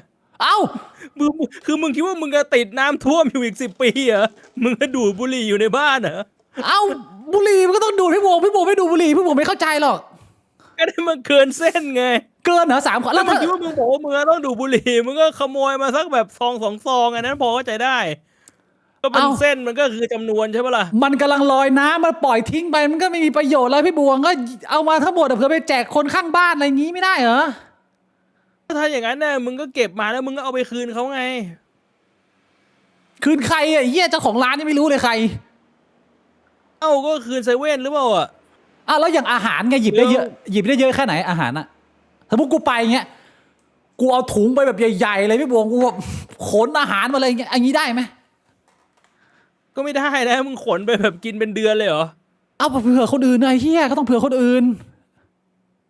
โอ้โหแล้วถ้าสมมุติคนอื่นมันไม่ได้มาขอคนอื่นมันไม่รู้ว่ามึงเอาไปแล้วมันก็หิวตายอ่ะมึงก็เผื่อคนอื่นมึงก็เหลือไว้ตรงนั้นดิใครมันจะไปรู้กับมึงว่ามึงหยิบมาไว้บ้านมึงอ่ะ คือไอ้คำว่าเหมาะสมนี่คือมันต้องเป็นแบบพอเล็กๆของมึง ประทังชีวิตจริงๆอ่ะใช่แค่ให้มึงรอดชีวิตไปได้อ่ะถ้ามึงจะใช้เหตุว่ามึงจะตายอยู่แล้วอ่ะจำนวนที่เหมาะสมมันก็คือมึงประทังชีวิตไปได้อีกแบบ2-3 วันแบบนั้นวะไอ้เหี้ยมึงบอกมึงจะตายอยู่แล้วแต่มึงมีเหล้าเต็มบ้านสัตว์ คือไอ้เรื่องหยิบอาหารเนี่ยผมพูดตรงๆว่าผมไม่ซีเรียสผมว่าเรื่องเราไม่ได้อยู่หน้างานมึงไม่เข้าใจหรอกความใกล้ตายไม่รุนแรงนะมันไม่ได้เป็นเรื่องมันไม่ได้เป็นเรื่องใหญ่สำหรับผมต่อให้จะแบบหยิบบุหรี่นิดนึงหยิบเหล้านิดหน่อยผมเข้าใจได้แต่ไอ้ที่แปลกคือไอ้เหี้ยงัดร้านทองงัดตู้ ATM ไปตัดสายน้ำมันไอ้เหี้ยรถกระบะแม่งล้อหายไปหมดเลยเหี้ยแม่งเอาล้อแม็กไปเนี่ยอันนี้คือไม่ใช่ละไอ้เหี้ยมึงจะตายมึงมีเวลาที่ไหนไปแบบว่าเอาล้อแม็กออกมาไว้สัตว์แสดงว่าพี่บวกมึงใกล้ตายจริงวะเนี่ยแสดงว่าคนใต้รักจริงนะมีโจรเยอะใช้คำนี้ดีกว่าว่ามันมีคอมมูนิตี้อย่างนี้เยอะมากซึ่งหลายคนเขาก็ตั้งคำถามว่าไม่เยอะแต่ว่าเป็นตัวเป้งที่แบบเครือข่ายกว้างขวางหรือเปล่าไอ้ที่เขาบอกไง District 8อ่ะเขต8อ่ะเห็นเขาบอกว่าเขต8มันก็อาจจะแบบว่าไม่ได้เยอะแต่กลายเป็นว่าแม่งปลาเน่าตัวเดียวเน่าทั้งเข่งคนก็มองโบไปแต่ว่าจริงๆไม่เยอะโอ้โหแต่ว่าที่มันภาพข่าวออกมานี่แม่งป้นกันมั่วซั่วนะพี่บวกที่ยังมีทุกที่เลยนะเยอะอยู่นะก็เลยไม่รู้ว่ายังไงไม่รู้ว่าข่าวมันปั่นหรือเปล่าแบบเรียก engagement น่ะไอเขต8เนี่ยมันงงมาก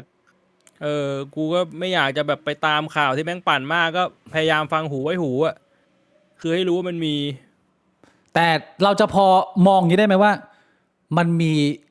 เหมือนกับเป็นชุมชนหรือเป็นคอมมูนิตี้ที่แบบแม่งเป็นโจรอ่ะที่เป็นคอมมูนิตี้ที่ใหญ่อ่ะอยู่ในสงขลาแล้วพูดอย่างนี้ได้ไหมก็น่าจะมีนะเพราะว่าคือในมุมนึงก็มีแต่คนบอกว่าเขต8นี่คนที่หาดใหญ่ก็ไม่มีใครแบบเฉี่ยวเข้าไปนะคนที่อยู่ในสงขลาหาดใหญ่ก็พิมพ์มาบอกเราเยอะแยะว่าพี่แถวนั้นเถื่อนจริงผมคนหาดใหญ่อะไรอย่างเงี้ยก็หลายคนก็ตั้งคำถามว่าทำไมมันถึงเป็นอย่างนี้ผมคิดว่าถ้าให้ผมเดานะผมไม่รู้ว่าสาเหตุจริงๆคืออะไรแต่ถ้าให้ผมเดาเนี่ยผมว่าน่าจะเป็นความล้มเหลวของส่วนกลางของรัฐที่มันเป็นอย่างนี้กันมาช้านานก็คือใช่คือผมพูดตรงๆนะถ้าสมมุติว่ามันจะมีคนสงขลามาบอกว่าเฮ้ยพี่ไม่อยู่พี่ไม่รู้หรอกว่าเขต8แม่งเยอะแสดงว่าคนในพื้นที่รู้ใช่ไหมตำรวจรู้ใช่ไหมแล้วทำไมไม่จัดการอ่ะใช่ไงนี่แหละปัญหาการเมืองอีกแล้วคือคุณจะมาเถียงกับผมยังไงแม่งก็ไม่มีทางชนะหรอกว่าถ้าคุณมาไม้เนี่ยก็คือแสดงว่ามันคือความอ่อนแอของชุมชนคุณหรือเปล่าใช่แล้วจะให้ผมมองไงวะผมว่าคนนอกมันก็มองโบอยู่ดีดิมันกลับมาเรื่องเดิมคือความอ่อนแอและความตื้นเขินของคนจำนวนมากในนั้นที่ยังปล่อยให้ระบบการเมืองมันยังอยู่แบบนี้แล้วไอ้ community district เนี่ยไอ้เหี้ยเขต8เนี่ยมันได้เจริญมากจนมาแบบแม่งมีอิทธิพลคือมึงปล่อยให้คนชั่วมันสร้างลกสร้างลังจนหลายๆคนก็บอกว่าโอ้โหแม่งมีเรื่องของสแกมเมอร์อยู่ด้วยไหมอะไรเงี้ยแบบยาเสพติดอะไรอย่างเงี้ยก็น่าจะเป็นถ้าเกิดจะใช้คำว่ารับผิดชอบร่วมกันน่ะก็คือมันเป็นสิ่งที่คนในพื้นที่มันปล่อยให้เกิดขึ้นแล้วการเมืองแบบมาเฟียมันก็คุมอยู่มาอย่างยาวนานให้เดาใช่แล้วคือสุดท้ายนะถ้าจะบอกว่าอย่าเมารวมอ่ะไอ้เชี่ยตัวตัดมันก็คือโหวตป่ะใช่ไงพี่บิ๊กเห็นป่ะที่แบบว่าหลังจากน้ำท่วมเขาไปทำโพลว่าสุดท้ายจะเลือกใครไอ้เชี่ยประชาธิปัตย์30%เหมือนเดิมบอกว่าอย่าเหมารวมอ่ะแต่มันก็โอ้โหมันวนลูปอ่ะให้ผมมองไงวะก็คือเราเข้าใจว่ามันก็ไม่ใช่ทุกคนที่เลือกประชาธิปัตย์มันก็มีคนที่มันไม่เลือกประชาธิปัตย์แหละแต่ว่าในพอชั่นใหญ่มันยังเป็นภาพนี้อยู่แล้วมันยังส่งเสริมให้ซิสเต็มนี้มันยังอยู่ประมาณนี้เพราะฉะนั้นก็ผมว่าไอ้ภาพคนใต้รักจริงเนี่ยง่ายๆการเมืองมาเฟียยังคงเจริญเติบโตมาตลอดหลาย10 ปีมานี้แล้วก็ยังไม่มีใครไปทลายมันได้เพราะฉะนั้น คุณก็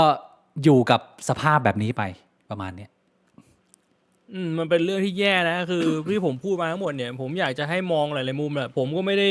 คิดว่าอยากจะแบบว่าเหมารวมอ่ะ มันก็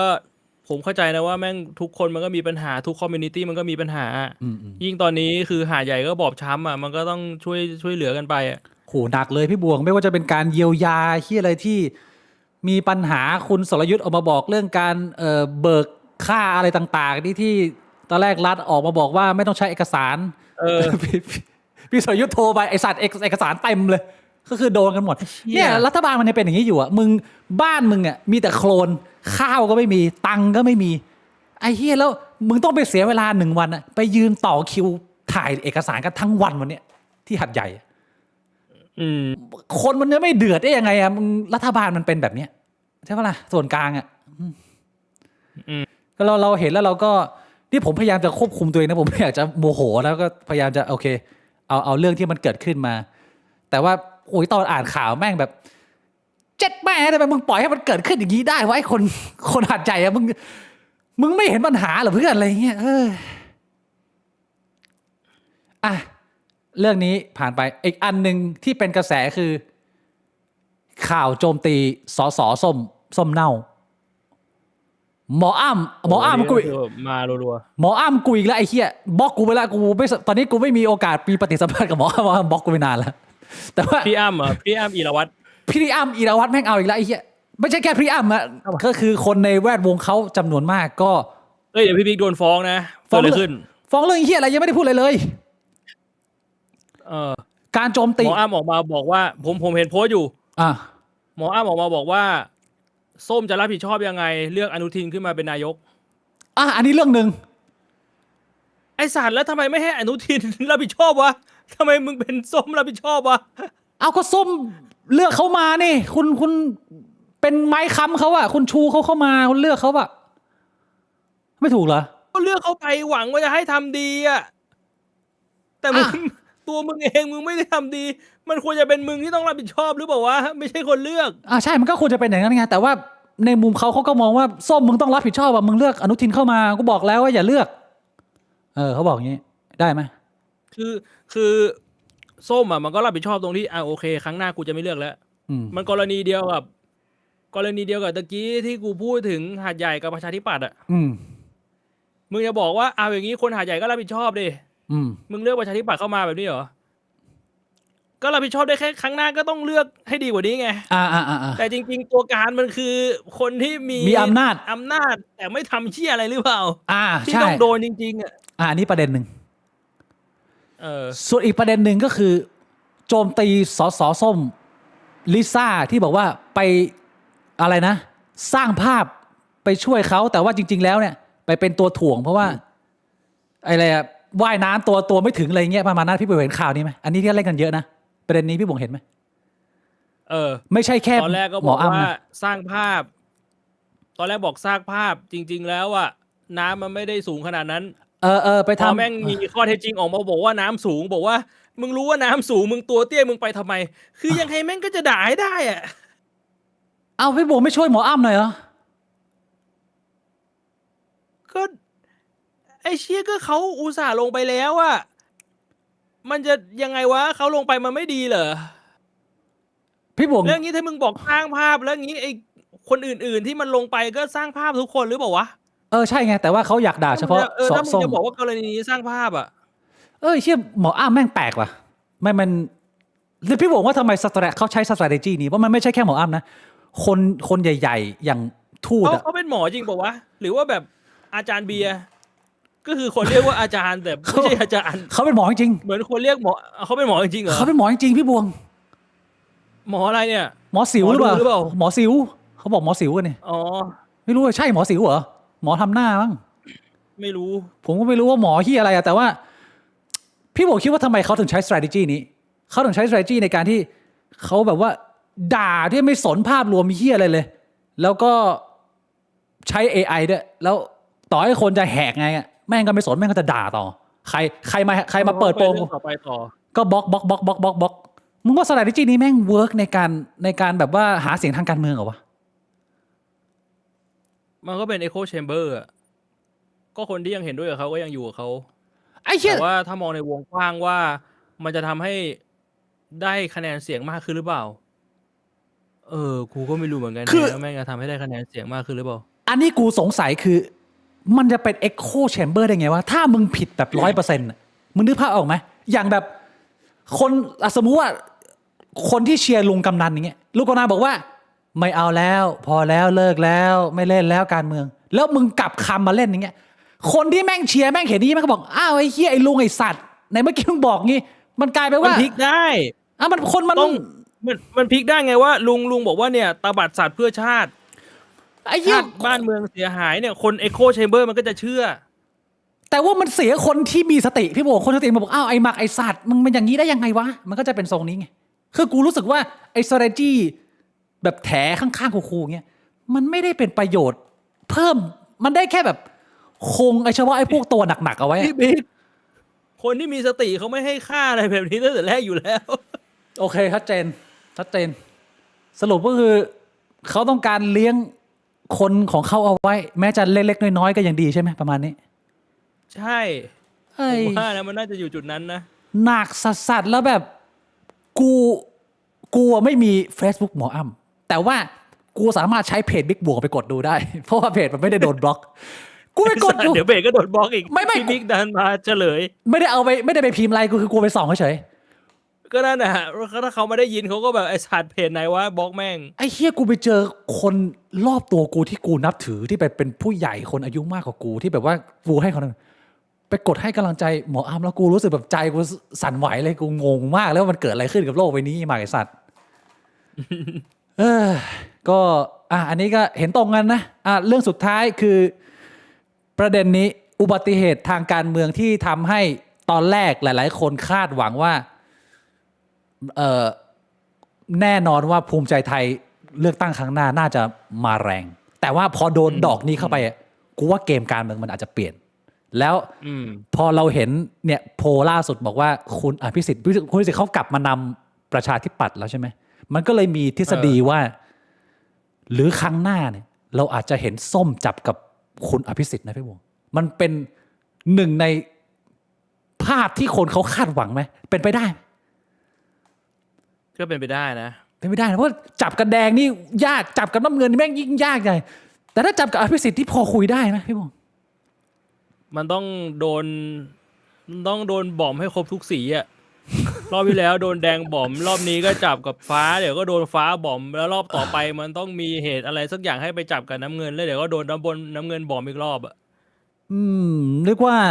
อุบัติเหตุครั้งนี้ ตอน นี่ นี้โดนโยนเป็นกะหรี่เลย เปลี่ยนเกมนะผมว่าเกมการเมืองที่กำลังจะเกิดขึ้นในต้นปีหน้านี่ดูมีการพลิกล็อกอยู่นะว่ามันจะเป็นยังไงแสดงว่าดูภาพยังไม่ออก แต่ว่ามันกลายเป็นว่าพลังของภูมิใจไทยดูลดลง แล้วพลังของประชาธิปัตย์เหมือนจะกลับขึ้นมาเล็กๆน้อยๆแต่ผมก็ไม่รู้อะผมก็อ่านเข้ามา ประมาณนี้เรื่องน้ำท่วมมีประเด็นอะไรอยากจะเสริมอีกไหมพี่บง ก็ต้องรอดูกันต่อไปครับ เราดูต่อไปนะขอบคุณแอดมิน นี่คือที่หาดใหญ่น้ำลดแล้วใช่ไหม ที่อย่าน้ำลดแล้วน้ำลดแล้ว แล้วภาคใต้มันมีที่อื่นอีกป่ะ3 จังหวัดชายแดนภาคใต้ผมเห็นว่ามันมีน้ำท่วมเหมือนกันนี่หรือว่าตรงนั้นก็ลดแล้วเหมือนกัน ก็ไอที่เป็นทางน้ำผ่านก็อาจจะยังโดนแบบว่าข้อเข่าอยู่ แต่ว่าน่าจะน้อยมากๆแล้วผมว่าใน มีปัญหา ในอีกวีคหนึ่งน่าจะหมดแล้วล่ะนะก็ตอนนี้เข้าฤดูฝุ่นแทนก็เป็นกำลังใจอีกครั้งหนึ่งนะแล้วก็มีจ่าฟุกเราก็ถ่ายรูปบ้านมาด้วยนะผมขออนุญาตให้กำลังใจพี่น้องคนไทยไม่ว่าจะเป็นคนศาสนาไหนการสูญเสียงานบ้านสิ่งที่เราสร้างมาผมเห็นข่าวเยอะมากมายผมอ่านแล้วผมก็รู้สึกแย่ไปกับทุกๆคนกับสิ่งที่ต้องเจอมันหนักมากจริงๆแล้วผมก็ไม่ได้มีศักยภาพ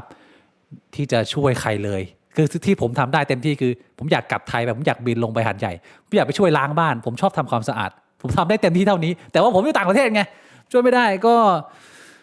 หวังว่าในสภาวะสังคมที่รัฐช่วย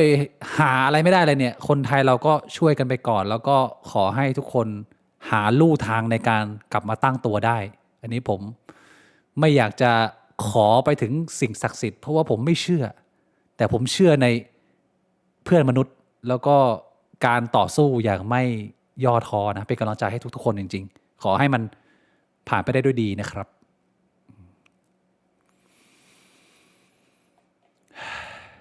คุณแอดมินแซกเมื่อกี้โดมา40โดครับผมครับบอกว่าสวัสดีครับเรื่องทิศทางของกลุ่มพูดไปหรือยังครับพี่บงจะพูดเรื่องทิศทางกลุ่มอะไรนี้หน่อยไหมมันก็ผมเฉยๆผมไม่ได้มีทิศทางกลุ่มอะไรจะต้องพูดมันขึ้นอยู่กับพี่บิ๊กมากกว่ามั้งผมปล่อยอยู่แล้วขอบคุณไม่ค่อยได้สนใจอะไรขอบคุณคุณ Binary Bow นะฮะเข้าใจเจตนาพี่บิ๊กดีมากครับขอบคุณมากฮะก็ผมได้แต่ส่งกำลังใจแหละผมไม่ได้เป็นคนประสบภัยเหมือนคนอื่นก็รักกันมากๆนะฮะสำหรับผมนะไอ้เหี้ยช่วงที่ป่วยมานี่นะ ก็พยายามจะรวบรวมพลังเข้าไปดูบ้างเข้าไปทำหน้าที่ให้เต็มที่แต่ว่าผมก็มีจุดยืนคล้ายๆพี่บวงแหละผมก็อยากให้มันเป็นคอมมูนิตี้ที่มันไม่ได้แข็งแรงเพราะว่าเราเป็นเผด็จการแต่ว่ามันเป็นคอมมูนิตี้ที่คนมันแข็งแรงด้วยกันพูดคุยแลกเปลี่ยนแล้วก็สร้างความสัมพันธ์กันเองนะผมพยายามจะอันไหนที่มันดูจะสุ่มเสี่ยงกับกฎหมายแล้วอาจจะทำร้ายผู้อื่นมากเกินไปหรือหยาบคายมากเกินไปอันนี้ผมก็ไม่อยากจะให้มันมีแต่ว่าถ้ามันเป็นการตั้งคำถามแซะกันเล็กๆน้อยๆเป็นการแบบว่าแลกเปลี่ยนอะผมก็อยากจะให้มันโอเพนในระดับหนึ่งไม่อยากจะไปควบคุมมากนะก็อันไหนที่รีพอร์ตมาแล้วผมดูว่ามันหนักเกินไปผมก็เอาออกนะแต่ผมว่าทิศทางของผมมันก็ประมาณนี้พี่บวงคล้ายๆพี่บวงเลยนะปล่อยให้มันเป็นกลุ่มเสรีไปดีกว่าก็ไม่ได้เสรี 100% น่ะแต่ว่าก็เอาให้แบบว่าไม่ไร้สาระมากจนเกินไปหรือว่าสร้างความแตกแยกมากจนเกินไปนะถ้าใช้วิธีของบางกลุ่มก็ได้นะยังไงพี่บงกูคือกฎอะไรที่กูตัดสินใจแล้วก็คือจบมึงอยากทำอะไรมึงก็ทำไปโอเคประมาณนี้แค่นี้ทิศทางครับผมถ้าไม่มีเรื่องอะไรเพิ่มเติมเนี่ยผมขออนุญาตตัดเข้า Q&A นั่งพูดคุยกับคนทางบ้านนะพี่บงมีอีกเรื่องหนึ่งก่อนเข้า Q&A ก่อนเข้า Q&A พี่บงมีเรื่องจะแชร์พี่บิ๊กเห็นไหมที่ประเทศนามิเบียเป็นประเทศหนึ่งที่แอฟริกาใต้เคยเป็นเมืองขึ้น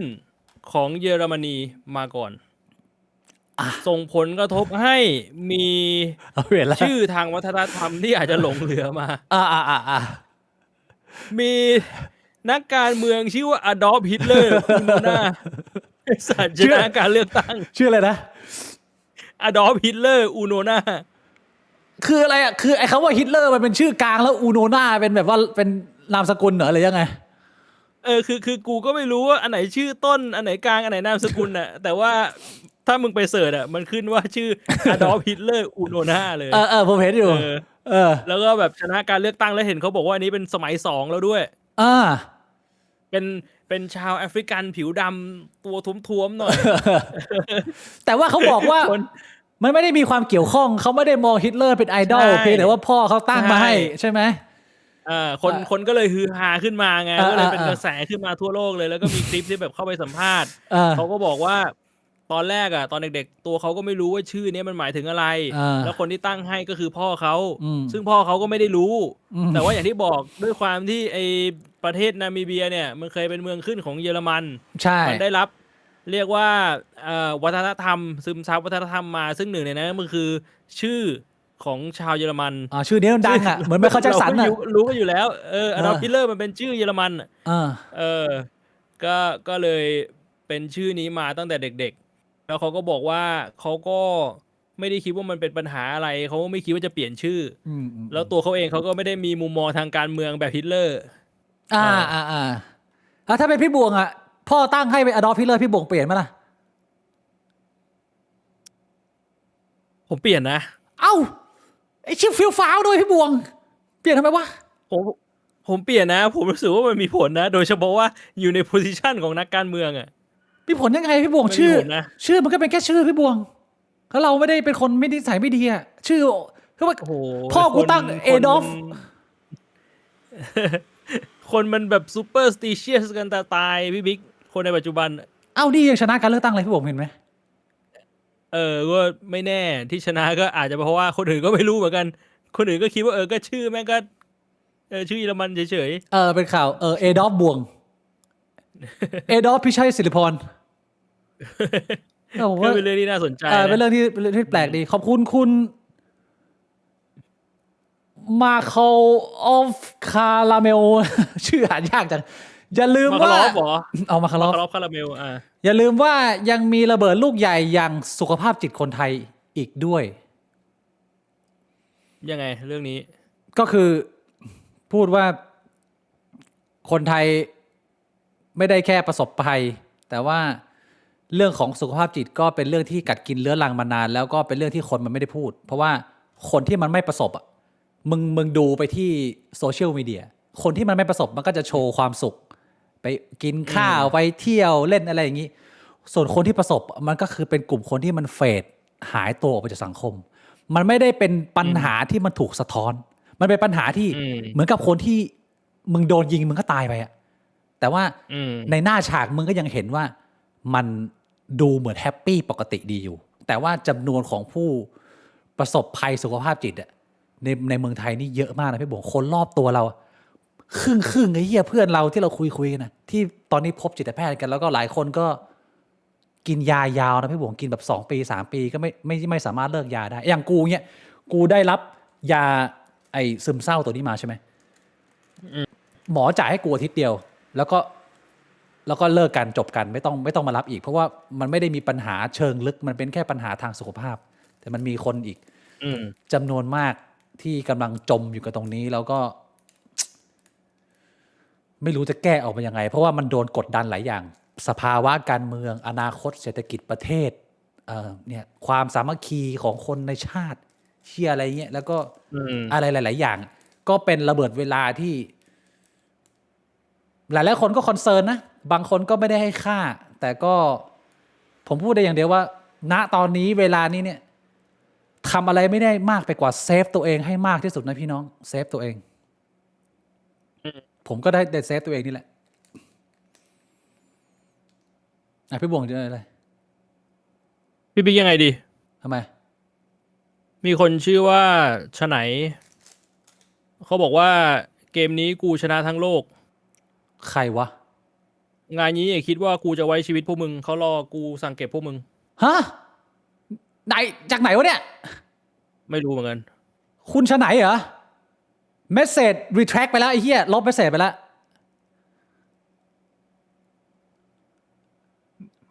ใช่เหรอเขาจะเก็บแล้วพวกเราเหรอพี่บง ไม่รู้ว่าพวกมึงนี่หมายถึงใคร คุยกับใครเนี่ยหรือว่านาตู ไม่รู้เหมือนกัน ขอบคุณแอดมินแซกนะฮะต้องถามเทคนิคกับพี่บวงว่าทำยังไงให้ชิวๆเป็นจอมมัน ผมไม่ใช่จอมารผมเป็นจอมารเหรอผมไม่เคยบอกว่าตัวผมเป็นจอมารนะอีกอย่างชีวิตผมมันก็ไม่ได้ค่อยชิลเท่าไหร่หรอกมันก็มีกระทบกระแทกนะ กลับมาที่ประโยคเดิมอะคือพอเรามาอยู่ในจุดที่มันเริ่มเยอะเกินไปแล้วมันเริ่มเหนื่อยแล้วมันเริ่มล้าจนมันแบบไม่รู้จะทำยังไงแล้วเนี่ยควบคุมในสิ่งที่คุณควบคุมได้อะไรที่ควบคุมไม่ได้ทิ้งมันไปเลยไม่ต้องสนใจโลกใบนี้เอาให้ตัวเองแข็งแรงก่อนแล้วค่อยกลับมาแคร์มาดูโลกใบนี้ผมว่าอันเนี้ยมันเป็นสิ่งที่พอเจอสถานการณ์จริงมันต้องเลิกใช้ก่อนนะก็เซฟตัวเองให้เยอะครับตอบซูเปอร์ผมหน่อยครับอาจารย์บิ๊กเอ็กซ์คาน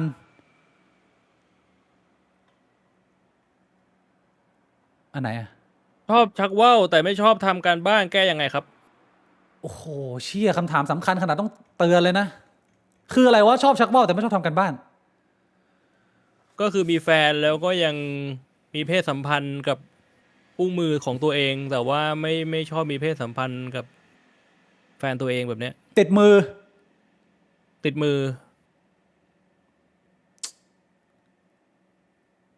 เฮียมัน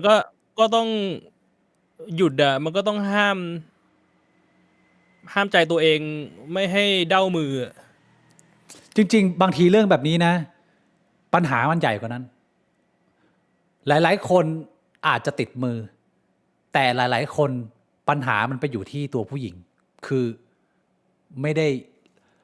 อาหารจานนี้ไม่ได้อยากชิมพี่บวงก็เลยต้องมาตำมือเป็นลักษณะนี้ก็มีพี่บวงซึ่งถ้ามันเป็นกรณีนี้เนี่ยแก้ยากเลยไม่รู้จะแก้ไงเฮียไม่รู้จะให้คำแนะนำยังไงเลยวะมันจะไปแก้ไง ก็ปัญหาเดียวกันกับที่ผมเจอ นั่นแหละ บางที ไอ้ยี่คือ มันก็คือแบบ ไม่รู้จะทำไงอ่ะ ผมว่า คื นะ ผมพูดไปเดี๋ยวก็หาว่ามันเกินไปอีกในมุมนึงอ่ะ อ่า ผมก็ไม่ค่อยอยากจะพูดอ่ะแต่ว่าแบบอย่างปัญหาของผมมันคือ ผมอย่างที่ผมบอกอ่ะไอ้คำพูดที่ว่า ผมอยากได้เมีย ผมไม่ได้อยากได้เพื่อนอ่ะ มันก็เป็นคำพูดที่ซอฟต์นะแล้วผมก็หวังว่า มันจะส่งไปถึง แต่ว่าถ้ามันส่งไม่ถึงแล้วมันต้องพูดรายละเอียดก็คือแบบ จะให้ลงลึกแม่งก็ยังไงอยู่นึกออกปะ เข้าใจแล้วว่าต้องลงลึกก็ ย ได้ กตัวอย่างนะ เข้าใจ ยกตัวอย่างอ่ะ มีพูดผมพูดตรงๆผมมีพูดบอกว่า เธอเคยไหมแบบว่าพี่นอนอยู่แล้วเธอก็แบบว่าแบบเอามือมาจับแล้วก็แบบจับดูดอย่างเงี้ย มันไม่มี initiation น่ะนึกออกปะคือบางทีมันก็พยายามแบบว่า ผมอยากจะย้ำหลายๆรอบเลยเรื่องพวกนี้เวลาผมพูดอ่ะผมไม่ได้ภูมิใจนะแต่ว่าที่ผมพูดทุกครั้งอ่ะเพราะผมเข้าใจว่าแม่งเป็นปัญหาใหญ่จริงๆมันเป็นปัญหาเล็กที่มันฝังอยู่ในใจแล้วมันค่อยๆใหญ่ขึ้นเรื่อยๆแล้วเวลาพูดก็พูดไม่ได้คนแม่งก็มองว่าเฮ้ยมึงพูดได้ไงแบบนี้ไม่เห็นใจไม่เกรงใจผู้หญิงเหรอแต่ว่าผมคิดว่าแม่งเป็นปัญหาที่มันก็หลายๆคนมันก็มีอยู่ในใจแล้วก็ไม่รู้จะทำยังไงผมก็เลยคิดว่ามันอาจจะต้องพูดตรงๆหรือเปล่าหรือพูดตรงๆผู้หญิงก็อาจจะรับไม่ได้บางคน คือในมุมผมคิดว่าเรื่องแบบนี้เนี่ยมันต้องถึงเวลาพูดถ้าทั้งคู่ไม่รู้สึกว่าเราอยู่ในจุดที่มันกำลังจะเป็นปัญหาแล้วนะคือถ้าเกิดว่ามึงพักแป๊บหนึ่งอะไรอย่างนี้นานๆทีต่างคนต่างยุ่งอันนี้ไม่มีปัญหาแต่ถ้าเกิดว่ามันนานๆเป็นปีๆแล้วมันไม่ได้มีความอยากกันเลยเนี่ยคำถามแรกคือมันกระทบความสัมพันธ์ของการอยู่ด้วยกันของเราไหมถ้ามันกระทบเนี่ยมันจำเป็นที่ทั้งคู่จะต้องรับรู้เหมือนกันว่าการที่เราไม่กินแซบกันเนี่ยมันจะกำลังจะกระทบความสัมพันธ์ของเราในระยะยาวแล้วนะถ้าทั้งคู่ตระหนักถึงปัญหาได้มันถึงจะเริ่มแก้ไขเพราะว่าเราไม่รู้ว่ามันเป็นปัญหาฝั่งไหนไงที่ทำให้เซ็กส์มันไม่เกิดหรือมันไม่อร่อยพอทั้งคู่มันตระหนักได้ไอคนที่มีปัญหามันก็ต้องปรับตัวถ้ามึงไม่ปรับตัวคือมันเหมือนกับว่ามึงต้องคุยกันตรงๆแหละแต่ว่ามึงคุยกันตรงๆมันต้องคุยในจังหวะที่ว่าต้องรู้แล้วนะว่าเราอยู่ในเส้นที่คุยกันเนี่ยถ้าไม่ปรับกำลังจะกระทบแล้วนะแล้วก็ลองดูว่าคุณแวลูความสัมพันธ์นี้แค่ไหนถ้าคุณแวลูความสัมพันธ์นี้มากๆนะต่อให้มันเป็นเรื่องที่คุณไม่อยากปรับคุณก็ต้องปรับเราจะได้ไปต่อกันมันเป็นเรื่องของการพูดคุยเจรจาด้วยแล้วก็เป็นเรื่องของไทมิ่งในการพูดด้วยถ้าถามผมนะเพราะว่าถ้าคุณแบบว่าไม่มีอะไรไม่รู้อิโหน่อีเหน่แล้วคุณมาพูดอย่างเงี้ยในส่วนใหญ่อะมันไม่เปลี่ยนเพราะว่ามันยังรู้สึกว่าเอาเฮียก็เนี่ยปัญหามันคือมันไม่อยากมากินแซบกันอยู่แล้วอะมันก็บอกเฮ้ยแต่งตัวสวยหน่อยยั่วหน่อยอะไรอย่างเงี้ยมันไม่เปลี่ยนไงแต่ถ้าเกิดมันมาถึงจุดที่ว่าเฮ้ยเราเริ่มจะห่างกันแทบจะไม่มีคำว่ากินแซบกันแล้วแล้วไม่มีความรักโรแมนติกที่มันผูกกันแล้วเนี่ยแล้วมันกำลังจะดึงเราออกนะคุณจะทำอะไรบ้างไหมมันก็เป็นการหาจังหวะเวลาในการเจรจาผมว่าถ้าถามผมอะได้ไหมพี่บวง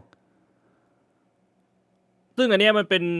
ฝั่งของผู้หญิงไงแต่ถ้าเป็นฝั่งผู้ชายเราก็ต้องปรับนะ ใช่ คือเราก็ต้องแฟร์ไงมันไม่ใช่ว่าผู้หญิงอย่างเดียว ใช่ เพราะอย่างเนี้ยคุณ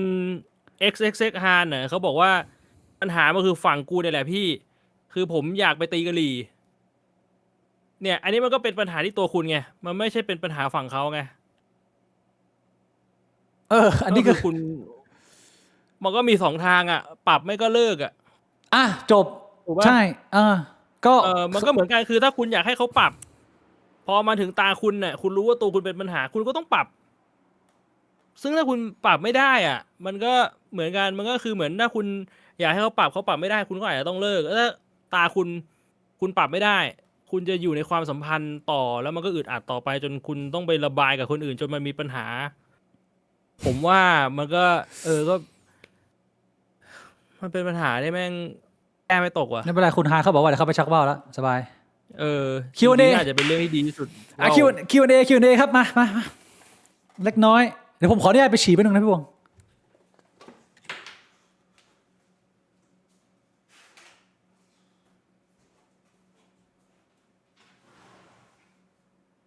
แล้วสิ่งที่ทำให้ผู้หญิงมีอารมณ์แต่พี่ไม่มีเช่น สูงยาวมีกล้ามพี่จะปรับให้เขาไหมหรือไม่ ก็แฟร์ๆครับ อย่างที่ผมบอก ถ้าสมมุติว่าเขาบอกผมว่าเขาต้องการแบบนี้ มันก็เท่ากับว่าผมมีทางเลือกอยู่2 ทางไงก็คือผมปรับ หรือผมปรับไม่ได้เขาก็เลิกกับผมนึกออกใช่ไหมก็คือมันแฟร์กับทุกฝ่ายถ้าผมคิดว่าผมอยากให้เขาเป็นแบบนั้น แล้วผมบอกเขาแล้ว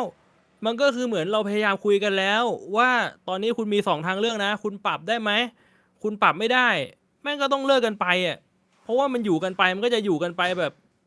มันจืดชืดลงเรื่อยๆจนมันจะทะเลาะกันแล้วมันก็มีปัญหาเรื่องอื่นจนมันก็ต้องเลิกกันอยู่ดีนึกออกใช่ปะเช่นเดียวกันมันไวเวอร์ซ่าครับแฟร์กับทุกฝ่าย ถ้าเขาบอกว่าเฮ้ยเขาอยากได้ผู้ชายที่แม่งมีกล้ามอ่ะเขาอยากได้ผู้ชายหุ่นลีนๆน่ะแล้วผมปรับไม่ได้อ่ะสักวันหนึ่งมันก็ต้องเลิกกันปะวะเขาก็ต้องไปหาอะไรที่มันสนองเขาได้ไงมันก็แบบนั้นนั่นแหละพี่บิ๊กเด้าบ่อยปะครับไม่บ่อยครับ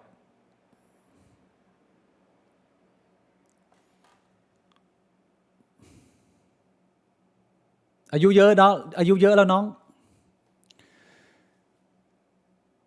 พี่ Q&A คิดยังไงกับกรณีที่มีข่าวกรรมาธิการเสนอให้คดีที่ทหารกระทำต่อพลเรือนให้กลับไปขึ้นศาลทหารตามเดิมเป็นนโยบายของพรรคเพื่อไทยก็บาดซบอะคือก็แบบที่พี่บ่งพูดอะไอ้เหี้ยบาดซบ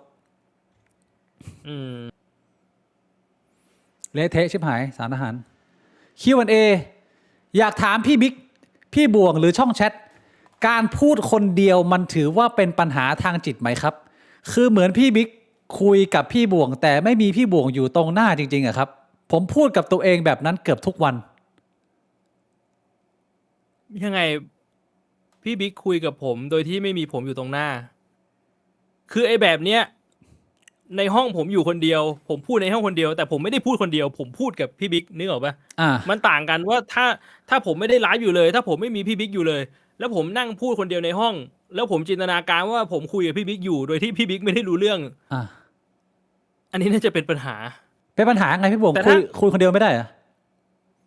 ถ้าคุยคนเดียวโดยไม่ได้คิดว่ามี conversation กับคนอื่นมี conversation กับตัวเองไม่เป็นปัญหาเท่าไหร่นะผมว่าแต่ถ้าเกิดว่ามึงเห็นเป็นอีกร่างหนึ่งที่ตอบมึงด้วยอันนี้อาจจะเริ่มแปลกๆแล้วคือสมมุติว่าผมนั่งอยู่ในห้องคนเดียวไม่มีใครอยู่เลยพี่บิ๊กไม่ได้อยู่ใน Discord ผมไม่ได้ไลฟ์สตรีมแล้วผมเห็นพี่บิ๊กนั่งอยู่ข้างๆผมตรงนี้แล้วผมก็คุยกับพี่บิ๊กเป็นปัญหาเป็นปัญหาผมไม่รู้ว่าเคสของคุณเป็นแบบไหนผมไม่รู้เหมือนกันไงไม่มีเพื่อนเลยเหรอชีวิตมึงเริ่มแบบคุยคนเดียวเรื่อยเปื่อย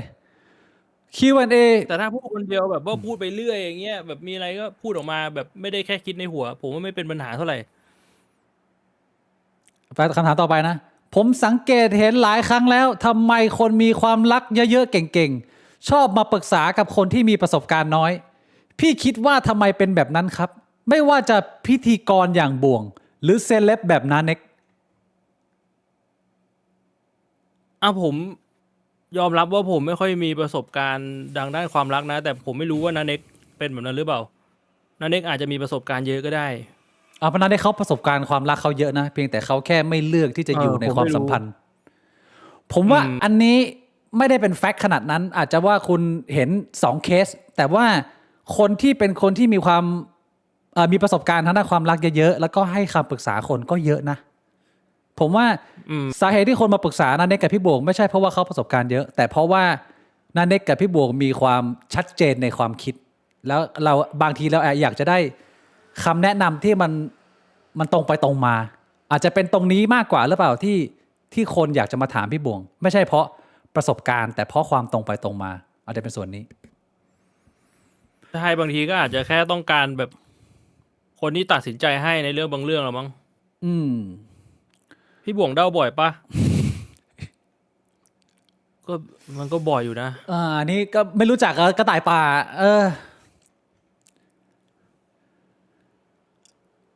Q&A จากที่ฟังพี่บ่วงชอบผู้หญิงไม่เสนอความคิดเห็น รอมีเซ็กบนเตียงอย่างเดียวใช่หรือไม่ครับ แล้วพี่บ่วงชอบเลิกบนเตียงแบบไหนตอบหน่อยผมพร้อมไซเบอร์จัก ผมพร้อมนี่คืออะไร ไม่รู้ไอ้เหี้ยก็มา คุณ แค่ ไม่ได้ถามผมเลยว่าผมพร้อมหรือเปล่าคุณมาถึงคุณพร้อมเลยเหรอ เอ้า ถามว่าผมชอบผู้หญิงไม่เสนอความคิดเห็นรอมีเซ็กบนเตียงอย่างเดียวไม่ใช่นะ อืม ผมชอบคือ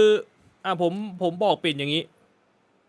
ผมบอกว่าผมไม่ได้แค่ต้องการร่างกายของคุณนะ ตอนที่คบกันใหม่ๆ ผมต้องการทุกอย่าง เชี่ย I want everything มาทุกอย่าง ผมต้องการร่างกายคุณ ผมไม่โกหก แต่ผมต้องการอย่างอื่นด้วย ผมต้องการสมอง ผมต้องการหัวใจ ผมต้องการแขนขา ไม่ได้เอามาแค่เซ็กคือเวลาผมพูดถึงเรื่องเซ็กอะบางคนอาจจะมองว่าแบบเฮ้ยมึงให้คุณค่าผู้หญิงแค่เรื่องเซ็กเหรอ อืม ไม่ใช่ คือผมมองว่าแบบ ผมมองว่า ผมต้องเป็นทุกอย่างให้เขาแล้วเขาต้องเป็นทุกอย่างให้ผมอะนึกออกใช่ไหม คือเราประสานกันเป็นหนึ่ง ใช่คือเวลาผมมีปัญหาอะไรอะผมก็ฟังนะ อืม มีปัญหาอะไรแล้วอยากจะหาทางแก้ไขอะปิ่นเขาก็จะให้มุมมองที่บางทีผมนึกไม่ถึง ผมรู้สึกว่าไดนามิกของผมกับปิ่นอะมันคือปิ่นเขาจะมองเรื่องหลายๆเรื่องอะกว้าง แต่ผมอะจะมองแคบแต่ลึก เพราะฉะนั้นน่ะผมไม่รู้ว่าผมต้องหันไปทางทิศไหน ปิ่นจะเป็นคนหาทิศให้นึกออกปะเวลามีปัญหานะ ต้นหน เหมือนปิ่นจะเป็นคนหาทิศให้ แล้วพอผมรู้ว่าผมต้องมองไปทางเนี้ย ผมก็จะค่อยๆวิเคราะห์ว่าทางเนี้ยไปยังไง อืม ว่าเหมือนมันก็ช่วยกัน อืม ผมมองเป็นแบบนั้นมากกว่า อืม มันไม่ได้แบบว่าต้องมานั่งฟังหรือไม่ฟังอะไร อืม ก็คือการปกติพูดคุยอะมันก็ไม่มีปัญหาแล้วก็ค่อนข้างเข้ากันได้ดี แต่ว่ามันเป็นเรื่องที่มันอาจจะยากที่จะปรับต่างหากที่มันเป็นปัญหา ใช่ มันก็มีหลายเรื่องคือชีวิตมันมีเรื่องเล็กๆน้อยๆตามทางเยอะ โอเค Q&A water คุณภาพต่ำเกี่ยวกับปัญหาประเทศที่เกิดตอนนี้ไหมครับ พี่ทั้งสอง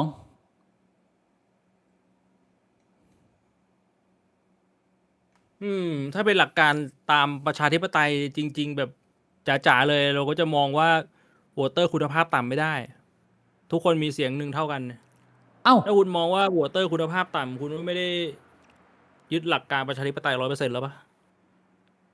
ไม่ดิ ถ้าเกิดเรามองว่าทุกเสียงมีค่าเท่ากัน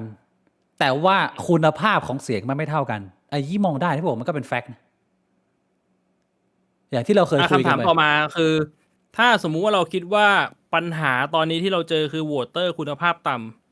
ำเราแก้ยังไงทีเนี้ย ก็ต้อง เราจะ แก้ วัดยังไงว่าใครเป็นคนที่คุณภาพต่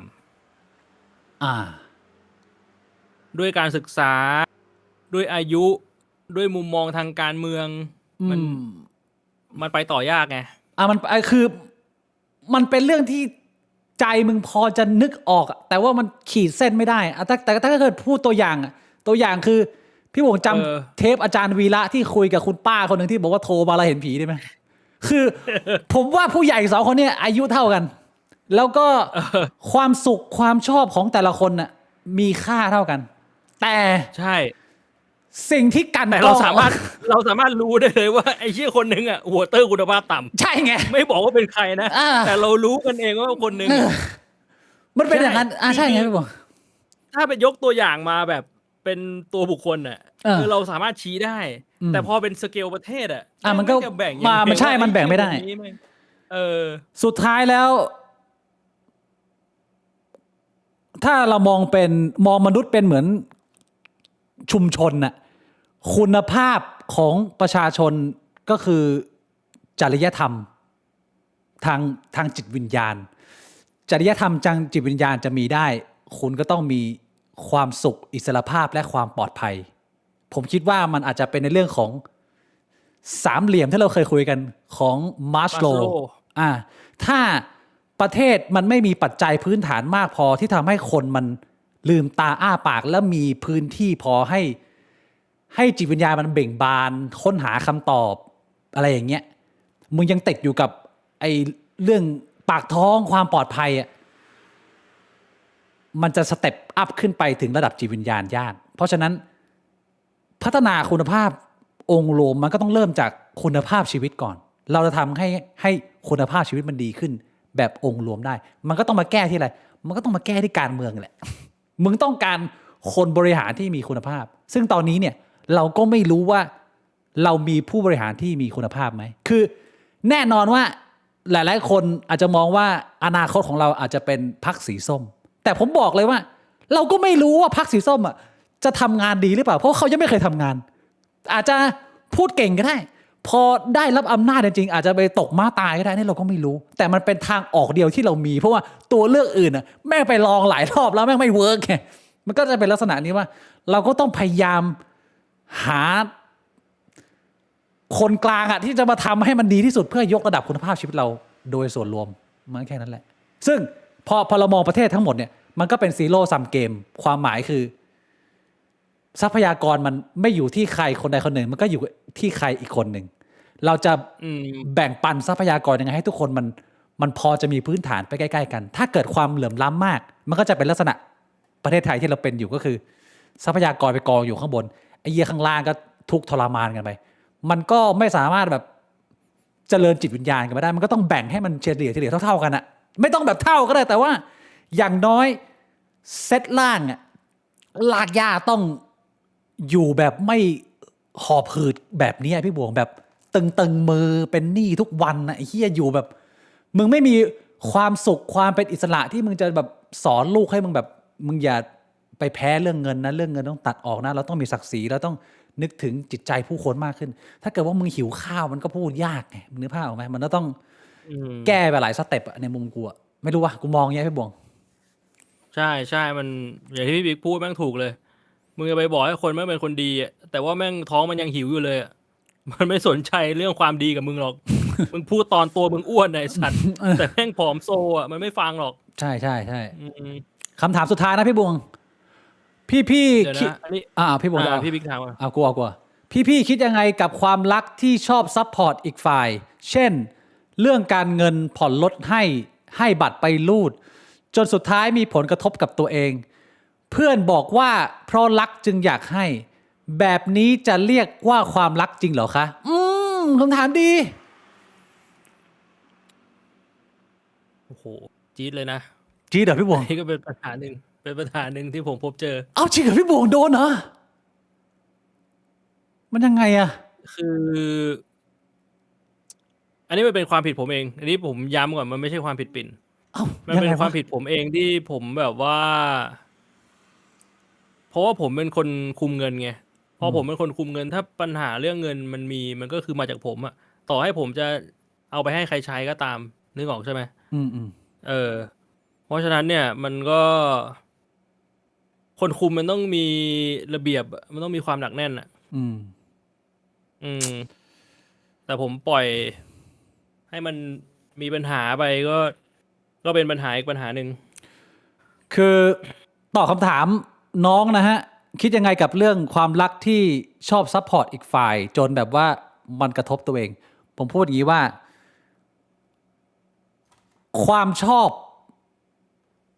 บุคคลอีกคนหนึ่งอ่ะมันสามารถเกิดขึ้นได้เลยโดยที่ไม่ต้องมีเหตุผลเยอะแต่ว่าสำหรับผมความรักมันเกิดขึ้นแบบนั้นไม่ได้ความรักมันต้องสร้างมันต้องแบบผ่านร้อนผ่านหนาวกันมาพี่บงมึงนึกภาพออกไหมคือมึงจะเจอเพื่อนหรือเจอแฟนที่มึงเข้าขาเนี่ยบางทีมันอาจจะใช้โชคหรือใช้แรงดึงดูดหรือใช้อะไรอย่างเงี้ยมันอาจจะแรนดอมได้แต่กว่ามึงจะมาเป็นคนที่มันมีความรักซึ่งกันและกันน่ะกว่ามันต้องผ่านอะไรกันมาก่อนทีนี้ไอ้รูปแบบความสัมพันธ์ที่มันมีคนนึงอ่ะทุ่มให้อีกคนนึงหมดเลยแล้วบอกว่าเป็นความรักผมจะมองว่าอันเนี้ยไม่ใช่ความรักผมว่าอันนี้เป็นเหมือนการพยายามทำทุกสิ่งทุกอย่างเพื่อให้ได้เขามาเป็นการทำเพื่อตัวเองแล้วสุดท้ายมันอาจจะกัดกินมึงจนมึงเสียไป เพราะว่าความรักมันเป็นทีมเวิร์กอะถ้ามันมีคนหนึ่งมันเทให้อีกคนหนึ่งเยอะๆไปเรื่อยๆจนอีกคนหนึ่งมันไม่ไหวมันเป็นการเอาเปรียบมันไม่ใช่ทีมเวิร์กมันไม่ใช่ความรักในมุมกูถ้าถามกูนะได้ไหมพี่บวงหรือว่าผมมองผิดหรือยังไงมันเป็นผมมีมุมมองให้อีกมุมหนึ่งแล้วกันเพราะว่าพี่บิ๊กอยู่ในความสัมพันธ์ที่ผู้หญิงผู้ชายทำงานทั้งคู่ใช่ไหมใช่แต่ว่าความสัมพันธ์ของผมกับปิ่นเนี่ยคือผมบอกปิ่นว่าโอเคเดี๋ยวผมดูแลเรื่องเงินปิ่นไม่ต้องทำงานส่วนหนึ่งปัญหาที่เกิดขึ้นมันเลยกลายเป็นอะไรรู้ไหมบางทีการที่ฝ่ายใดฝ่ายหนึ่งไม่ทำงานแล้วก็ไม่ได้มีเงินเข้ามาเองอ่ะมันอาจจะทำให้เขาบริหารหรือมีมุมมองเกี่ยวกับเงินที่เขาไม่ค่อยเห็นค่าเงินเท่าไหร่เท่าที่ควรนึกออกปะมันเลยกลายเป็นว่าแบบบางทีรายได้เราเยอะนะเราก็พอจ่ายไหวแต่มันเกิดคำถามในหัวว่าแบบเฮ้ยแต่ว่าอันนี้มันก็อาจจะสุรุ่ยสุร่ายอะไรแบบนี้ซึ่ง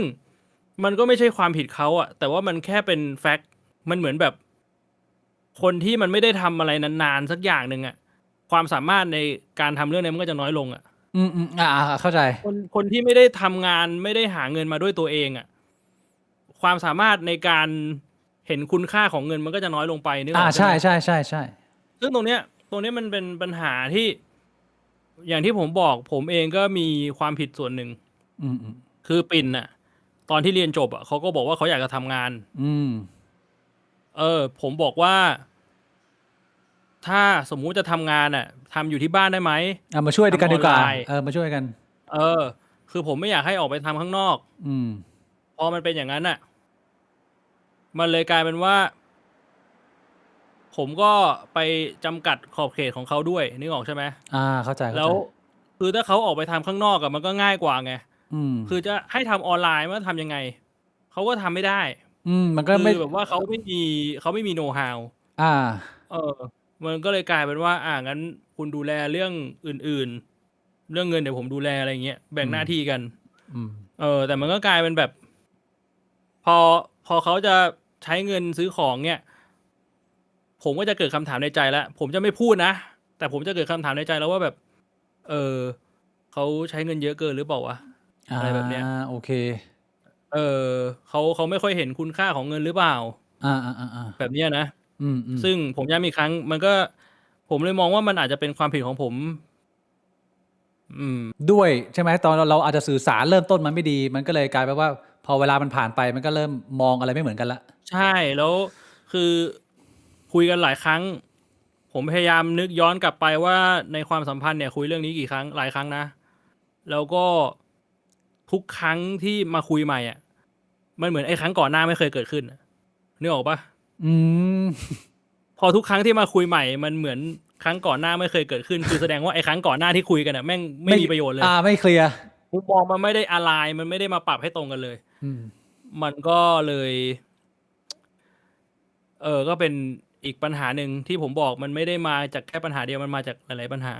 คือต่อให้มันจะเป็นความสัมพันธ์ที่หาเงินฝ่ายเดียวอ่ะแต่ถ้าย้อนกลับไปที่คำถามที่เขาถามมาต้นว่าคิดยังไงกับความสัมพันธ์ที่ฝ่ายหนึ่งใช้เงินในการรักษาความสัมพันธ์ผมก็จะตอบว่าแม้มันจะมีรูปแบบต่างกันเนี่ยหาเงินทั้งคู่กับหาเงินคนเดียวแต่ต่อให้หาเงินคนเดียวอ่ะมันก็ไม่ได้หมายความว่ามึงจะรักษาความสัมพันธ์หรือความรักครั้งนี้โดยการที่จะเอาบัตรไปให้เขาลูดแล้วให้เขาทำทุกสิ่งทุกอย่างจนมึงไม่เหลืออะไรเลยเพราะว่าความรักมันควรจะเป็นทีมเวิร์กต่อให้มันเป็นทีมเวิร์กแบบกูคือทีมเวิร์กแบบแบ่งกันหาหรือทีมเวิร์กแบบคนหนึ่งลุยคนหนึ่งซัพพอร์ตแต่ว่าไปเส้นเดียวกันมันก็ยังต้องเป็นทีมเวิร์กที่แบบว่าก็กูก็หานะมึงก็ใช้นะแต่มึงก็ต้องใช้แบบช่วยกูใช้แบบไม่ใช่ผ่านอ่ะมันก็ยังต้องเป็นทีมเวิร์กอยู่ดีอ่ะพี่บวงในมุมกูใช่ตอนนั้นกูถึงได้มองว่ามันเป็นความผิดกูไงเพราะว่าถ้ากูเข้าใจปัญหาแล้วว่าเฮ้ยเขาอาจจะไม่ได้เห็นคุณค่าของเงินมากจริงๆมันควรจะเป็นกูที่ห้ามเขานึกออกปะหรือมันควรจะเป็นกูที่พยายามอธิบายกรอบว่าแบบเฮ้ยกำลังจ่ายเราอยู่ที่ตรงไหนไม่ใช่ว่าปล่อยให้เขาไปเรื่อยๆ แล้วมานั่งโทษเขาทีหลังมันไม่ใช่ ใช่ เพราะฉะนั้นเนี่ย ผมถึง โอเค อยากจะย้ำว่าอันเนี้ยผมไม่ได้จะพูดเพื่อให้คุณไปมองโบคนอื่น แต่ผมอยากจะพูดเพราะว่ามันเป็นความผิดพลาดของผมในอีกเรื่องหนึ่ง ถ้า ก็ ผมจะให้คำแนะนำนะ มันก็มีความท้า เออ มีความยาก เพราะว่า โอ้โห value ในการมองว่าใช้เงินแบบไหนสุรุ่ยสุร่ายแบบไหนก็ปกติเนี่ยโอ้โหเรื่องนี้มันต้องจูนกันนานนะพี่บวงไม่ใช่เรื่องเล็กๆนะใช่ปะล่ะพี่น้องกันยังมองไม่เหมือนกันเลยว่า อันไหนแพงเกินอันไหน make sense ไอ้เหี้ยมันเป็นเรื่องที่ยากมาก ผมก็เลยสำหรับผมเนี่ยก็ไม่ค่อยมีปัญหาเรื่องนี้ เพราะว่าเราก็จะเป็นลักษณะเหมือนแยกกระเป๋ากัน แล้วก็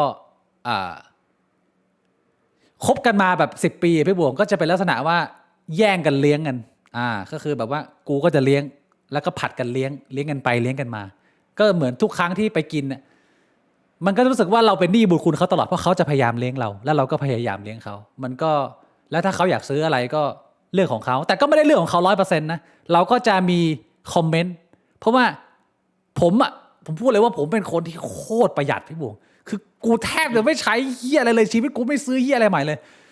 บางครั้งก็จะมีคอมเมนต์ไปบ้างว่าแม้มันจะเป็นเงินเขานะแต่ผมคิดว่าอันนี้ไม่ make sense ผมก็จะพูดตรงๆต่อให้มันไม่ใช่เงินกูตราบใดที่มันยังสื่อสารกันแบบยังให้เกียรติกันนะยังมีช่องว่างสเปซกันมันก็ยังพอพูดกันได้อันนี้เป็นรูปแบบของผมอีกครั้งมีคนโดมาครับ ก่อนหน้านี้ มีคนโดมา100บอกว่าอยากถามมุมมองคุณผู้ชายเกี่ยวกับผู้ชายบางคนที่ไม่อยากจะมีอะไรกับแฟนค่ะแฟนเราบอกว่ามันฟีลเหมือนมีหนังสือที่ชอบแล้วไม่อยากแกะปลอแฟนไม่ได้มีอะไรกับคนอื่นด้วยตอนคบกันมันแล้วมันให้ความรู้สึกเหมือนไอตอนที่ผมบอกปิ่นนะว่าแบบผมอยากมีเมียผมไม่ได้อยากมีเพื่อนอะ เชี่ยทำไมเหมือนยังไงก็มันเป็นความรู้สึกเกรงใจอะรู้สึกแบบว่ามีหนังสือที่ชอบแต่ไม่อยากแกะนึกออกปะพอมันเป็นความสัมพันธ์แบบเพื่อน เรารู้สึกว่าแบบ ผมอาจจะพูดแล้วพูดได้ มันไม่สุภาพนะผมไม่สามารถเย็ดเพื่อนเยี่ยงสัตว์ได้อะคุณนึกออกไหมโอ้ยเหี้ยคำพูดมึงมันคือพอเราให้เกียรติเขาอะมันเหมือนแบบเอาไหนพี่บิ๊กบอกว่าพูดได้กูไม่รู้มึงจะพูดอะไรพูดตรงๆพูดได้ผมรับได้มันเชี่ยนึกออกว่า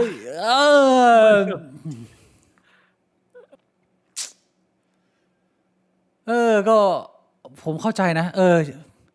ไอปัญหานี้เจอกันเยอะนะพี่บงรู้จักเอมี่ชูเมอร์ไหมเอมี่ชูเมอร์เป็นสแตนด์อัพผู้หญิงที่อเมริกาสแตนด์อัพเขาล่าสุดเนี่ยค่อนข้างเก่าแล้วประมาณ4 ปีที่แล้วแต่เป็นประเด็นหลักของสแตนด์อัพสเปเชียลเขาเลยที่เขาทำมาล่าสุดเป็นประเด็นที่ว่าตอนที่เขายังเป็นแฟนยังมีแฟนเนี่ยธรรมดาเนี่ยก็คือเป็นสไตล์คล้ายๆพี่ดิวเลยคือเย็ดเช้าเย็ดเย็นตื่นมากับเย็ดอะไรอย่างเงี้ยเย็ดทั้งวันแต่พอแต่งงานไปแล้วเนี่ย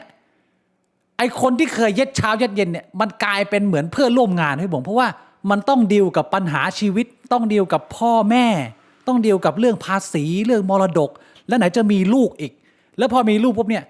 มันกลายเป็นว่าคนที่มึงเคยเย็ดเช้าเย็ดเย็นเนี่ยมันกลายเป็นเหมือนคนที่มึงศรัทธาแล้วก็มันเปลี่ยนฟอร์มมันเปลี่ยนมันเปลี่ยนฟอร์มมุมมองมันเปลี่ยนเซ็กมันก็เปลี่ยนใช่แล้วเอมี่ชูเมอร์ก็เลยบอกว่านี่เป็นปัญหาหนึ่งที่เขาเจอก็คือไม่ว่าตอนก่อนหน้านี้มันจะเย็ดกันเยี่ยงสัตว์ขนาดไหนแต่พอมันมาเข้าในโหมดของเป็นครอบครัวที่มันมีหน้าที่ภาระความรับผิดชอบเนี่ยพอมันเปลี่ยนบทบาทปุ๊บเนี่ยเรากลายเป็นแม่แฟนเรากลายเป็นพ่อของลูกอะไรอย่างเงี้ยแล้วมันมีหลายเหตุการณ์ที่เขาเข้ามาช่วยเราเขาเข้ามาปกป้องเรามันก็เลยกลายเป็นว่าเราไม่ได้มองเขาเป็นอย่างที่พี่บุ๊คบอกเย็ดเยี่ยงสัตว์มันมีความเคารพมันมีความเป็นทีมเวิร์กไอความรู้สึกที่มันเป็นเซ็กแบบว่าเผ็ดร้อนมันก็หายไปจากชีวิตเขาแล้วเขาก็เหมือนพูดจบโจ๊กประมาณว่าอย่าไปเชื่อนะที่บอกว่าแต่งงานเพื่อมาเย็ดแต่งงานคือไม่ได้เย็ดอะไรประมาณเนี้ยก็มันก็เป็นเรื่องที่มันเจอกันทั่วโลกพี่ปุ๋ยใช่แล้วคือเอาตรงนะพี่บิ๊ก ผมเคยหวังว่าร่างกายผมมันจะโรยลาไวแล้วไอ้ความต้องการทางเพศอะมันจะหายไปไว อืม ผมก็หวังว่ามันจะเกิดขึ้นไวนะ อืม แต่ว่า น้ำมันยังเต็มไข่อยู่ มันไม่หายไปสักทีมันไม่หายไปสักทีอ่ะ เชี่ยไข่ยังบวมปังอย่างนี้อยู่เหรอ มันก็เลยไม่รู้จะทำไงอ่ะ น่าจะเป็นเหตุผลเดียวกับที่นันเน็กเขายังเลือกที่จะใช้ชีวิตอย่างนี้แหละมั้งเพราะว่านันเน็กก็อาจจะไข่บวมเป่งก็ได้ ใช่เพราะว่าแบบคือผมได้ยินมาเยอะเมื่อตอนผม30อ่ะก็บอกเอ้ยเดี๋ยว35เดี๋ยวก็เริ่มแล้ว นี่ผม35แล้วเขาบอก40เนี่ยเดี๋ยวก็เริ่มแล้วไอ้เชี่ยพี่บิ๊กมันมีเรื่องหนึ่งที่ผมไม่อยากจะพูดเลยนะ อ้าวแล้วจะพูดปะล่ะ มันเป็นเรื่องที่เชี่ยมากที่แบบว่าแม่งเชี่ยกว่าไอ้ที่พูดมาทั้งหมดอีกอะ เอาแล้วก็อย่าพูดเลยทั้งนั้นเดี๋ยวมันก็จะแย่พี่บวงแค่เมื่อกี้ก็ตึงเบอร์แล้วหรือพี่บวงจะพูด ซึ่งมันไม่เกี่ยวกับปิดแล้ววันเนี้ย เอาไม่เกี่ยวกับพี่พูดได้ คือไอ้เชี่ยไม่พูดดีกว่า เอาเย้ยพี่บวงใส่บัก คือผมไม่กล้าพูดจริงๆเรื่องนี้มัน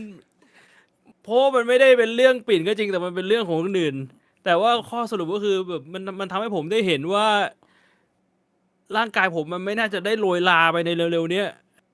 เอาก็ไม่ต้องพูดถึงคนอื่นพี่บวงก็พูดถึงตัวเองพูดได้ พูดไม่ได้พี่บิ๊ก เอ้ยเอาแยบๆมาหน่อยไม่พี่เหรอพี่จะน้ำจิ้ม เดี๋ยวปิดสตรีมกูเล่าให้ฟังแล้วพี่บิ๊กจะเข้าใจเลยว่าทำไมกูพูดไม่ได้ โอเคเข้าใจ เดี๋ยวกูปิดสตรีมแล้วกูเล่าให้ฟัง ถ้างั้น ผมว่าผมส่งทุกคนไปนอนเนี่ยเดี๋ยวผมไปคุยกับพี่บอกหลังไมค์เนี่ยพูดอะไรเนี่ยคุณแอดมินแซกบอกว่าพูดเถอะครับเดี๋ยวนอนไม่หลับเชี่ย พูดไม่ได้จริงๆอันนี้เกรงใจพูดไม่ได้จริง พูดไม่ได้นะ ก็ต้องเชื่อพี่บวกนะว่ามันอาจจะเมื่อกี้ก็มาก็รุนแรงนะผมก็แบบตั้งตัวรับไม่ทัน แต่ว่าผมรับได้งั้นเราลาทุกท่านไหมพี่บวงไปพักผ่อนนอนนะนี่ก็ดึกละแล้วเดี๋ยวต้องมาเจอกันใหม่อาทิตย์หน้า ครับ ก็ก่อนจากกันก็โชคดีครับฝันดีครับทุกคน ฝัน แล้ว ดี ก็ผมพี่บิ๊กว่าไง ว่าผมจะขอบคุณคุณออดี้สำหรับ5กิฟต์เมมก่อนกลับบ้านนะฮะพี่บวงปิดท้ายไป ขอบคุณครับก็อันนี้ผมพูดตรงๆนะ คือ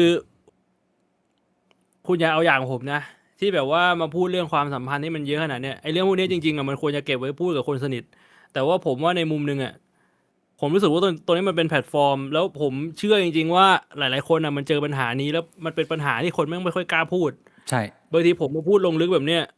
คุณเนี่ยอาจจะคิดว่าผมไม่ให้เกียรติคนอื่นเลยอะไรอย่างนี้ช่างแม่งเรื่องพวกนั้นอ่ะผมไม่สนใจแล้วแต่ผมเชื่อจริงๆว่าเรื่องพวกเนี้ยมันน่าจะช่วยเปิดมุมมองใครได้หลายๆคนมันอาจจะไม่สามารถช่วยกู้ความสัมพันธ์ของคุณได้แต่ผมว่าถ้ามันทำให้คุณเห็นมุมมองใหม่ๆผมว่าก็ให้ประสบการณ์ของผมมันเป็นอีกมุมมองหนึ่งของคุณแล้วก็ผมเชื่อว่าในมุมหนึ่งปิ่นเขาก็คงเซ็งๆแต่ในมุมหนึ่งเขาก็คงเข้าใจแหละว่าผมเป็นคนประเภทไหนผมพูดอะไรผมก็พูดตรงๆนะแล้วผมก็ไม่ได้มีความมาดร้ายในใจจริงๆผมเข้าใจผมรู้จักพี่บวงค่อนข้างดีในระดับหนึ่งในฐานะเพื่อนไกลๆนะผมว่าน่าจะผมว่าแฟร์นะพี่บวงก็ไม่ได้พูดอะไรที่แบบ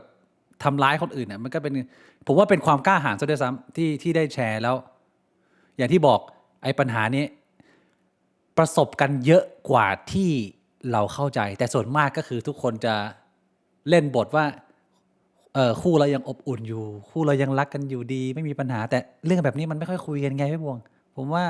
ดีแล้วที่บวงก็เป็นตัวอย่างของคนที่จริงใจกับชีวิตตัวเองผมว่านี่ดีใช่สำหรับใครที่อาจจะยังไม่ได้มีโอกาสเจอเรื่องราวพวกนี้ก็เรื่องบางเรื่องที่ผมพูดไปก็มันอาจจะยังไม่ make sense แต่ถ้าเมื่อไหร่ที่คุณได้ประสบการณ์ตัวเองผมหวังว่าประสบการณ์ของผมมันก็จะได้ช่วยคุณในตอนที่คุณเจอปัญหาครับผมก็ขอบคุณพี่บวงมากนะฮะแล้วก็ขอบคุณทุกท่านมากที่ให้กิฟต์เมมมาจำนวนมากแล้วก็โดเนทเข้ามานะสนุกสนานมากดีใจที่ผมยังมีชีวิตอยู่ไม่ได้แบบหลับไหลตายไปนะผมก็ดีใจที่อาทิตย์นี้ผมรอดมาได้เกือบ เกือบล่วงมอไซค์ไปหลายรอบแล้วเดี๋ยวดีใจที่ทุกคนยังมีชีวิตอยู่มานั่งฟังพวกเราเอาไว้ถ้าทุกคนยังไม่เสียชีวิตนะฮะเจอกันใหม่พุธหน้า1 ทุ่มตรงที่บิ๊กบวงเหมือนเดิม